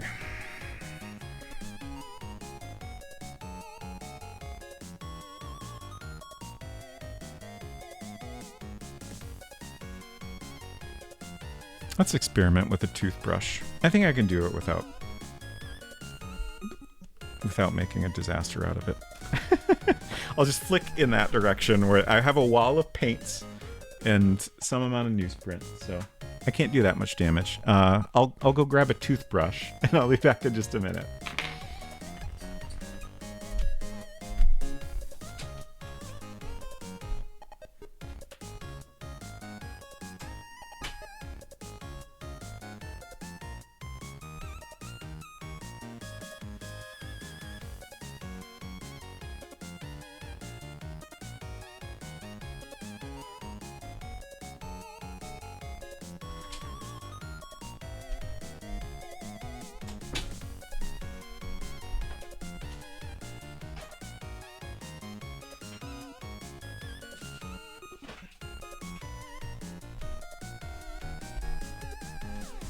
Okay, this is a weird ass toothbrush, but it might work well. It might be just what we need.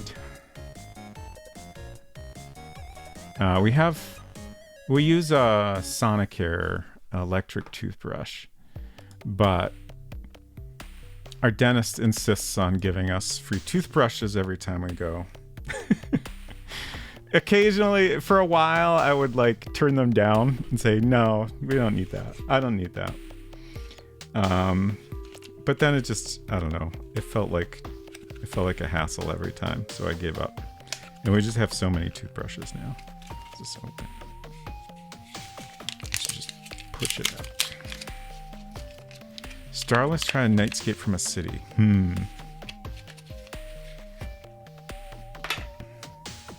So this has, it's got like these weird gum cleaning, rubbery things on the side. So this might do some interesting paint splatters. Let's see. I'm gonna actually create even more of a wall than I already have, just in case things go flying.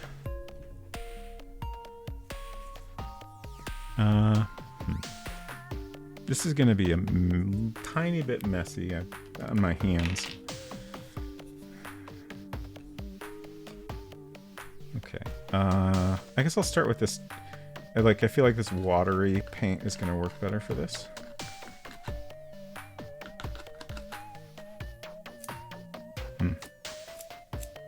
It's maybe not watery enough.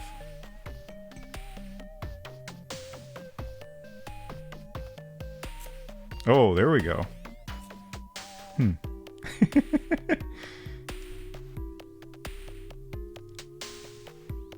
That made a huge mess. I'm glad I built a wall.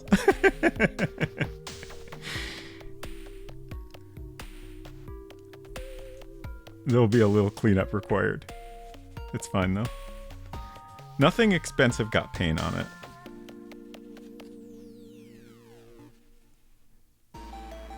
Dab up this. I got a little bit of just straight water over here. It's hard to tell. Let me try to.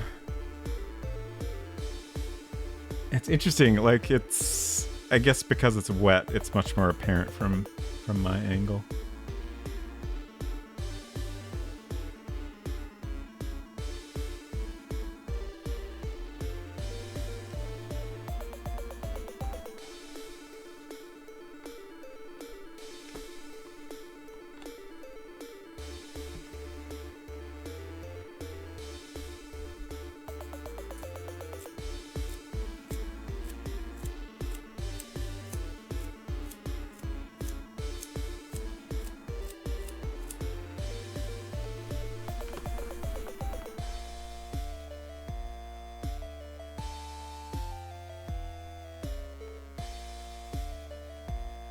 Oh, I forgot to dab the water off. Oh, I'm making a huge mess. Oh, jeez. Oh, now I got it on the mic arm. Oops, oops, oops.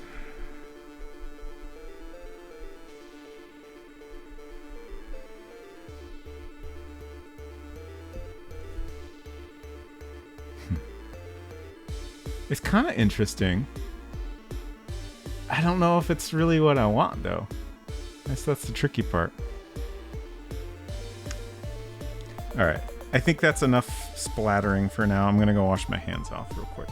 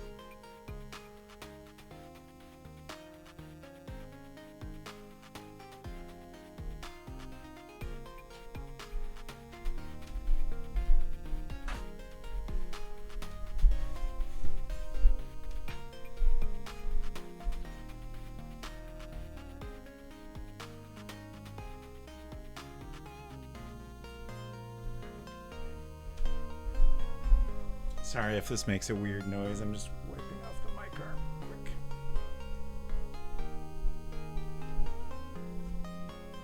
I don't think it'll make a weird noise. You never... Oops.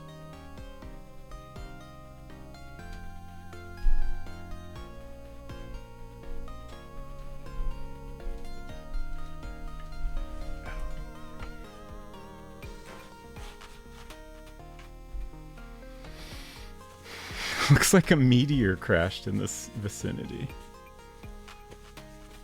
That might be good? I don't know. Something was making a light weird noise, like a rumble or something. Okay, that was probably me wiping the paint off.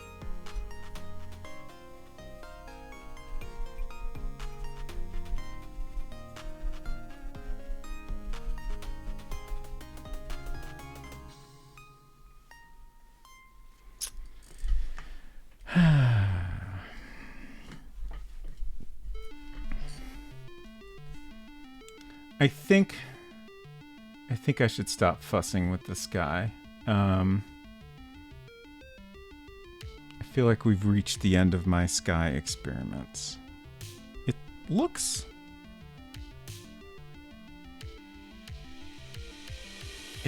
better in person somehow, just a little bit, than it looks on camera.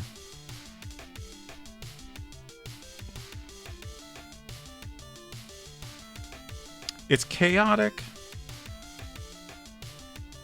but it's maybe starting to look like what I was after, just a tiny bit.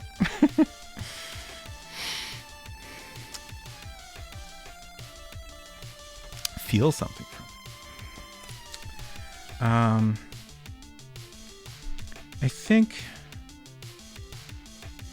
I'm going to paint a little bit of ground. What I'm thinking here is even if I can't get the sky looking right, I can still make use of this painting.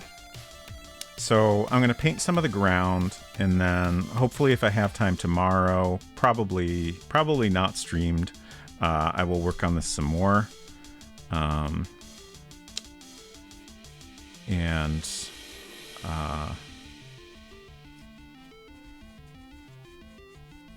Like start to do the characters and stuff on top of the background and just get a better idea of whether or not that approach is going to work well for me.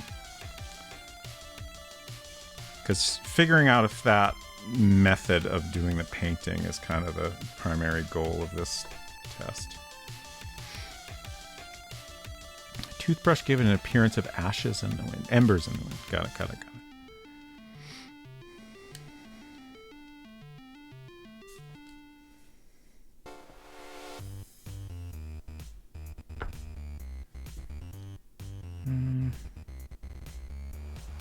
I can always get more paint out. I feel like I'm looking up at a mountain during a wildfire with the top half. I can see what you mean. Yeah.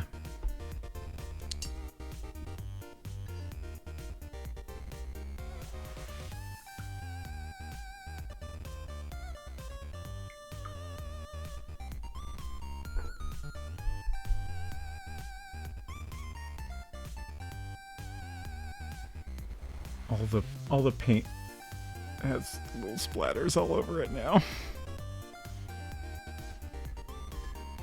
Some worse than others. It'll clean off easily though. A very familiar sight having grown up in SoCal.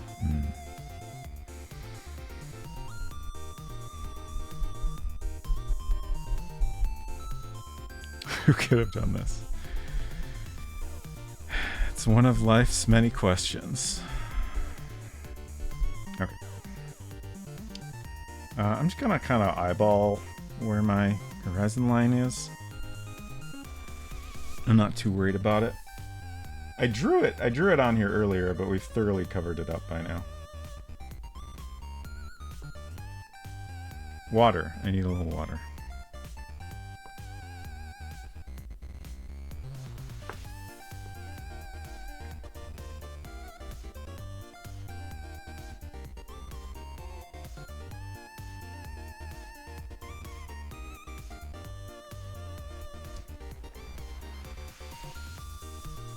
I'm just using some straight burnt sienna as my base color here, just because that's what I've been doing.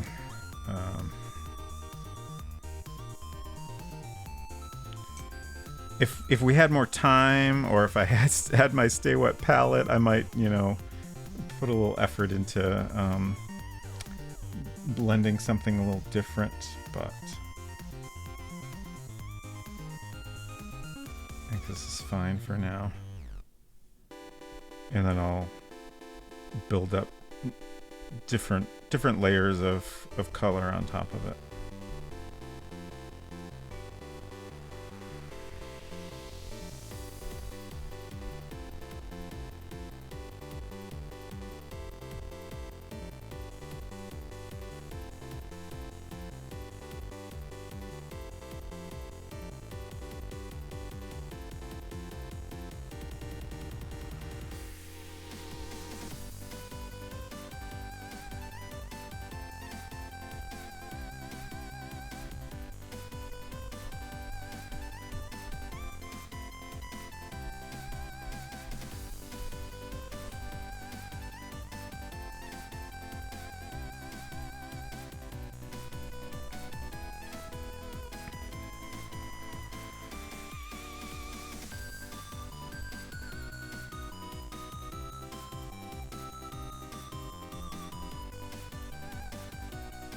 Oops. Oh no.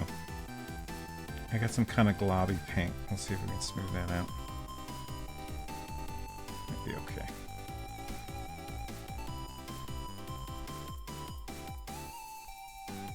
I think it's fine.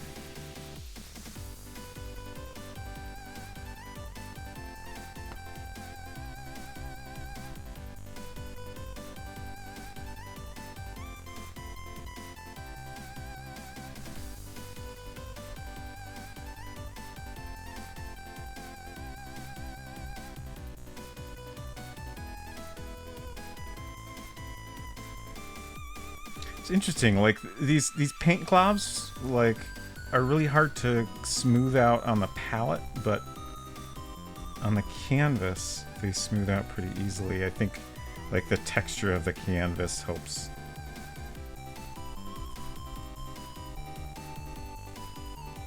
Spread it out a little bit more, whereas it just kind of slides around on the palette.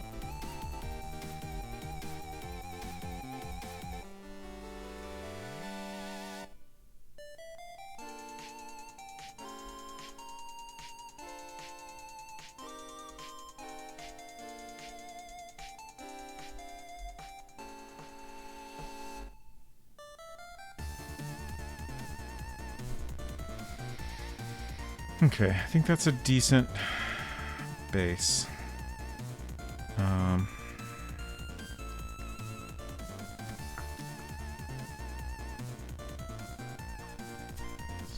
that's not translucent. I guess I just used enough water that it came on kind of translucent.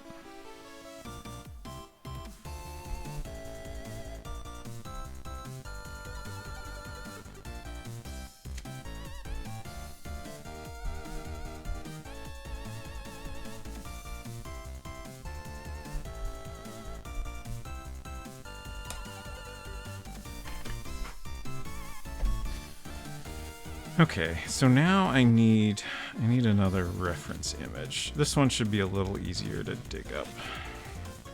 Something that gives me what I'm after.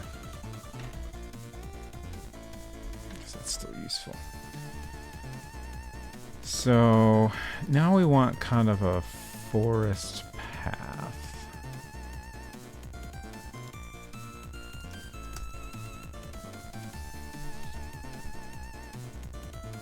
I think that's the easiest search term. That's not bad. That looks like super AI generated, right? Just like, I don't know, there's something weird about it. But like that kind of, you know, like some grass around like a dirt path. Like I want to like be able to see this transition so I can try to recreate that.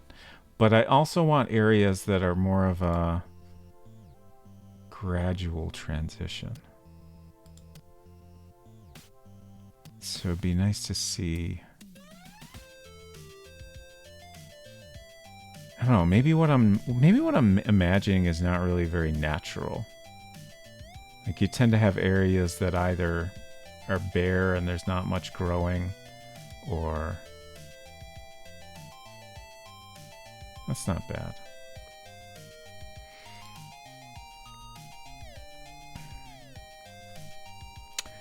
Where did internet images come from before AI was born? I can no longer remember. They came from... they were all made... each pixel was crafted hand by hand. Where's my buttons? There we go. Okay. We had to make the pixels one at a time. It was a very tedious process. Okay. So the ground color came out so much darker. I guess that's partially because we had a darker wash to begin with. That's probably the main reason. I think in both cases the brown was just straight burnt sienna.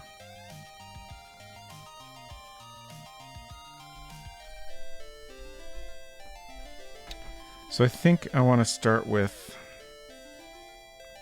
some lighter brown.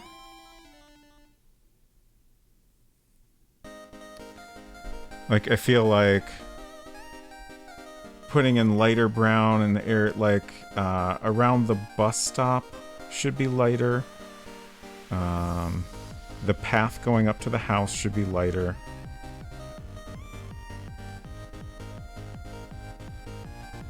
those are the main areas. And then we can add some grassy areas elsewhere. Like I feel like in the foreground we'll have grass over here. And then a little bit in the background and around the path. So let's get some more burnt sienna. And then mix that with opaque white.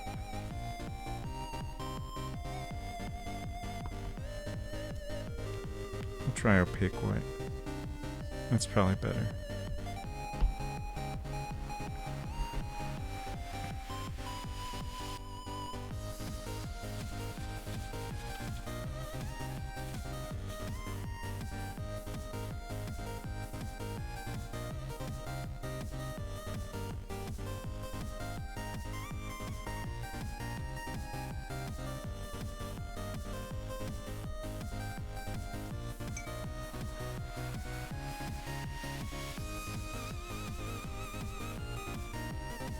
Can't hear the tunes anymore.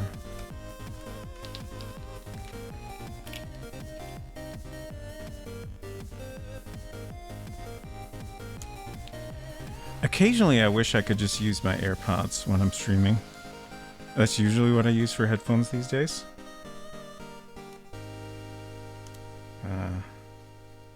But I used to do that, and we had so many cursed audio problems. Like, I really don't know what was going on back then, but like I feel like adding in wireless headphones is just a complication that is best avoided when streaming.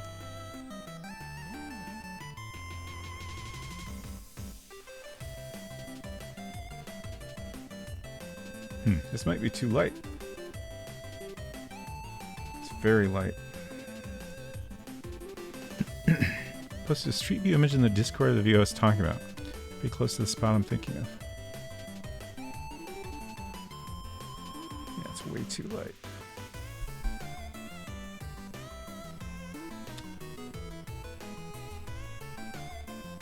I'm curious to see this.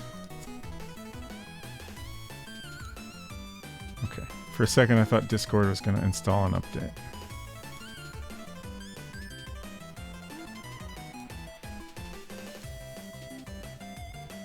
Nice.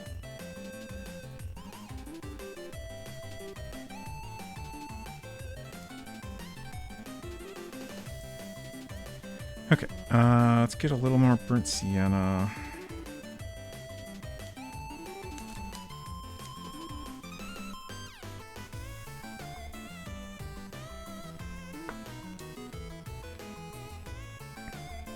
Seeing that mountain range engulfed in flame at night was an unbelievable sight. Yeah, geez.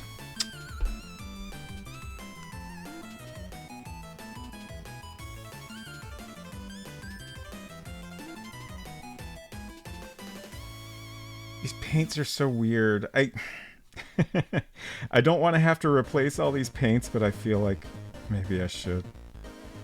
I was already planning on getting a translucent burnt sienna, if that's... I assume that's a thing. If it's not, you know, I can make do with opaque.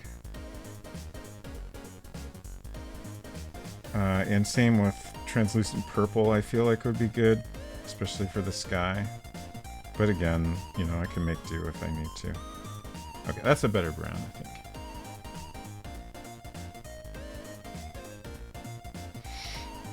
If you don't want to use my 25-year-old paints, it's okay. Yeah, I know. I just, like, it's mostly the expense. I mean, there's tons of paint here. It's not like it's terrible paint. It's just kind of, like, it feels a little bit more difficult to work with, ultimately. So it feels a little bit wasteful to not just use it. But also, it'd be nice if it was easier to work with.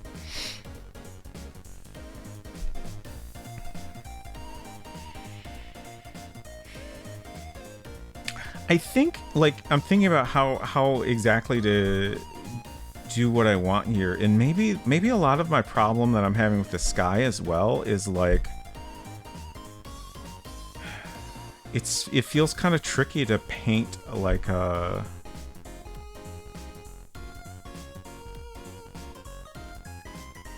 subtle transition between colors, especially that's not just like straight lines. Maybe I'm using too big of a brush right now, actually.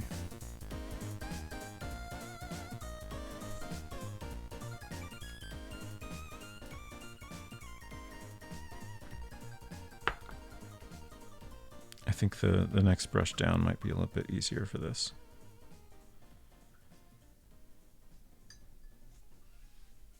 Which is a shame because there's so much paint on this. Oh God. Headphone cord in the paint.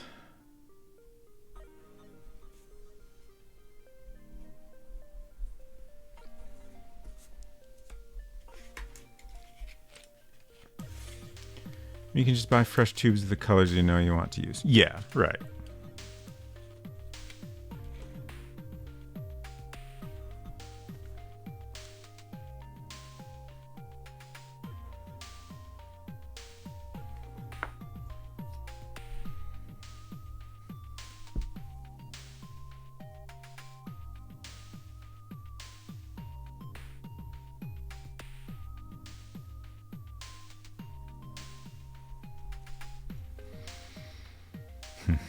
Yeah, this painting's hard. It feels a little bit easier to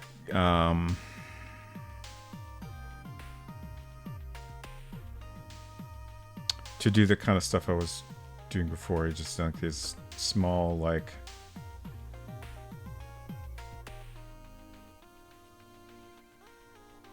small areas with more like clear transitions between light and dark.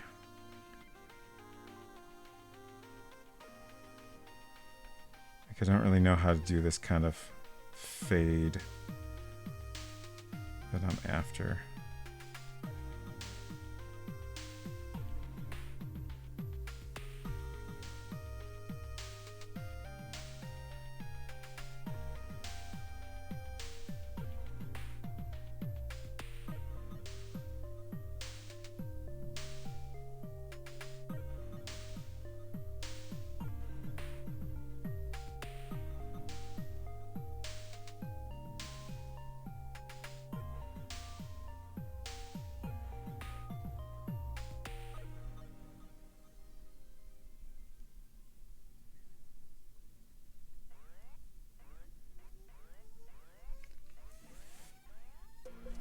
That's all right. That's not terrible.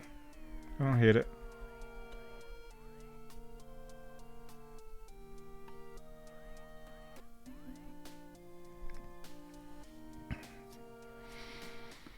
My fancy root beer is too big. I don't want to finish it, but since I used the bottle opener, I can't put the cap back on. I mean, I'll drink some of it if you don't want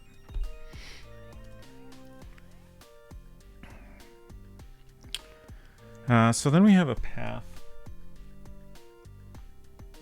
I really wish I had a projector.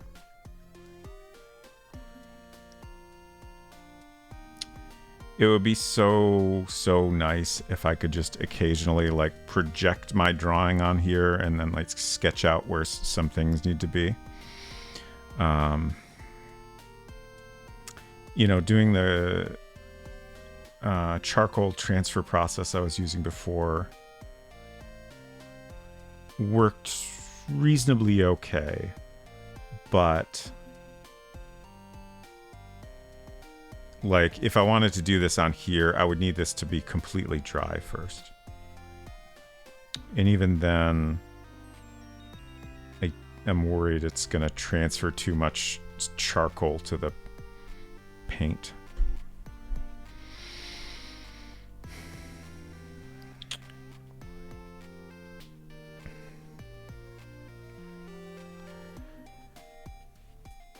Oh, yeah, sure. I mean, if you just want to use plastic wrap, that's fine.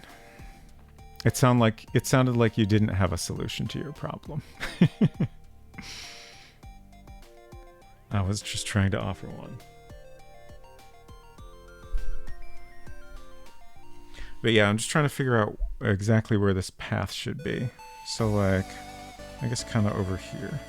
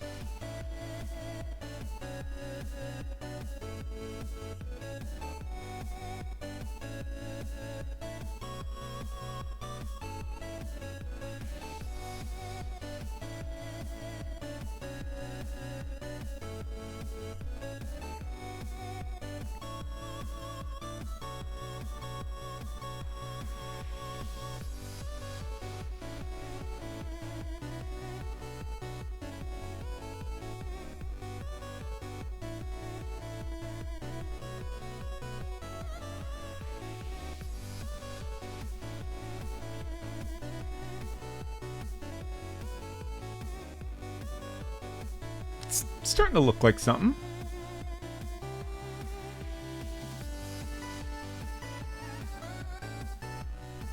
I was also thinking, like, maybe a lighter area around where Brisket is sitting.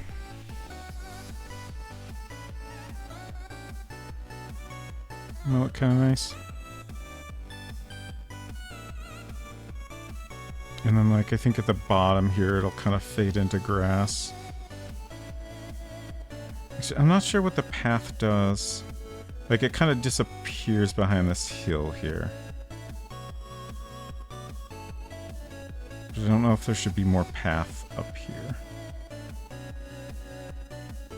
Maybe not.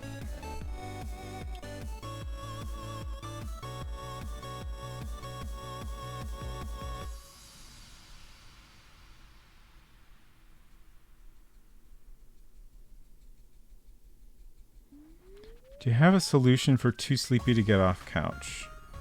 I'm afraid to say that I do not. It's a difficult problem to solve. Generally, the solution I go with is take a short nap.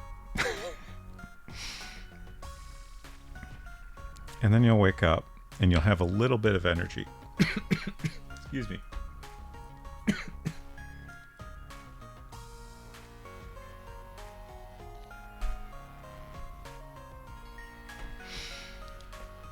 Okay.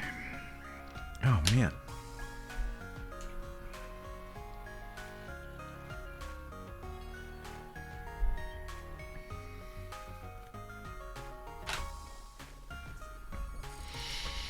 Put plastic wrap on the couch. That's an interesting idea.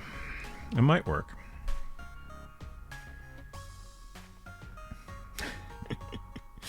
Hello, Jim, too. Hope you're doing well.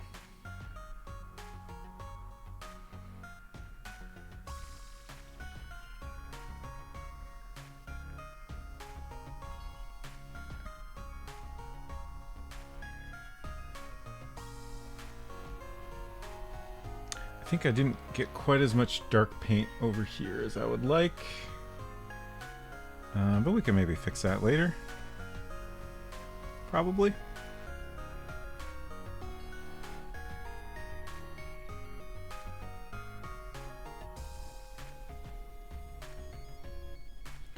I feel like part of the trick of doing this kind of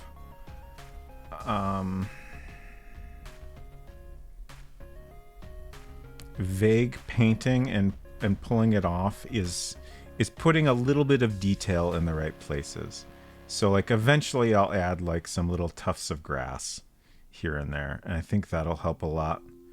Like have something more concrete in spots to sell it. But before I get to that, I need to have a decent base that is, you know, mostly finished.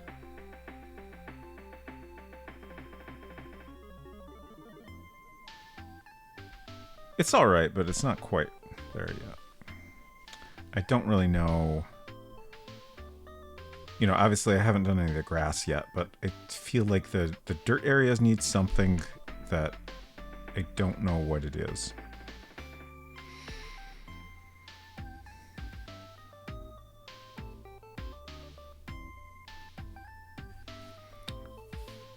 I was like, oh yeah, I should consult my reference, which I've not been looking at all.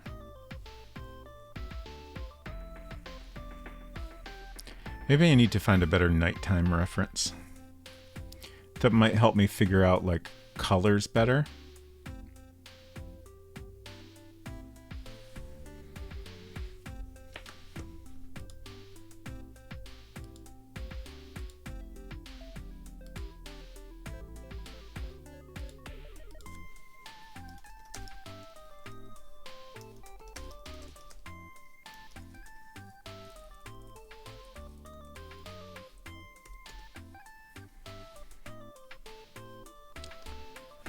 Forest path at night. Is this anything?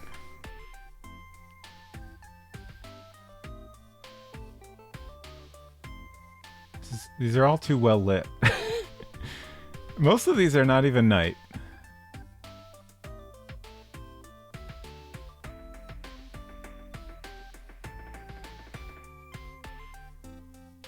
Oh, this is kind of what I was thinking.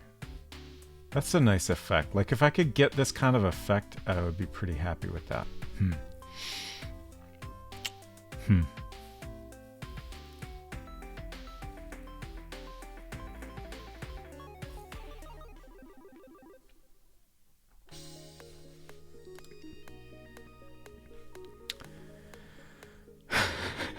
The dirt areas need something that I don't know what it is also how I feel about the backyard.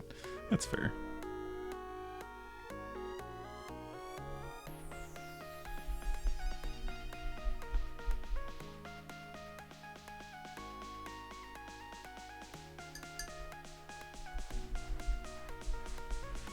Oh, it's 2 in the morning.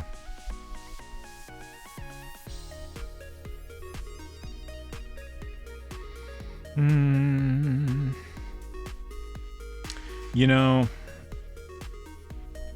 I would like to keep painting, but I should probably just call it quits. Especially since I've made some messes I need to clean up.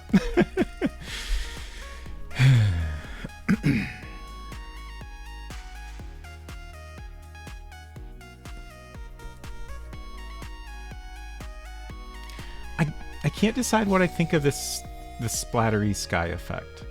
Again, like, I think what we have now is better than what we previously had, but I don't know if it's quite what I'm after.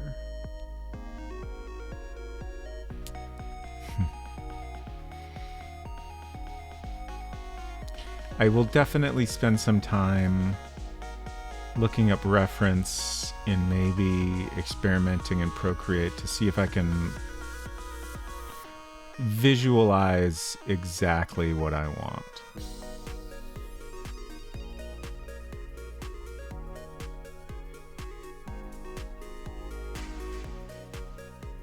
You know, if I end up doing something like this, that's okay, and I can live with that, but I think I can do better. And then the ground is like, you know, we kind of just got started. It's unfinished. I think that is going to be easier to get to the results I'm after, just because it's a little more, I can visualize it more specifically.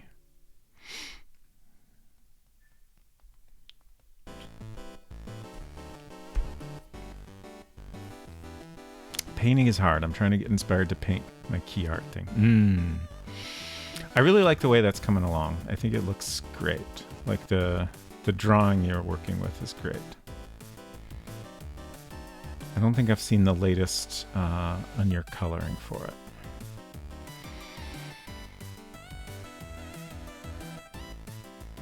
Oh, you're thinking about actually painting it by hand, but you think you'll chicken out.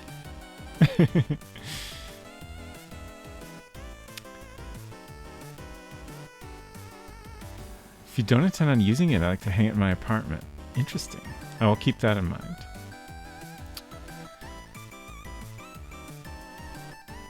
Splatter effect would be better IMO if its origin is better visible, less random. Yeah, like in general, I think I need to figure out, like, I want something that looks a little bit unreal, but it needs to kind of be grounded in reality to some degree. So, like, having a better understanding of what I'm trying to paint exactly will help a lot.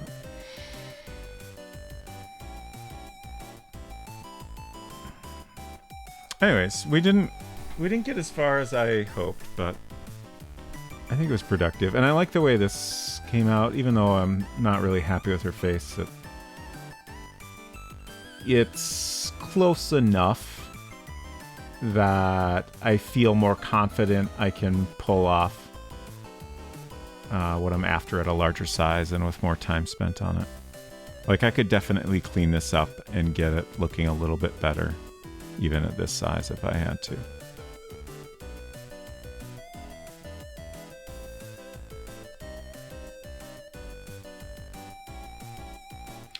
So hopefully I'll have some time this weekend to go a little bit further with this.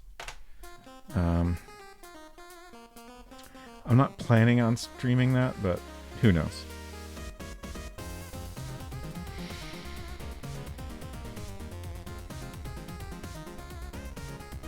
It's a great Shy Guy. Also, I agree. Okay.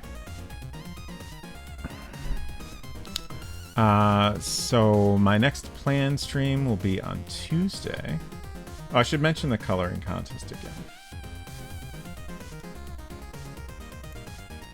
If anyone else would like to do a much better job of coloring this than me, or just do it differently, or just have fun coloring the same image, you can enter our little contest, and if you're the winner, you can choose from a small selection of indie games that are mentioned at the link there. The deadline for that is going to be next Friday, July 5th at 8 p.m. Eastern.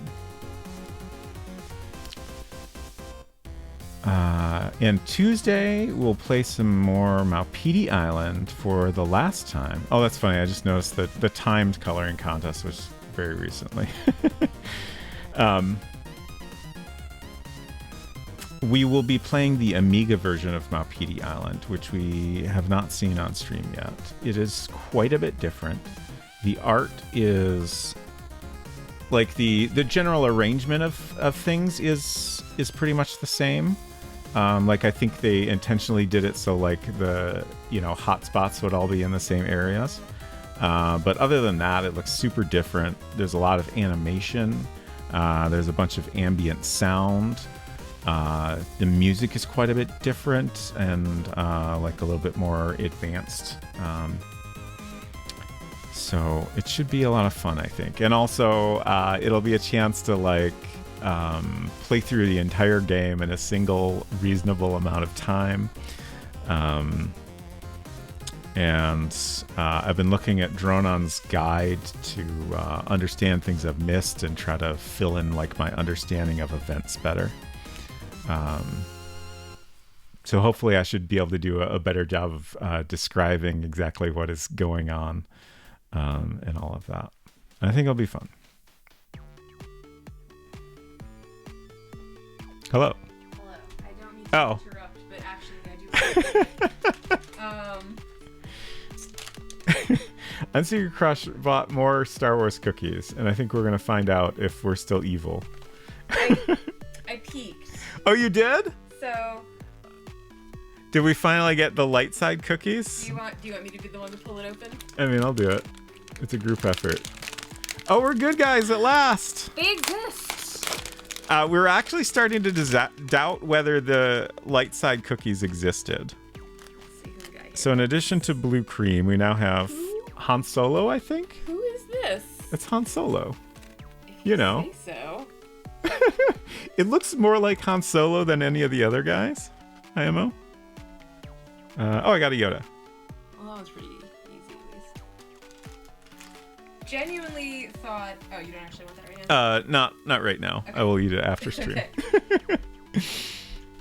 Please carry on with your wrapping up. Like I follow someone on Mastodon that posted the other day, and he was like, I've bought 3 of these now, and they've all been dark side.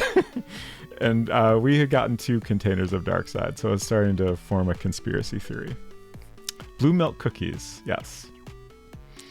So yeah, Maupidi for Amiga, and then that's it. There's no more Maupidi after that, which is incredible to think about. Who knew there are other games you can play? After that, Deja Vu for Mac is going to be our Tuesday game. And then next Friday, we'll do some more painting. My hope is that I can make enough progress off stream that I'll be ready to start the final painting next Friday. But I also thought I would make more progress on this tonight, so we'll see. Didn't even know 2 days can exist after that. It's true. I'm going to have to change my graphics because they all say Maupidi Tuesday. It won't be Maupidi Tuesday anymore. Who knows what kind of Tuesday it will be.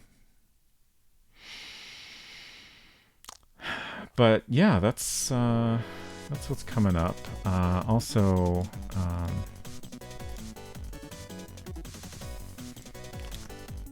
Unsecret Crush will be streaming on Monday as usual. She's been doing full Genshin lately. Allegedly, she streams other games, but she's been going all in on Genshin recently. Sounds like a Deja Tuesday, perhaps. Let me find someone to raid.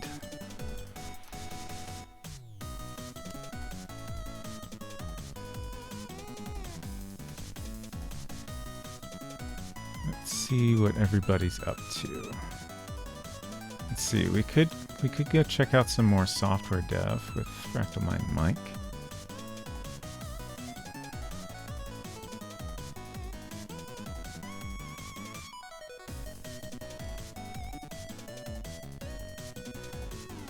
When I start stream on Friday night, like it feels like everyone I follow is streaming, but then when I'm done streaming, it's like there's much fewer people streaming. Oh, okay. Ghoulbabe is playing Conquest of the Longbow, which is major spoilers for me. Okay, I think we'll go see Fractal Mind Mike over on his dev channel.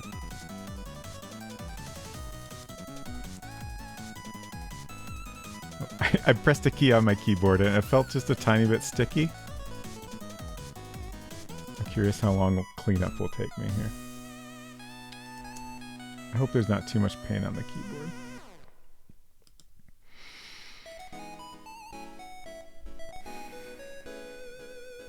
Should get into Fortnite, or how do you say that? Roblox? Roblox? That seems right. Thank you, Gomon-sama and Maple Mystery. Still waiting to see where the special interest gremlins lead me next. Yeah. I'm excited to find out. So we're heading over to Fractal Mind Dev. Here are some raid messages if you would like to join the Robot Parade. Thank you all again for hanging out. Thank you all for the raids, and take care of yourselves, and we'll see you around. Bye.